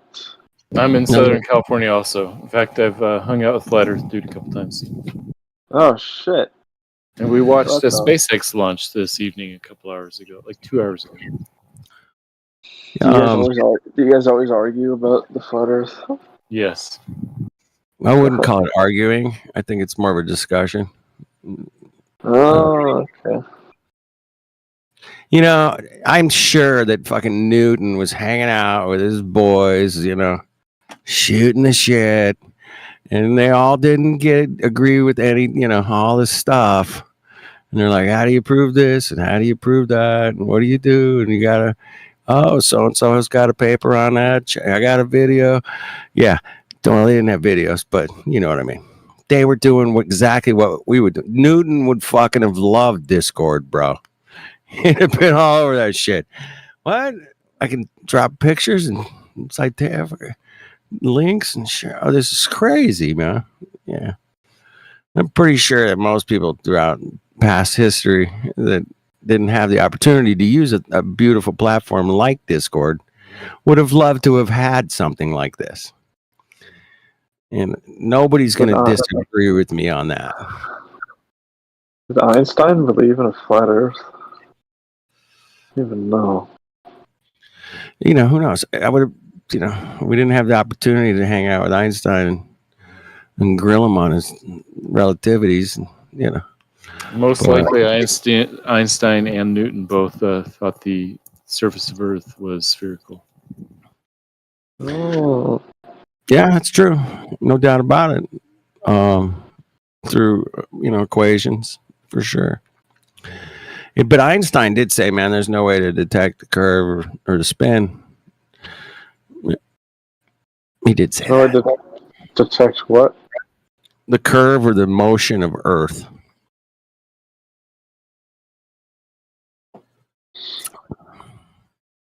I think he meant motion. I think he said motion. Maybe not the curve. I might have thrown that one in there. Throwing that one in for free, Matthew.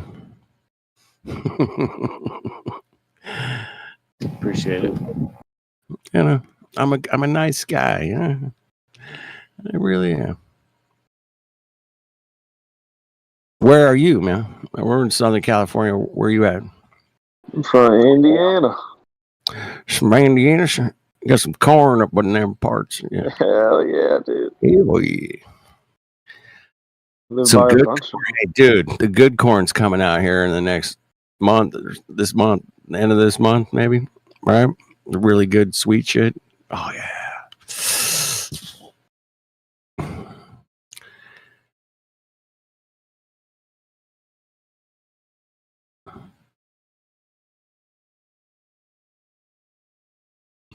Anyway, I'm just here hanging out, making a laugh out of the whole thing because the whole thing is fun to look at and laugh and figure out what, where the heck we live, man. That's all I want to know. Where do we live? Why isn't somebody just strap themselves to a rocket and go up and they can find out? You know, I was asked by. Take some photos and send them back. I got asked the question last night from Kosho of all people. I don't hang out with him much, maybe a few times a year, but he was having a couple beers. We were having a couple beers, and he asked me that question, man. What would it take for you to go back to the club? I'm like, without a doubt, man. If you shot me up in a rocket and I saw that bitch up there, I'm coming back, and I'm your number one. I'm changing my name to Globe Earth Dude. I'm it. Let's go. So, do you think it's like? No, sorry. You can keep going. That was it, man. And that would be the ultimate, without a doubt, 100%. Dude, been out there. But I don't know. I feel like you have to go The rest of it's flat and stationary. Planes fly on it, flat, stationary. They build, guidance systems, flat and stationary. It's all flat and stationary, man. We're not. I wonder if there's do you think there's a big group of people that know the true shape of the Earth? Or do you think it's only a few? Do you think a bunch of people actually? I think there are billions of people that know the true shape of the Earth. Well, it's a bit of a. Here we go. A bit of a stretch, Matthew. Good try, Matthew. Billions of them that know the shape of the Earth or believe it's a ball. They believe it, but they have a justified true belief, so I would call that. Also, it's knowledge. justified. In what way is it justified? Wait. All right, let me ask you this. Out of the billions of people, if I ask them for justified beliefs, how many of them are going to fucking be able to go, yep, I know? Probably not many of them would be able to articulate it very well. No, they're not going to articulate it well. I mean, how many of them are going to say, I saw pictures, or I saw it on TV, I saw it in the movies? Do you guys think anyone's actually seen the Earth from space?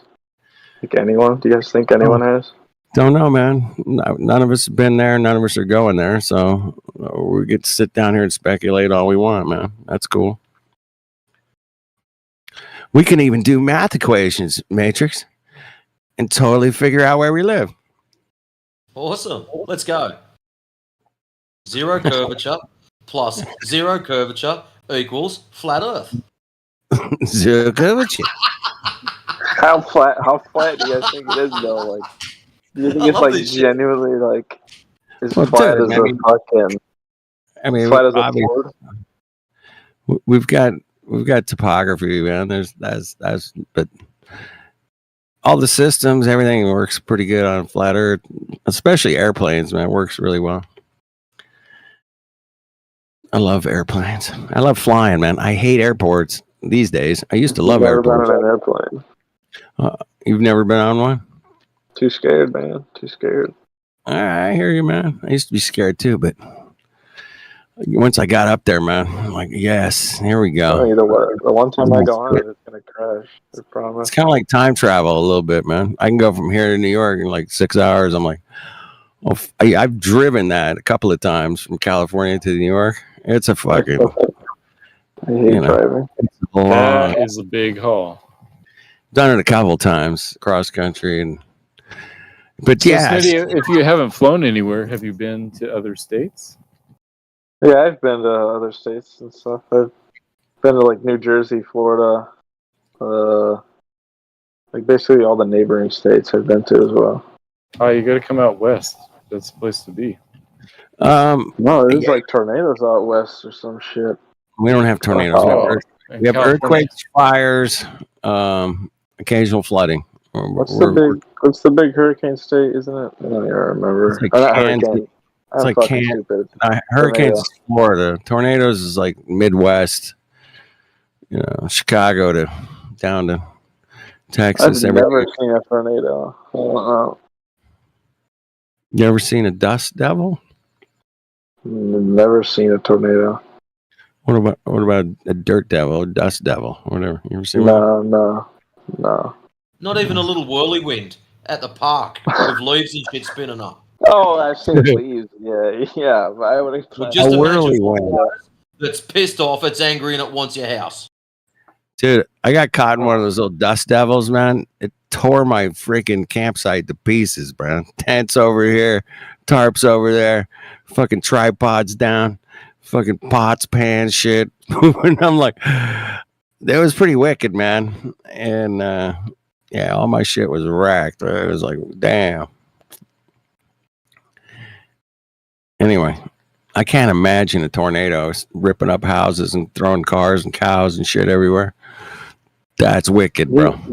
Hey, tornadoes can only happen on globe Earth, right, Matthew? There's no other way it could happen. There's no way. I think that might work on both. But I would suggest live in a regular house, not a think trailer that park, because they seem to matters. aim for trailer parks. I don't think the shape of the earth matters for tornadoes. Doesn't really affect it. That's Matthew. That was hilarious. Yeah, your trailer parks get wrecked with tornadoes. They get totally trashed. It's like, well, all these houses got wrecked, and it's like, well, that looks like a bunch of trailer parks. Okay. Yeah, that is kind of a comedic joke. That was great. It's the funniest thing you've said in a while, man. That was good. Oh, thanks. I like it.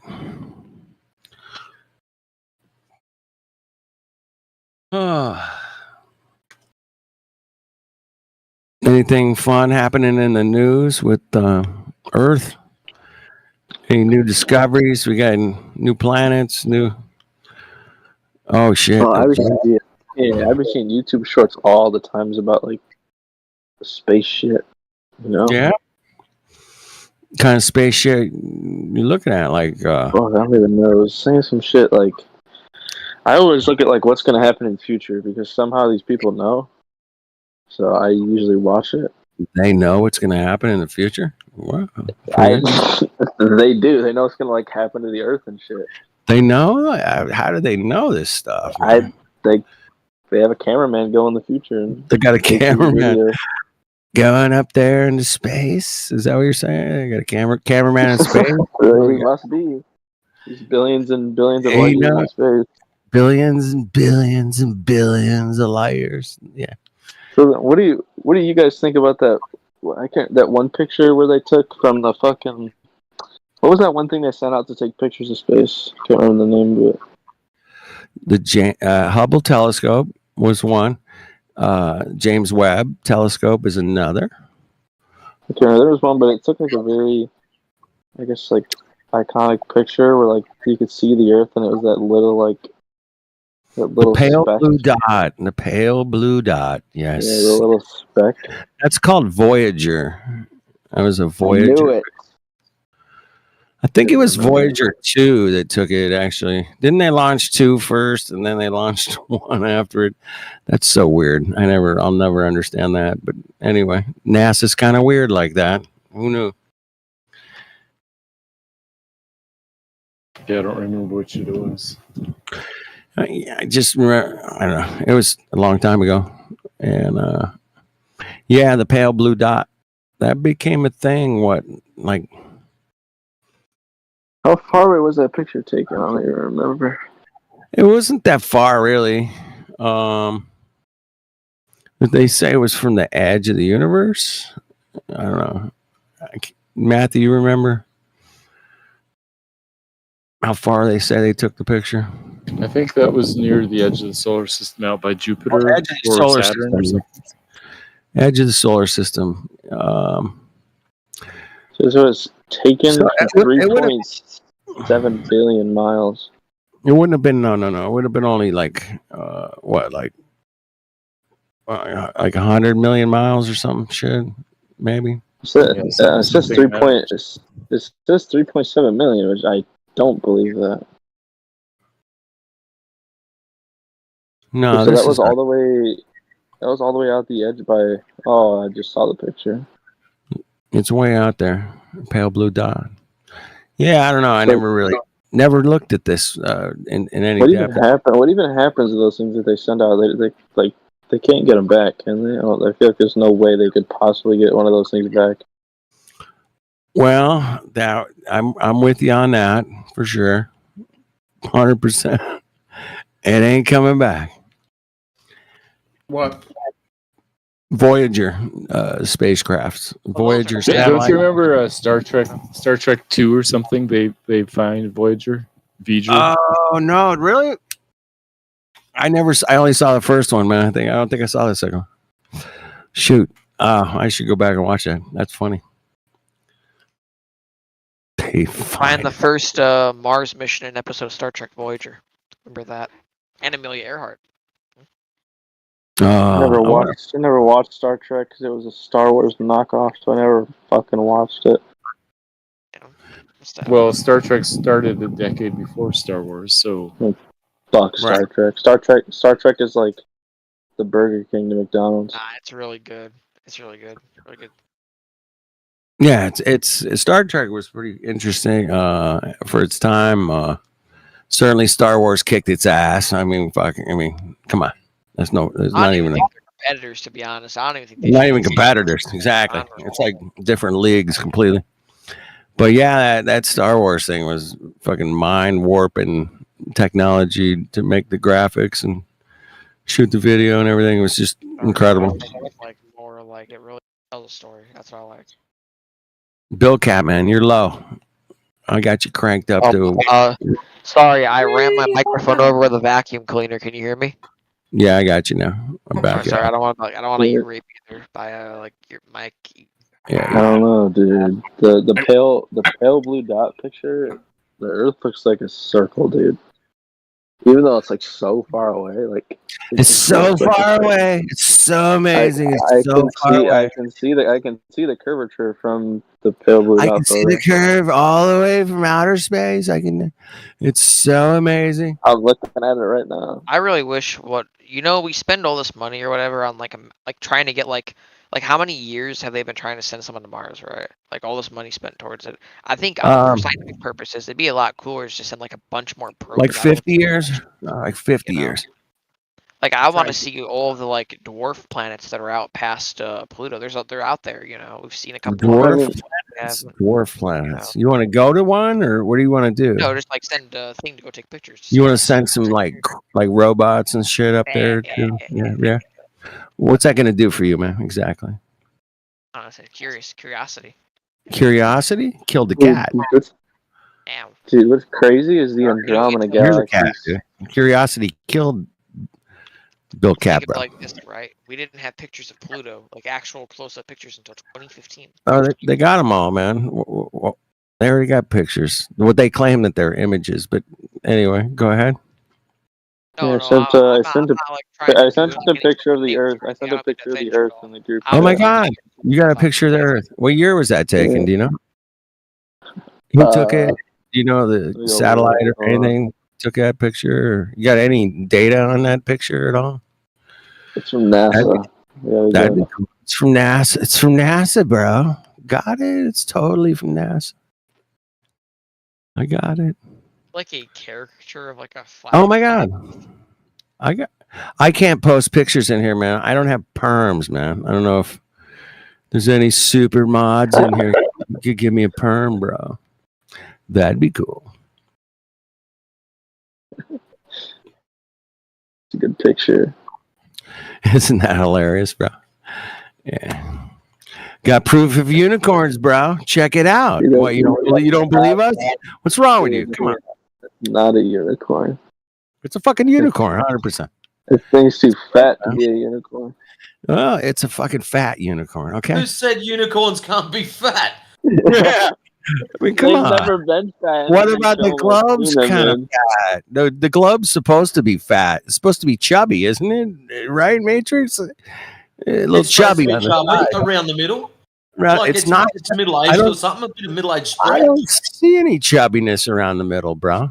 It's weird. I've never seen a picture of Earth with chubbiness. It's according to astrophysicist Neil deGrasse Tyson, he says that it's supposed to be chubby around the equator. According to Neil deGrasse Tyson. Chubby. Well, Neil deGrasse Tyson believes the Earth is a ball. So I know. I use his example. what are you gonna say about that? You got me. It's a slam dunk. I'm done. Here we What go. do you have to say about it, John? Change my name to Glober. His take on it. Glober, dude.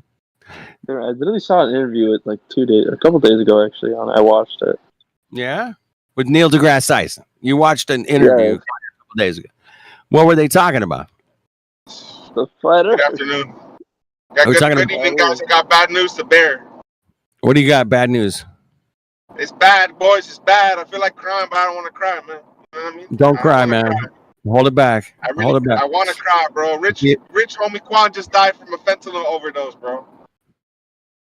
Well, shouldn't have been doing drugs. Damn. Rich homie Quan, bro. You know who Rich homie Quan is, bro? God damn, blood.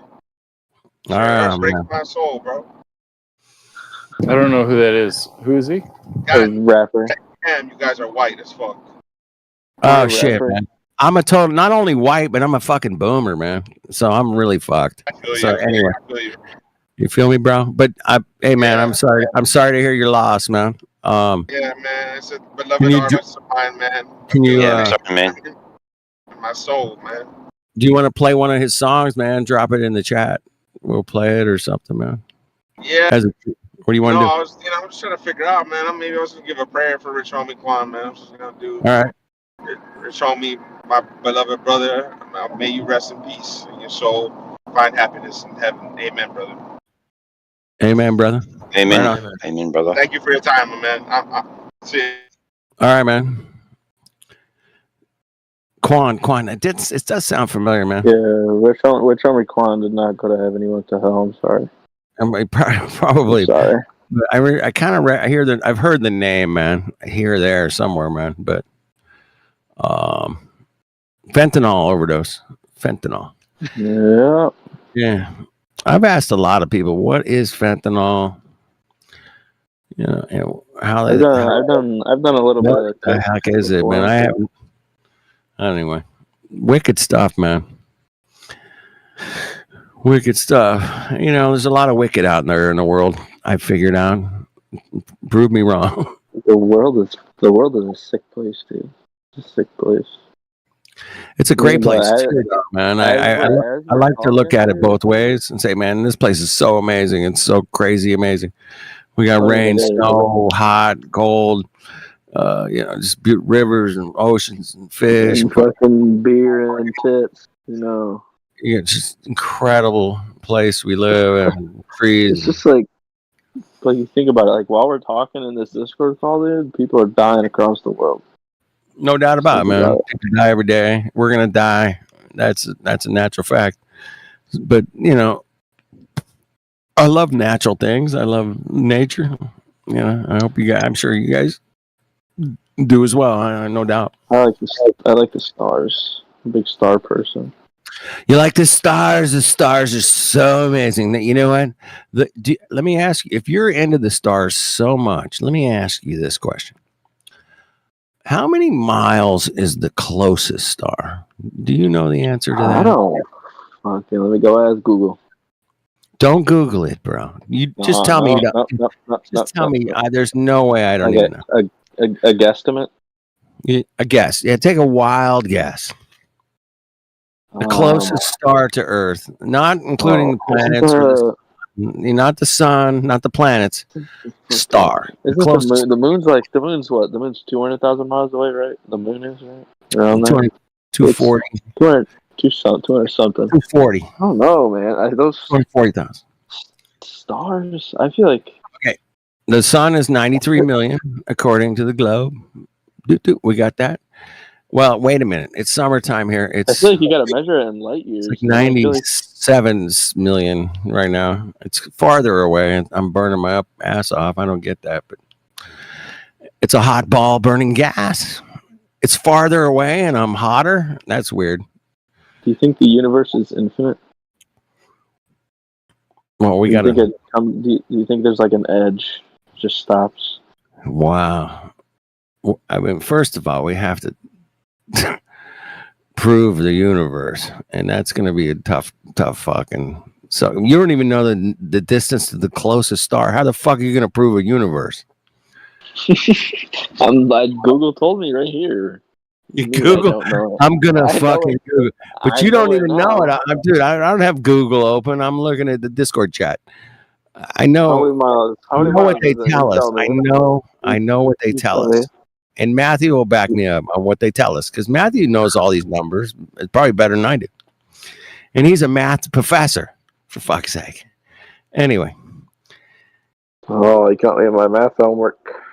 Good You deal. got homework, bro. You need to learn the globe. You got to go out and learn the globe. That's how. I do. I got, learn- you know, the Earth is round, so I got to go. Dude, learn let me about ask the you. globe. Here's my second question to you, bro.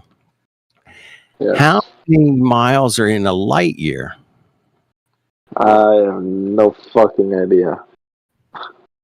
Well, you got to know those numbers, bro. Why? Otherwise, I was you don't know the model. If you don't know the numbers, you don't know the model, bro, and you're stuck. You're gonna model get of what? the globe. I already sent you the globe model, dude. You take a look at it. Send it again. But you don't know the model. The model's the whole system. It's not just the ball, dude. The ball is not a model. Oh my God, Schmitty, bro, you don't embarrass yourself like this. Come on, you can What are do you better. talking about, man? What are you talking about right now? I'm just getting embarrassed, man. Even Matthew's like going, "Oop, this guy." What am I doing? Matrix is fucking laughing his ass off, but anyway. I don't expect anybody to know those numbers off the top of their head. Well, of course not. Nobody knows them.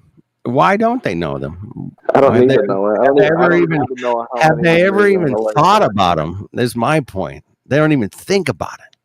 It's something they just go, okay, we live on a ball, and then they just go. Let's go to work today, and we're gonna build a house, and we're gonna do some trusses and A-frames, bro. Let's go. And they don't even actually think about this shit. They just never did. I didn't. I never thought about this crap. Every once in a while, I'd be like, Carl Sagan says like billions and billions and billions. Carl Sagan said there was like just a little dust inside a bunch of dust. Like, whoa, bro, that's heavy, man. You just think of yourself as this little teeny nothing in the middle of nothing, in the middle of nowhere, doing nothing. Just pissing off.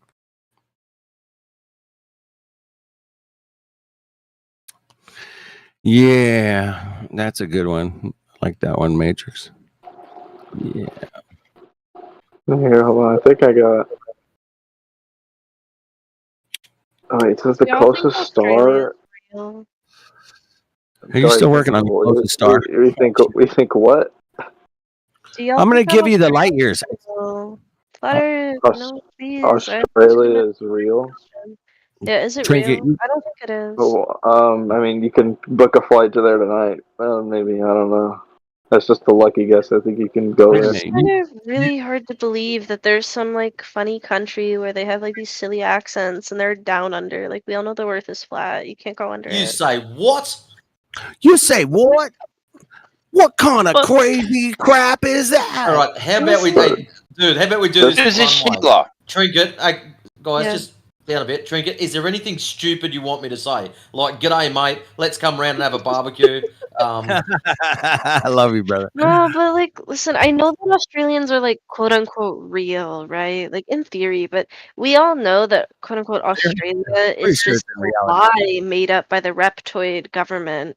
And Australia is just their don't fucking laugh. I get sympathetic. Trinket's not even very good at trolling. I'm not trolling. This is Yes, what I you are. believe. No, you don't. Wait, No, this is what I believe. I think that I can hear you Australia laugh. is Real? I I left can because he hear left. you laugh. I can hear your I left laughter. because he left. Wait, That's just what I do. I'm a little socially you said awkward. I laugh when Australian people laugh. I'm people sorry. aren't real.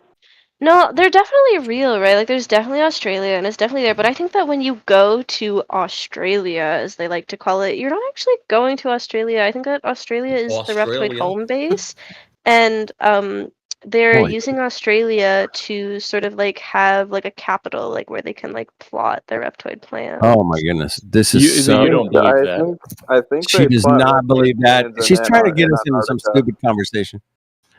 No, I do believe They have the Reptoid plants in Antarctica. That's where they keep everything. exactly. No, that's not where That's they where keep everything.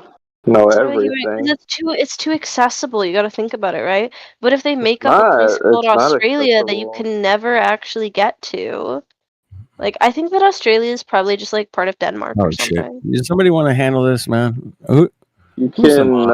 Oh yeah, no, I already Shit. called her out. I said that she doesn't believe that, and I do we know believe she's a this. troll. That's a Why am I lie, trolling when sweetheart. I agree with you? That's so Or we weird. can do it the Aussie way.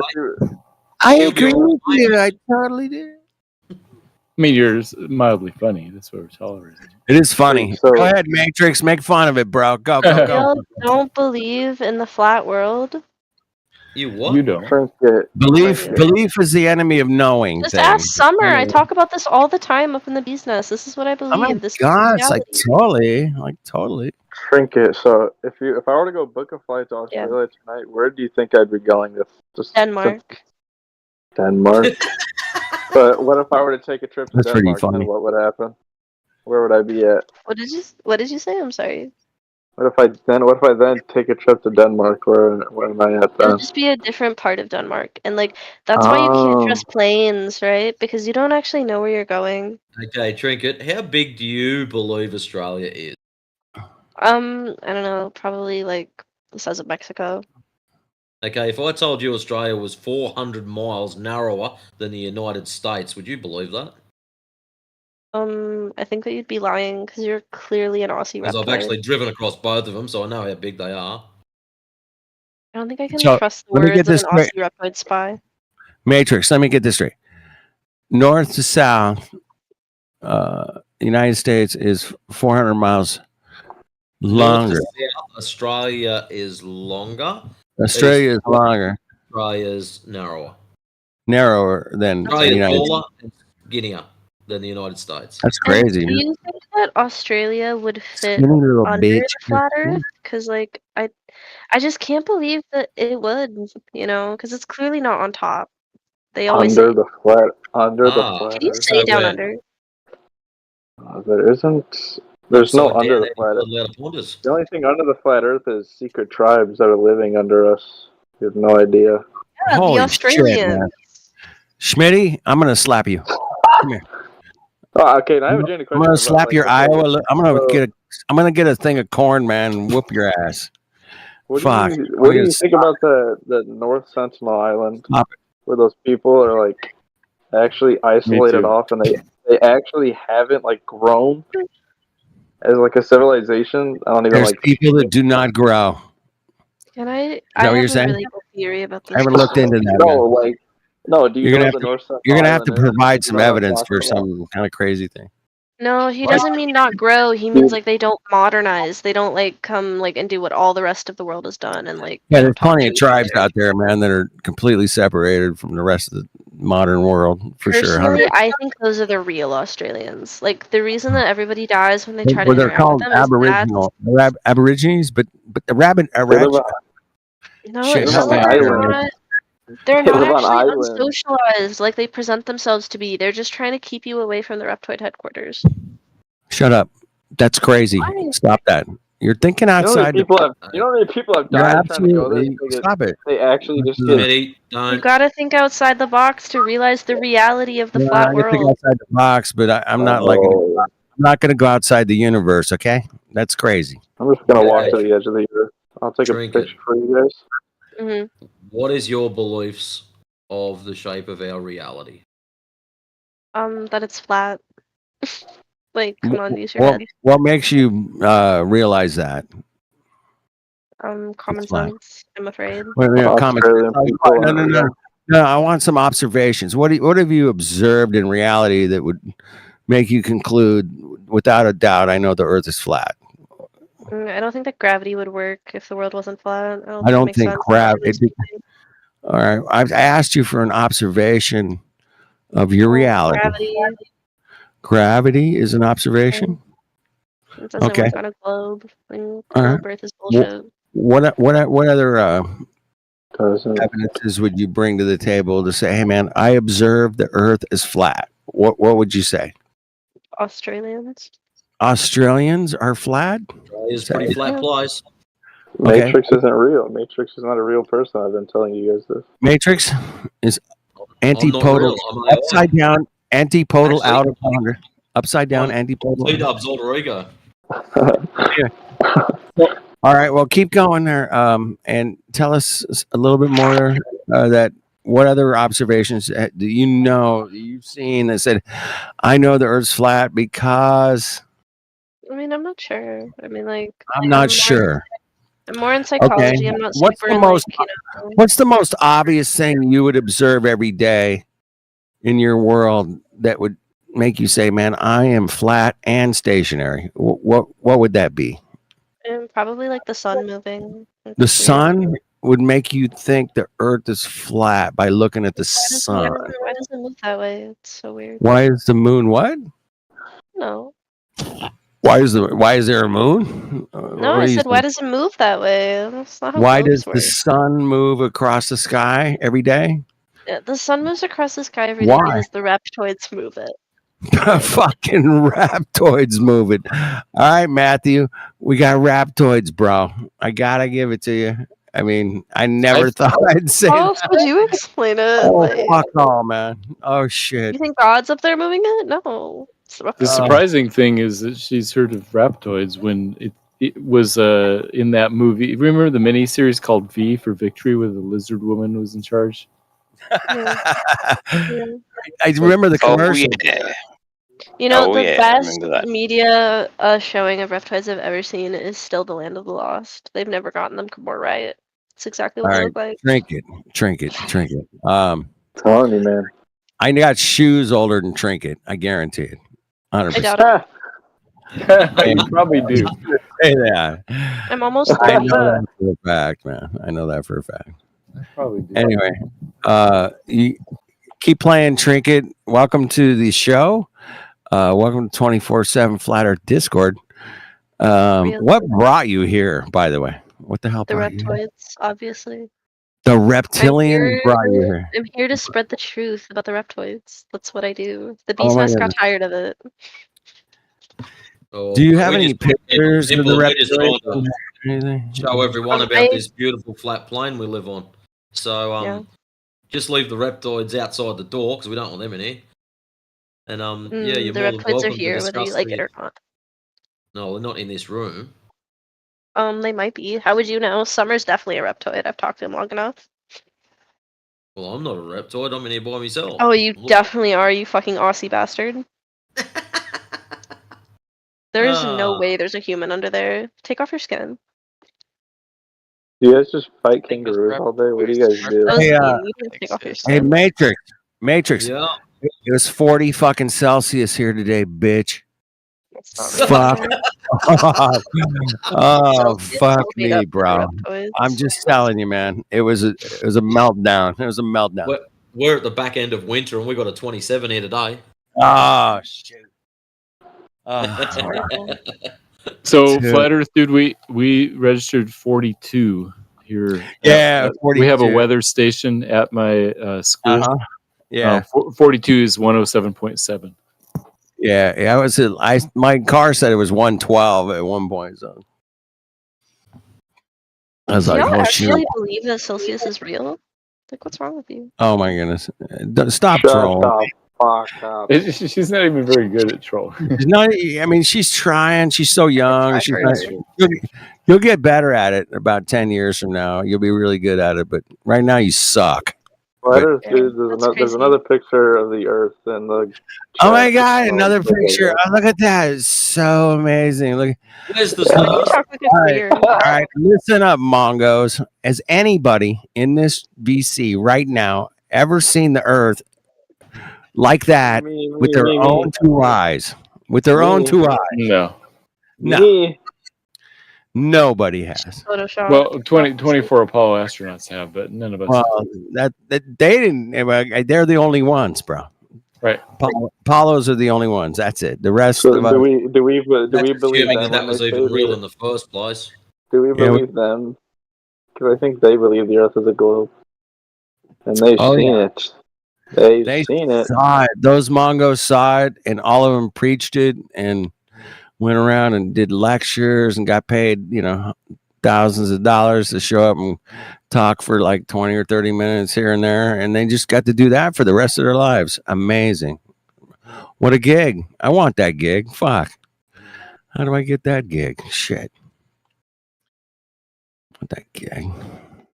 So what would happen if What would happen a if meteor hit the underside of the flat Earth? What would happen?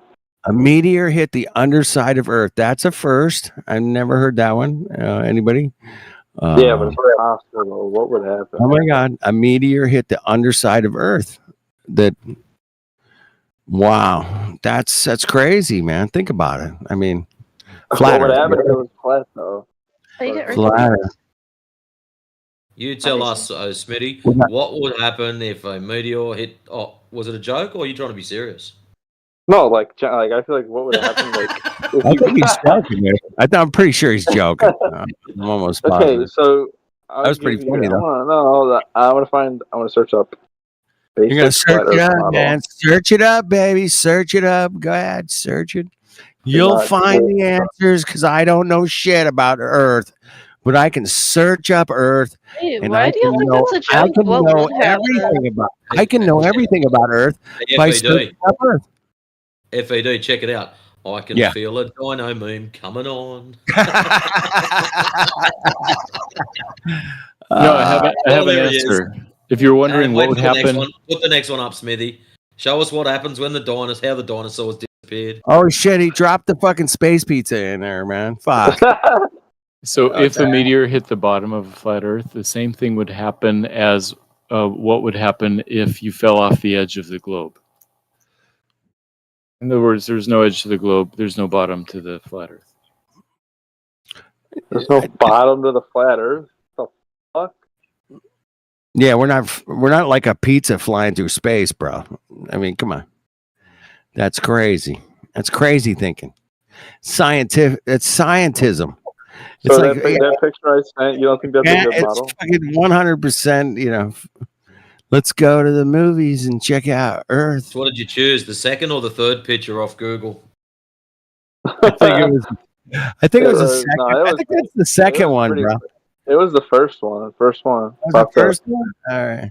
First exact one. Old dude's got it. Yeah, outer space is fake. Earth is not a fucking disc in space. Mongos, come on. Hey, Smitty, have you ever heard of a group called the Flat Earth Society? I think I've watched a few YouTube videos on them, yeah. All right, this Good is man. how it works. We construct completely dumb shit and we put it out there for everyone to see.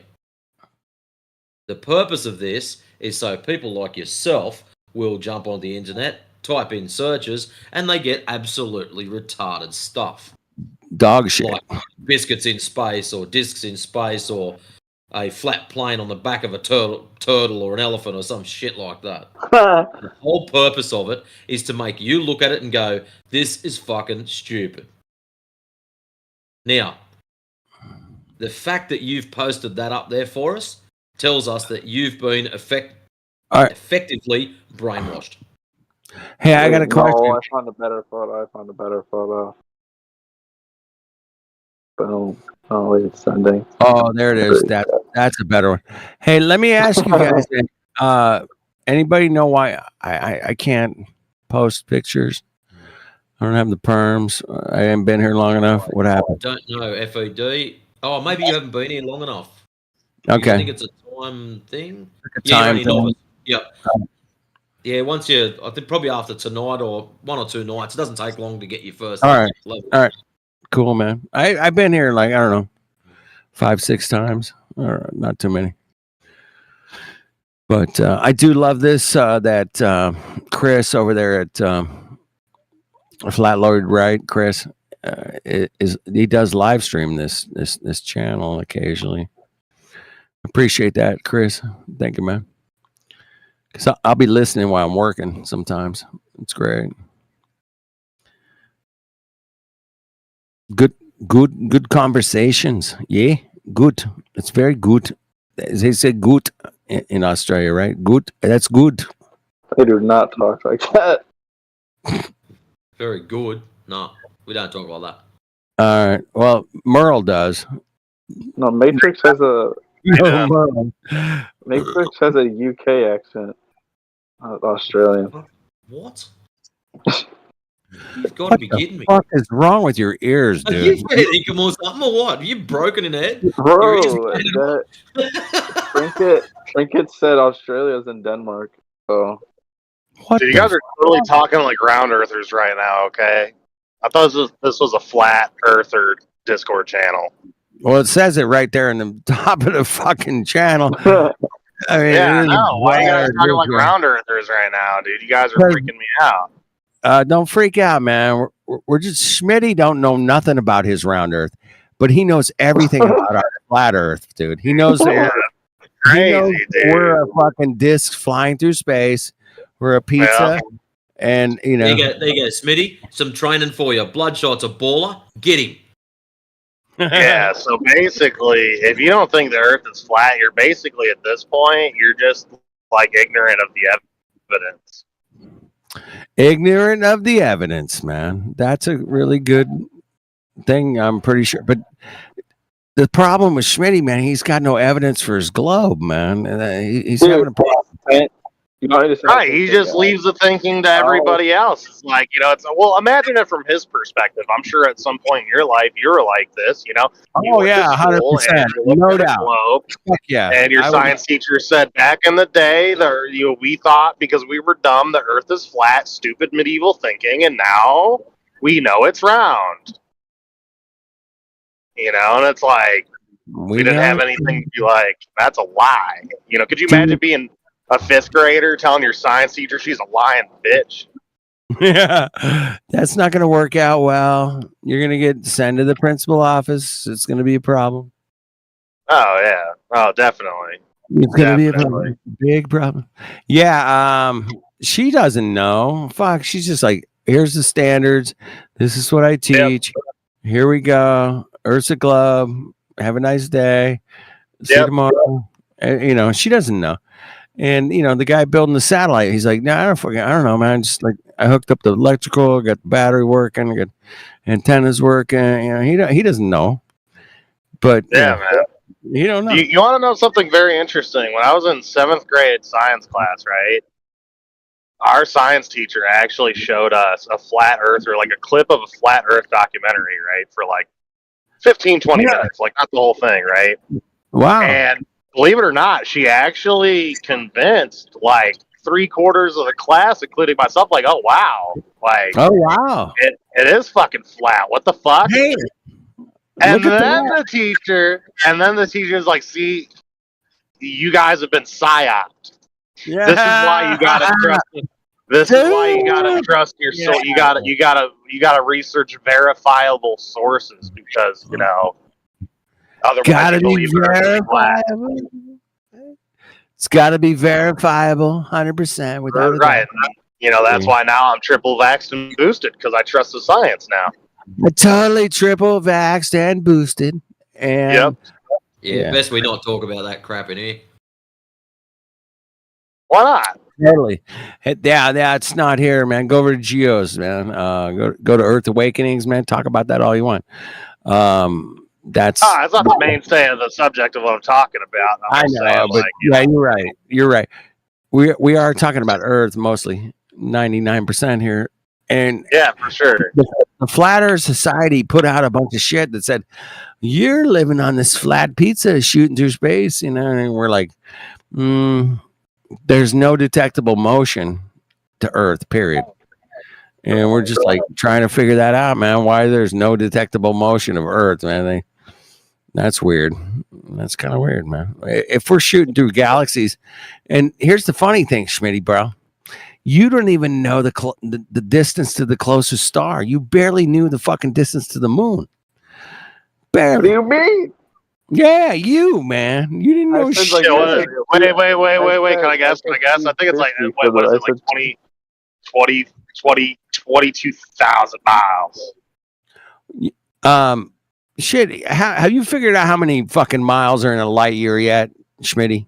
How many miles in a light year? Did you figure that out yet? Hell yeah. No Googling that shit. You didn't figure it out because you didn't know. I mean, I'm it's looking at it right now. it's 180. Listen, Mongo, it's 186,500 miles an hour or per second. 186,500 miles a second, and that will equate to 1 year of this speed to 6 fucking trillion miles, bro. And that's 1 light year. Okay. 6 trillion? 6 fucking trillion miles is 1 light year. What do you think of that number? Fuck me, right? It's a fuck me number. No. Yeah. That's why I like to bring it up to people, because it is a fucking whoa. 1 light year. 1 light year traveling at the speed of light for 1 year is 6 fucking trillion miles. And the closest star to Earth, Alpha Centauri, is 4.2 light years away.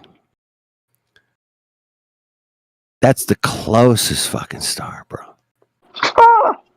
That's far as fuck. Yeah, if you really sit there. It's 20. If you sit there and think about it, dude. It's 26 fucking trillion miles away, bro. Think about And it. you can see that fucking star with your naked eye. You know how long it would take to walk to that fucking star? It would take you 4 million years to walk there, actually. I could make it. You can do it, bro. Dude, what's your opinion on the Andromeda Galaxy when it collides with Earth, dude? Are we fucked? Or not collides with Earth, but like collides with the Milky Way. Well, man. Well, we have no evidence of this ever happening, and that we have no observation.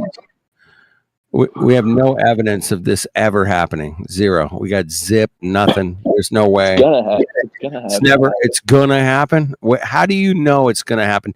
You don't even know the fucking closest fucking star, and the closest, you don't even know the fucking distance to the fucking closest star to Earth, man. According to the fucking globe model. He's struggling with the distance to the moon there, FED. Exactly. He don't know. I like 250. Fuck you. You were like 250 beers and you'll make it. It was 250 beers away. That's how close the moon is. I could never drink that many. What we're trying to point out, Smitty, is a lot of yous, it's just a belief system. You don't actually know anything about it.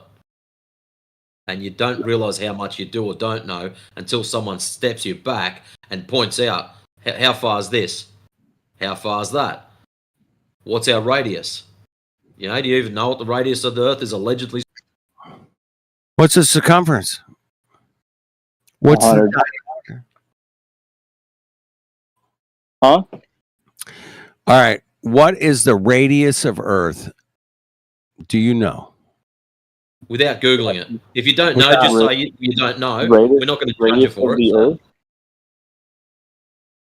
We know I think it's somewhere around 4,000. I have no idea.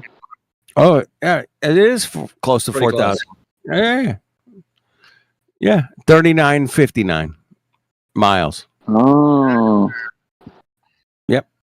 So with the radius value of 3,959 miles, do you think that we could figure out how far we could see over a curved surface?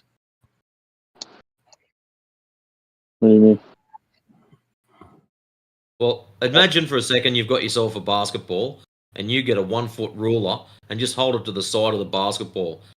As you get further and further out to the end of the ruler, the distance to the basketball gets greater. That's a drop over distance. So if we could find some way of, say, measuring the drop over distance on this ball tard that we allegedly live on, do you believe or think it'll be possible to actually measure it with the given numbers of 3,959 mile radius that we've been told? So, like, what measure the curve? Is that what you're Exactly. basically saying? Do you think we can measure the curve? I don't think. Have they ever measured the curve? I don't know if they have. Oh, hello. Oh shit! Here we go. So the curvature was measured apparently like 2,500 years ago, bro.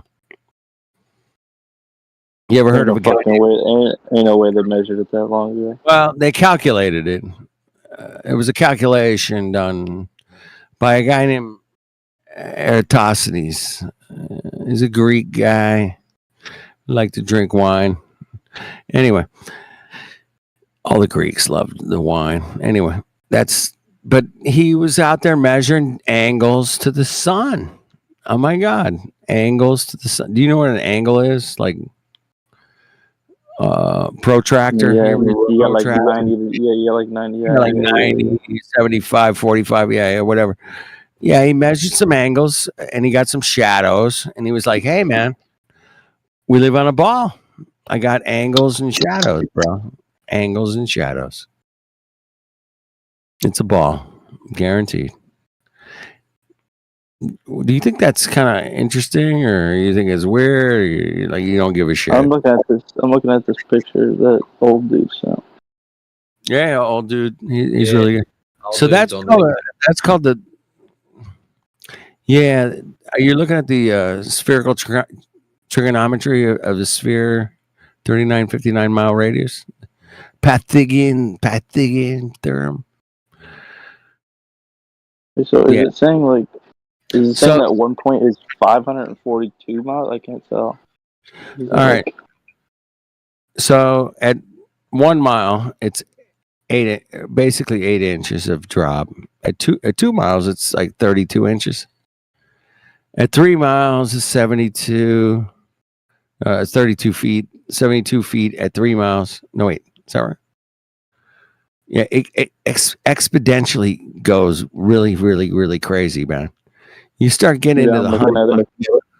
If you look at the 100 miles, what is it? 6,669 feet of drop at 100 miles. And then you go to like 200 miles and it's like, oh shit, it's squared. So, it's 26,000 fucking, wait, what? At 200 miles, it's 26,000 feet of drop, bro. At a lousy 200 fucking miles, bro. All right, think about it. You go on an I don't know, you've never been on an airplane, but if you're only traveling 200 miles, you're going to drop 26,000 feet? Damn. Holy shit. A lot of drop, man.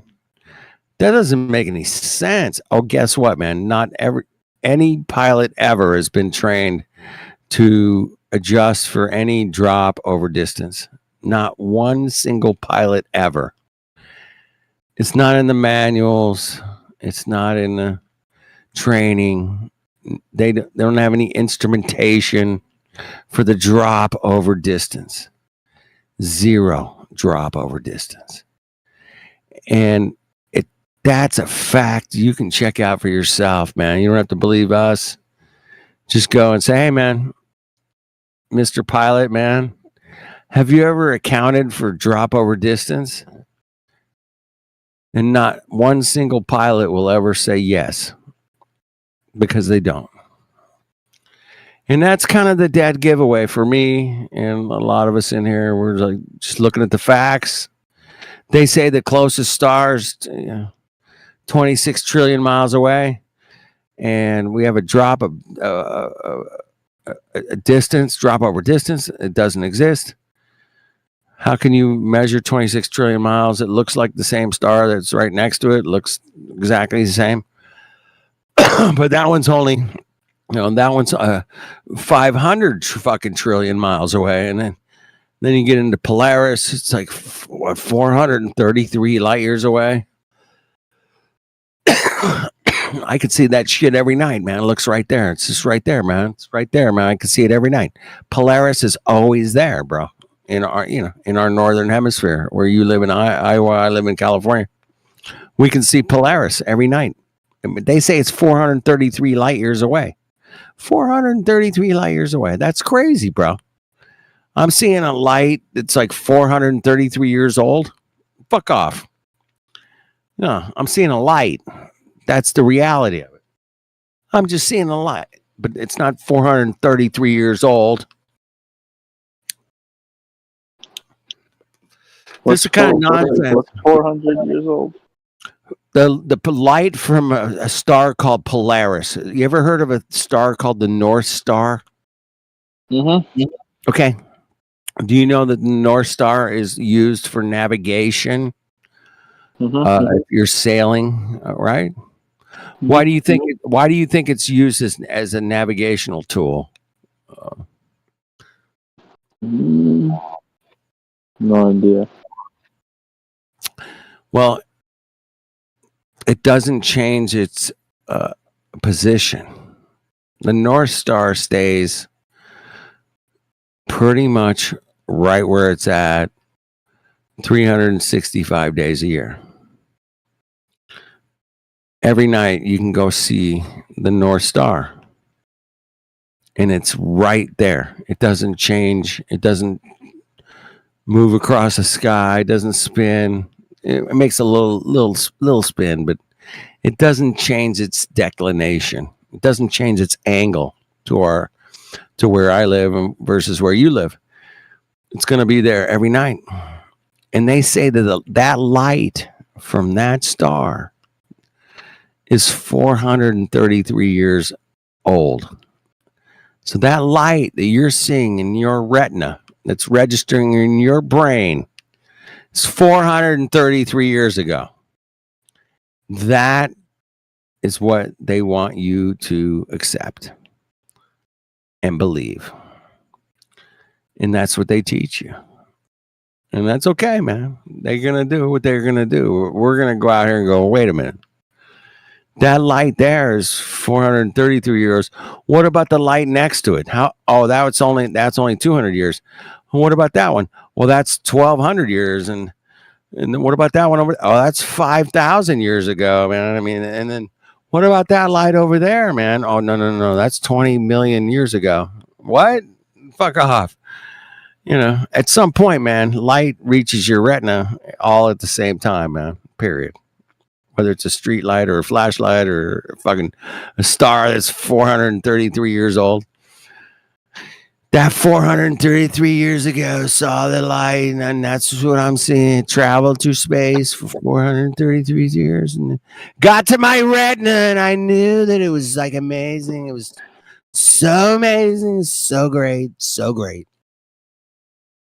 That's what they want you to believe, bro, man. I'm not trying to be a dick about it.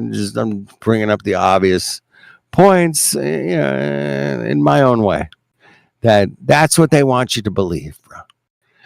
That light in the sky, Polaris, that's hitting your retina right now. I mean, I don't know. I could go out and look at it, but you probably could too. It's right there. You're on the what? What parallel are you on, man? I'm on the 32nd parallel. You're probably up there like around. Oh, shit. You don't even know. You don't even know where you live, bro. Schmitty? I know where I live. You don't know where you live. I don't know what you're talking about. You don't even know where you live, man. I don't know what parallel. When you're saying I'm parallel this, I don't know what you mean. All right. Again, dude, you build trusses and you build houses, right? So you're going to understand angles. All right. So everything that we observe in the sky and on Earth is based off an angle measurement from Polaris, from the North Star. right? That's the center. If you were directly underneath Polaris, it would be 90 degrees, right? You follow me? Mm-hmm. So if you live in Iowa, I live in California, let's take that direct star above Earth, and now we're going to come down to Iowa, man, which is like, I don't know, from 90 minus, I don't know where you're at. I think it's like 40. Yeah, you'd be like around the 40th degree from Polaris, maybe 30, 35. I think maybe 35. I don't know. I haven't looked at it, but down here where I'm at, man, like 32. We're way down here. But if I go all the way to the equator, it's going to go all the way down to 0, right? Mm-hmm. You follow me? Yeah. Mm-hmm. These are angles, man. Angles to Polaris. That's how they based all the globe, and where we live is based off of angles to Polaris. It's called the celestial dome. Everything rises in the east and sets in the west. Sun, moon, stars, everything. They all go east to west, bro. And we can observe this in reality. And you just got to start looking at the sky and checking it out yourself, man. Go through a couple moon cycles. Go through a couple of solstices, equinoxes. Go through it. Check it out. Check out the angles to different times of the year, to the sun, the moon, stars. And you'll figure out, man, that you're pretty much on a stationary plane, that, you know, all that shit above our heads moving. We don't know how it's moving. I don't know. I got no clue, bro. No, so you don't think we're moving, but you think like Yeah, the stuff in the No, we're sky not. is obviously. Yeah, I know we're not moving. There's a bunch of people that kind of proved that years ago, but Mickelson, Morley, I could go into a few more, but they did it like 100 and something years ago. But anyway, just check it out yourself. Don't believe me. Don't believe Matrix. But the fact is that without a doubt, water's level.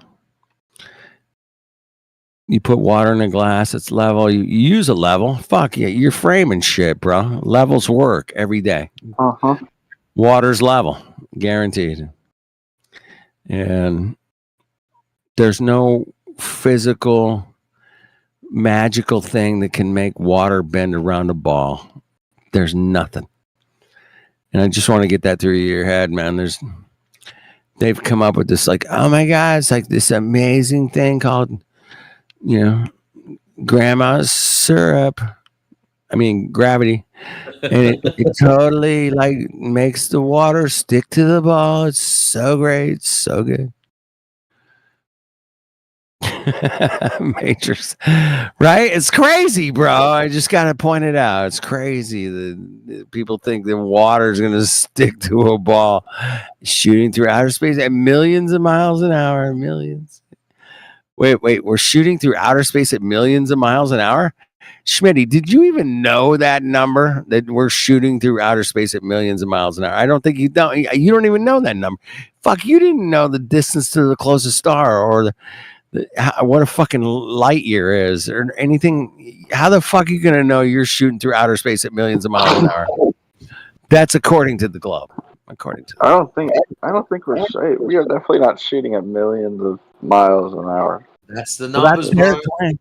That's definitely not true. It's very interesting when you start having a listen to the alleged numbers that these guys, these so-called scientists, are putting forward to us. And then you go and check out to see if it's possible. You know, we're rotating at such a speed. We're traveling around the sun at another speed. Our particular solar system is moving in another direction at an even higher speed. And that section is moving in another direction at an even more retarded speed. And all of them together, it's like, or we could just be sitting still, which is what we feel. So you yeah, don't man, think checking out so these numbers. you would think claiming. like you think like if we were rotating we would feel it? Is that what you're saying? Correct. Like the Earth's rotation, I guess. Like when it goes around, Yeah. you know, yeah. So you don't, or you think we'd feel that? Yep.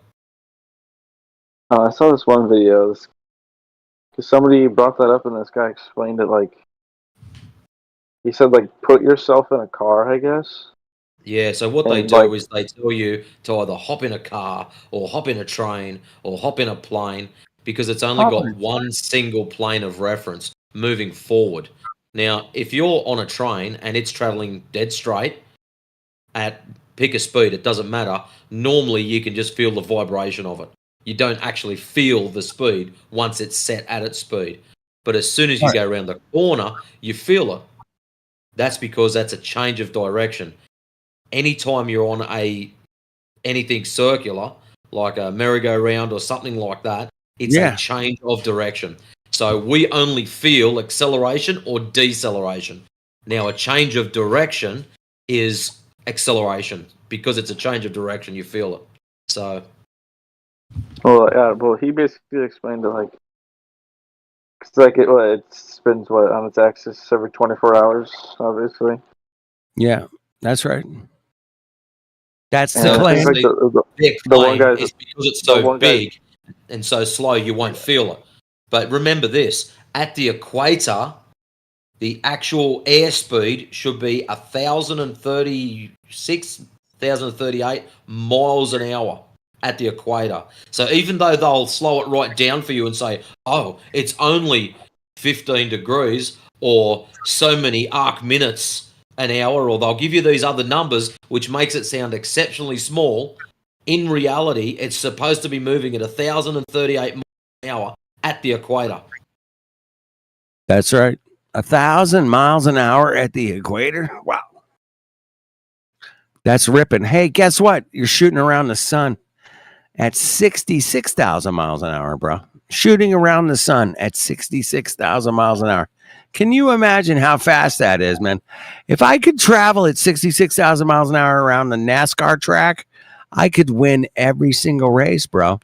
In like 2 seconds, bro. I won. 2 seconds. I won the race. It's over. 66,000 miles an hour. I don't even think it would take 2 seconds. It might be like one, but anyway. How long is a race? Like 500 miles? Yeah. Boom. Done. I win. Think about that, bro. Schmitty. You're shooting around the sun at 66,000 miles an hour, bro.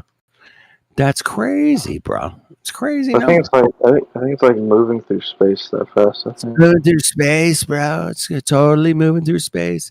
Like space is nothing, and it has nothing, and it doesn't have any wind resistance. It's like so amazing. It's great. Space is great. Is that what you're saying, bro? Come on, Schmitty, man. I want you to think about this shit for fucking sake, man. Come on. Hey, Flat Earth dude, I'm going to bail. It's been nice having a chat to you. Yeah, you too, bro. All right, take it easy, man. All right, man. Cheers. Cool.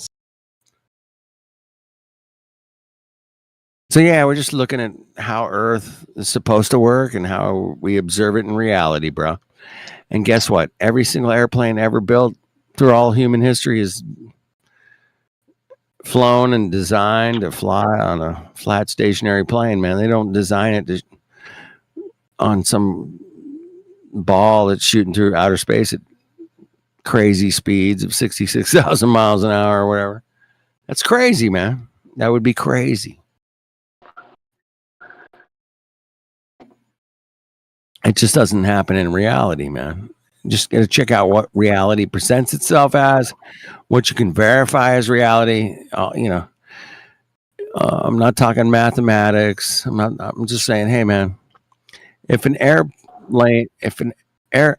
pilot of an airplane treats the Earth as flat, traveling at 500 or 600 miles an hour, they just treat it as flat, bro. They don't have to like adjust for nothing. There's no spin. It might get a little windy. It might have some storms or shit, but they'll just go above it. But in reality, they don't adjust for the curvature or spin. And that's a fact. And I've talked to probably half a dozen pilots over the years confirming that. I'm not making shit up. And you check it out for yourself, man. Learn the globe. Just learn it, man. Learn the globe.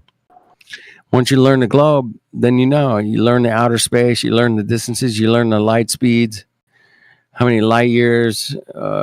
Once you know all that, you'll be like, okay, well, that's interesting. Because a lot of this stuff you didn't know, Schmitty, bro. I mean, come on, you'll admit it. You didn't know. You didn't know the distance to the closest star to Earth. That acclaimed closest star. The claimed. That's the one they claim. It's like 26 trillion miles away. And it looks just the same brightness as something that's 433 light years away. And you're like, well, that doesn't make any sense. That's crazy, bro. They want you to believe the light you're seeing from the stars are coming at you from distances that are hundreds or even thousands or even millions of years ago. But they're all reaching your retina at the same time, bro.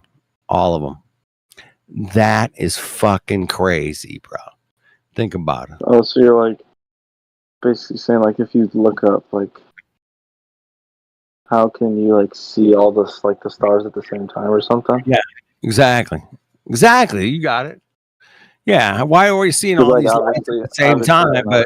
But they say they're like millions and billions of years apart. And you're like, what the fuck are you talking about, Mongo? I mean, yeah, come on. They're not all the same distance apart. It looks like they're all the same distance apart to me, to you, to our retina. But they tell us that they're millions of years apart. Millions. And that's just crazy, bro, in my opinion. 100%. It's just crazy. So think about that, man. Think about it. Look at it. Don't trust me, man. Go out and look at the stars yourself, man. Go look at them. All right? You got it, dude. All right, man. I'm going to go. I'll see you later. All right. I'll see you. All right, man. It's good talking to you. You have a great night. Have a blessed day tomorrow, man. Building those houses, man. Thank you for building the house. Yeah. Love you, man. I'm a house builder myself, in a lot of ways. I build shit. Let's put it that way. Love building stuff, man. It's a great accomplishment. When you build something and you get to step back and look at it at the end of the day, you're like, fuck yeah. There's no money that can ever give you that feeling, man. No money. They could hand you $1 billion and be like, it's just not the same feeling, man. It's building something and looking at it at the end of the day and going, fuck yeah. I'd still take the $1 billion though. Because you're a Mongo, man. You're a fucking Mongo. What is a Mongo? I don't even know what that Don't sell out, man. Don't be a sellout. Come on, man. Be real. Be a real human being. $1 billion isn't going to make you any happier, man. I guarantee it'll fuck your whole life up, man. If you had $1 billion, you'd be like, all these chicks who fucking kids and buy all these cars. You'd be fucked, man. You'd be so fucked. I know I would be. Dude, my life would be amazing if I got that much money. Nah, it would be so screwed up. You wouldn't know which way was up, man. You'd be so lost. If I got that much. If you had $1 billion, you would think you're living on a spinning ball shooting through outer space at millions of miles an hour. You're like, fuck, I don't care about any of you Mongos. Fuck off. If I got all that money, I'd be able to like buy a rocket ship and go up and see it for myself. Yeah, you could. It'd be great. Wouldn't it be just so great? It'd be just go up and see it. Yeah, it was beautiful. All right, man. We'll go up and check it out. I want to go up and check it out, but the chances of us going up and checking it out are like very low. It's very low. But all right, well, keep it up. Look at Earth, observe Earth for what it is, and then come back and talk to us after a couple months or something, man, or weeks or whatever. But hell yeah, Schmitty, bro, good talking to you, bro. Good talking. Yeah, keep it real, man. Cheers, brother. Cheers.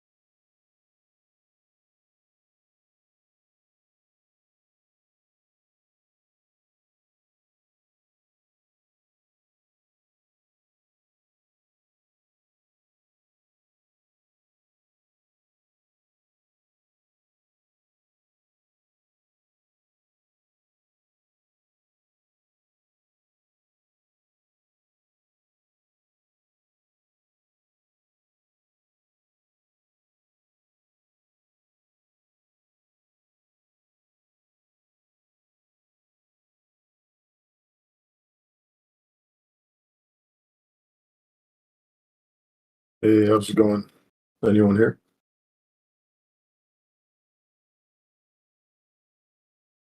Hey, silence.